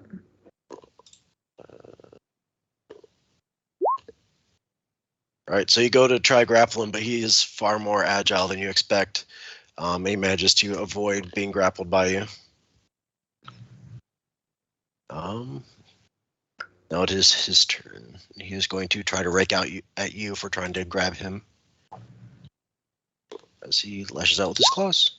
You take 1 lethal damage as he kind of scores you across the chest, and since you have your Letterman jacket on, there's nothing there to absorb it but your flesh. Yeah.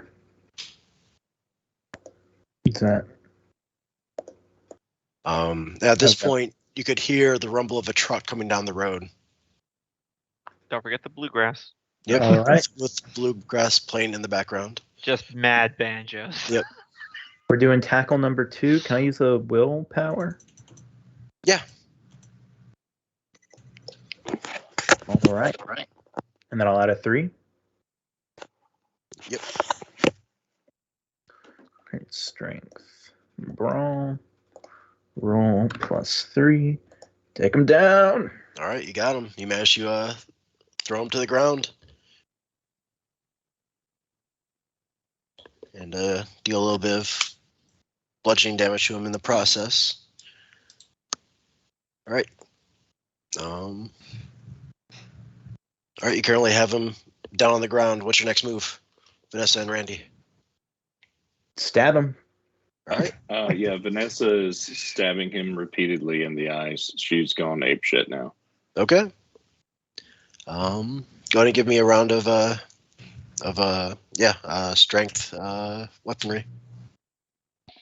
All right, and she's using her last point. Mm.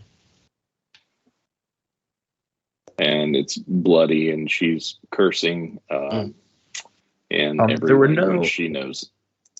There were no stats with the knife. Do I need to edit anything? I believe it's just 1 additional damage die. Yeah. Is that just an attack roll or Yeah. Okay. All right. So 1 additional if you die? manage to stab. Ooh, and 3 damage. Nice. All right. He cries out in pain, and then on his turn, he's going to tap into his psychokinesis. Let's see. Mm-hmm. Told you we picked the right path, Cat. Mm-hmm.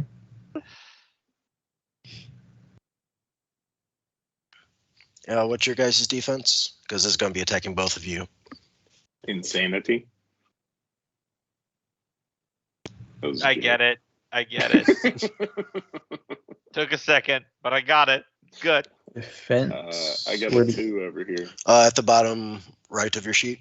10 points. Yeah, I have for a 2 as well. Raven. Okay, so both of you are at 2, so we'll go ahead and -2. All right, each of you take 1 damage as basically the flora around kind of reaches out with thorny vines and starts raking and slashing at you, leaving several wounds that you narrowly avoid and just take a grazing of with some of the thorny vines across your face. Each of you take 1 lethal wound. He is looking rough, but still might have a bit more fight in him. And and the truck rows ever closer. You guys gonna finish the job, or at least try to? Yes. I'm going to try to finish off Krilby. Okay, go for it.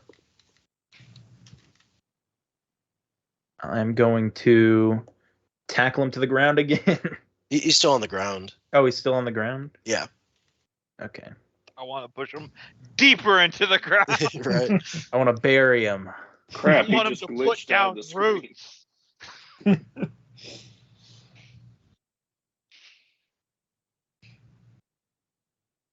So I'm gonna So man the if you're machine attacking, gun.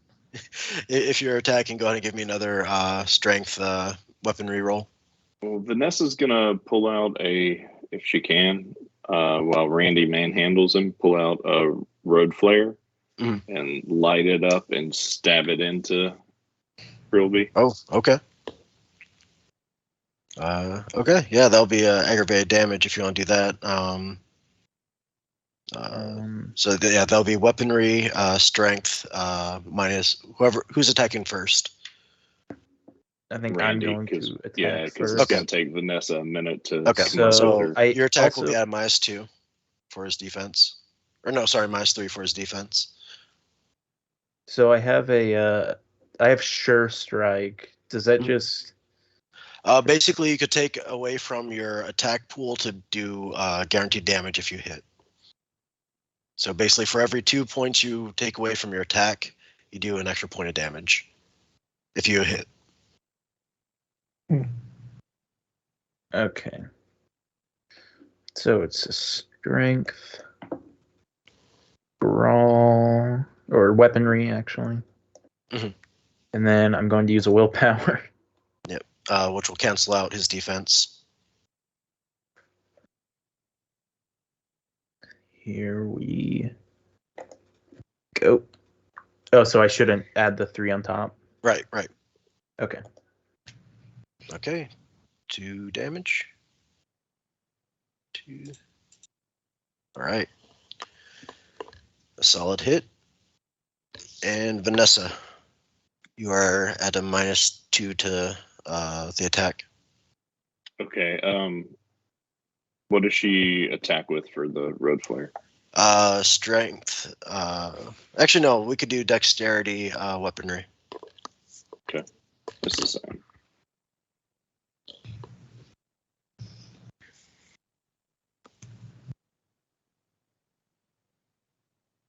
At a -2? Yeah. Good luck.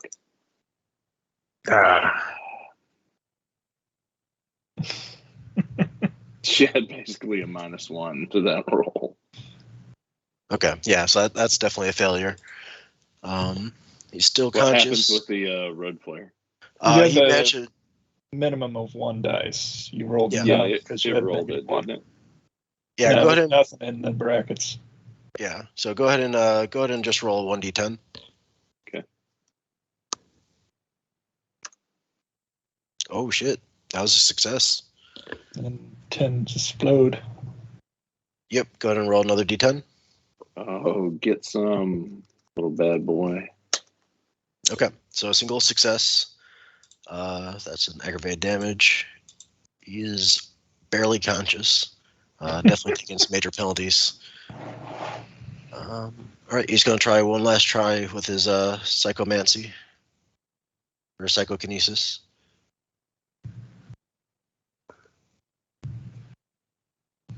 Pump a willpower into it. -2 for your defense. Okay, yeah, that all the vines and whatnot miss. You guys get another round of attacks. He's looking very rough. Looks like you might get him. But you're going to have to walk. Mhm.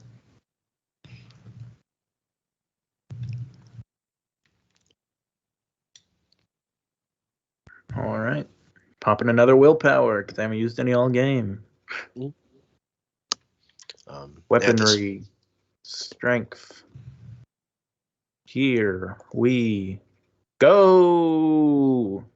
All right, that's -3 for his defense. Well, Did you add in the... yeah. You flatted. Oh, okay, you did your willpower. Okay, so yeah, flatted. Okay, yeah, okay, yep, that's actually enough to knock him unconscious entirely. Vanessa slowly burns into his throat with the road flare. All right. And that'll be Now enough. just hearing the fucking car and not the sounds of me bashing this guy's head in. I say, hey, maybe you should blow that whistle again. Whistle, whistle, whistle, burn. Lifeless body. All right, Whistle, so the whistle, question whistle. is, Dusty, as you're driving down the road, jamming out to bluegrass, you do come Mhm. across your abandoned minivan. Mhm. What do? Do you stop or keep going? Was it Brandon or Randy's car? I'm trying to remember whose It was model was it. Brandon's. Okay, so I won't ram it off the road for a laugh.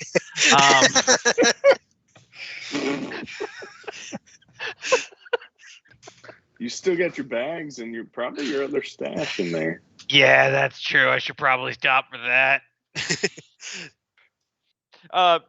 Hey, Brandon. Just keep a lookout. I gotta have some medical supplies. What?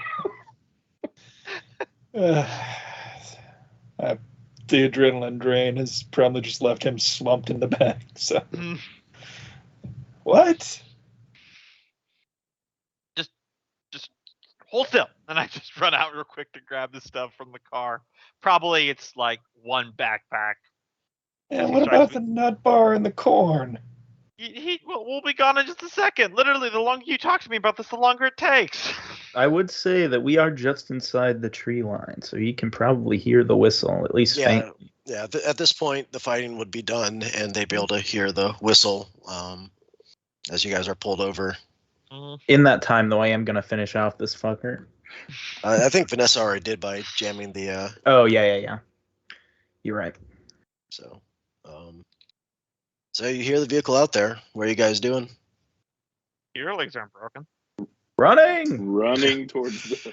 All right. Running towards the vehicle. So, as you guys are kind of loading some of the stuff out of the minivan, you look to the tree line where the whistle's coming from, and you see Randy and Vanessa covered in blood,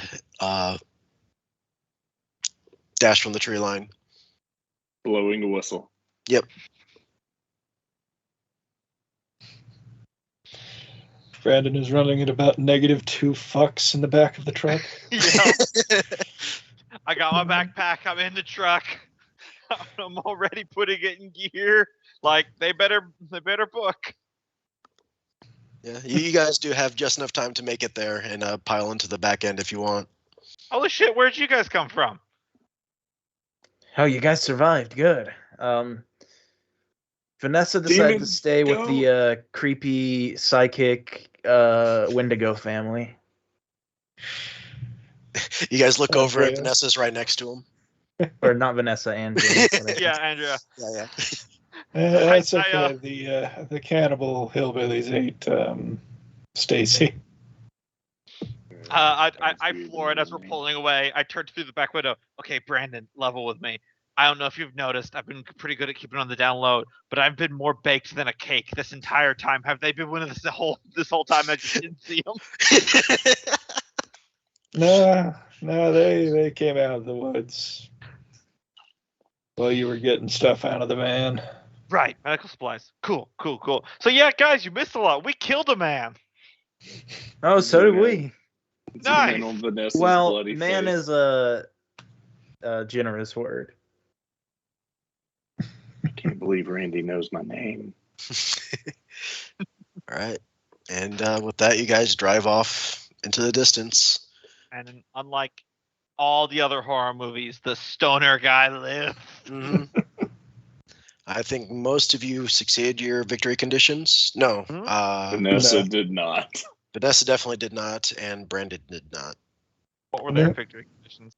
Vanessa was maintain purity, so no sex, drugs, or inflicting harm / killing a person. That changed at the last minute. Brandon's was he had to either give either a romantic or heroic kiss at some point in the adventure, the hero's journey sort of thing. Yep. Yours was obviously you have to be inebriated the entire trip. Fuck yeah. And Randy was basically. Do you mind reading the wording of that? Because I don't have it pulled up. Yeah, I got it. His victory condition was cannot go along with a plan unless he can either spin it as being an idea he came up with or modify it to a point where his contribution is significant. I assume Andreas was not joined Spooky Cult in Woods. No, but it was to come back with something as proof for the paranormal. So. Well, she failed the first part. Come back. Mm-hmm. Well, it's actually survived. She's so far as you know, possibly survived? Question mark. Maybe. Perhaps as a strange She may come back one day. animal and person. distribute the Could occult be. opponent. You did thin their numbers by 1. You made room. Maybe more, given the deer at the very beginning. Mm. Was or was not. So can I literally see through their magic just because I was high? Ours weren't magic. No, your side wasn't magical. No, I meant like the deer, because I could see it as a horrible monster, and everyone else saw it as just a deer. It did give you that +1 bonus you needed to be the critical success or the exceptional success to see through its glamour. But yeah, Yeah. my victory condition kind of protected me here because Yeah. she was so insistent Yeah. on me doing something, and I was like, I can't go along with the plan unless I can make it my Yep. idea. Yep. Oh yeah, that does help. But To not be charmed or whatever. yeah. So as a few wrap up things, so Randy, you find yourself basically unable to forget her, and she's, whatever you do, kind of going forward in life, you're constantly looking back at, I should have stayed with her, I suppose. I miss her so much, and you're basically head over heels, obsessively in love with her, and that is basically lingering with you. Vanessa told you could always come back. You know where she lives. Vanessa, you would, since you failed your victory condition by basically killing somebody. Yeah, she flipped when somebody finally did something nice for her, and Randy had taken care of her for so many scenarios. Mm. She just was like, I will kill anyone who harms Randy. Yeah, it shattered your first do no harm ambitions in life, and Yep. Derailed your plans of becoming a doctor and following your parents' footsteps. Yep. Now I have she's a ruthless CEO instead. Hey, you get Either to that or live your she was life gonna knowing you're a be badass who killed a fucking scary monster man. Well, she was gonna be a tag along to Randy and just thrust herself upon Randy and lose all her morals. But when he finally dumped her, I think she just went into the security protection or like security field so that she can pick on people. I don't know. So hopefully you guys had fun with the campaign. Mhm. I tried to make it as much of a horror story as I could without. I know I was super light on the dealing damage thing. No, No, that was fun. Okay. There were some. Loki, anytime you do that reverse breathing voice, it kind of creeps me out. So. Yeah, I was going for more of a suspense horror than a slasher. Mhm. I'm very surprised we ended up split up for the entire game. Yeah. What the fuck was up with the sheep? Oh, that's so basically the premise of this was these two feuding families. Their hatred was so deep that they actually ended up cursing each other. So that grimoire that the Megoris had both cursed the hate fields into kind of being like Fucking these... knew it was a fucking Hatfield and Yeah, it's a McCoy. Hatfield McCoy thing. Yep. So that was definitely the premise of this. So basically, they cursed the hate fields, but there was a blowback to the curse that kind of left them twisted as well. Sounds about right. And so basically, anybody who there was also capture points. So if like you guys got split up again and one's able to be captured, one would have been thrown on meat hooks in the barn if you're on the Hatefield side. The other on the Megori side would have been in the ritual table, that stone table you guys met Anise on, as part of a ritual. But if you joined willingly, basically what's going to happen to Andrea is they will become part of the family and become twisted just like them, but get occult powers in the process. What was the horse-faced lady's other form? Because I never saw that. Oh. Just curiosity. Yeah. I see. Now go ahead and reveal all the tokens real quick, just so you could see what you're all looking at or what you might have missed out on. Bring over here too.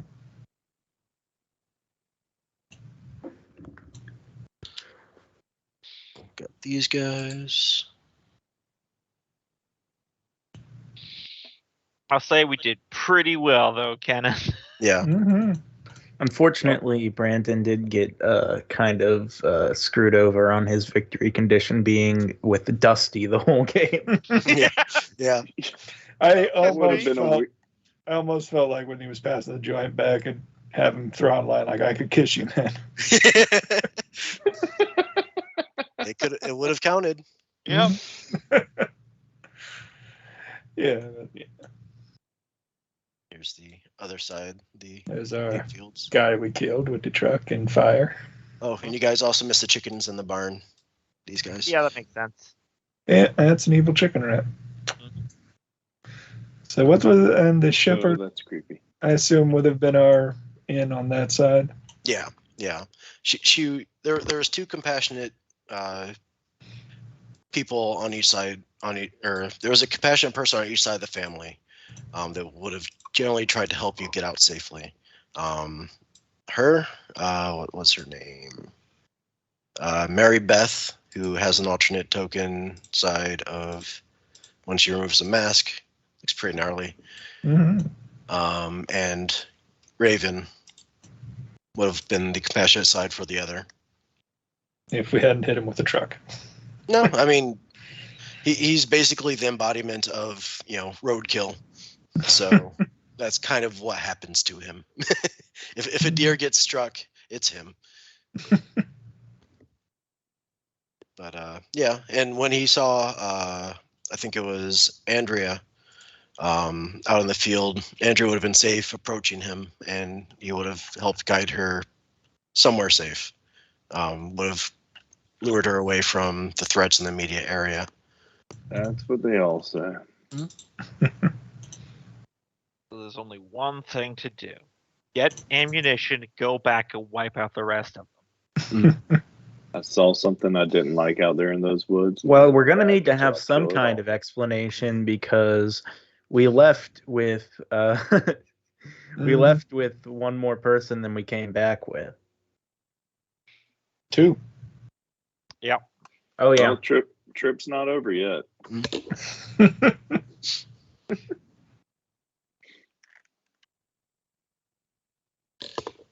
Mm-hmm. Well, if it means anything to you, probably when Dusty comes down, he'll question all of this. I was honestly hoping Dusty went to the forest because I'm sure he would have had a whole lot of fun. Oh, actually, I'll go ahead and share some of those handouts too. So the mushrooms that were taken. Show all players. Can I do that? Good.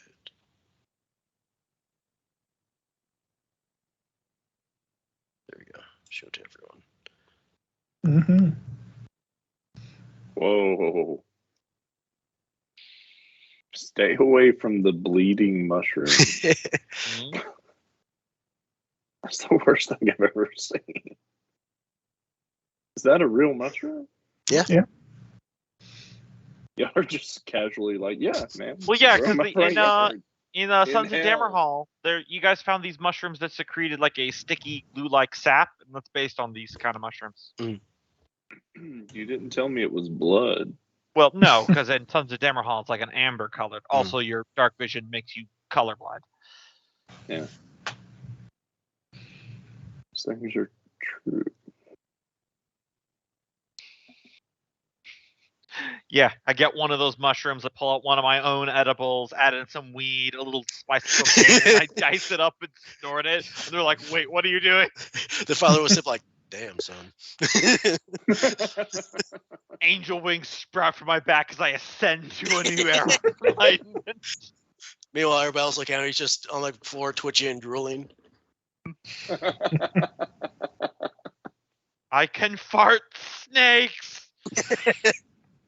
That sounds uncomfortable. And then he does.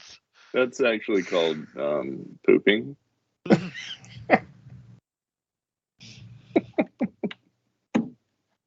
Oh no, it won't stop coming out. It's so warm. Oh, God. And They there run we a little go. bit long, but the Halloween games usually do. So.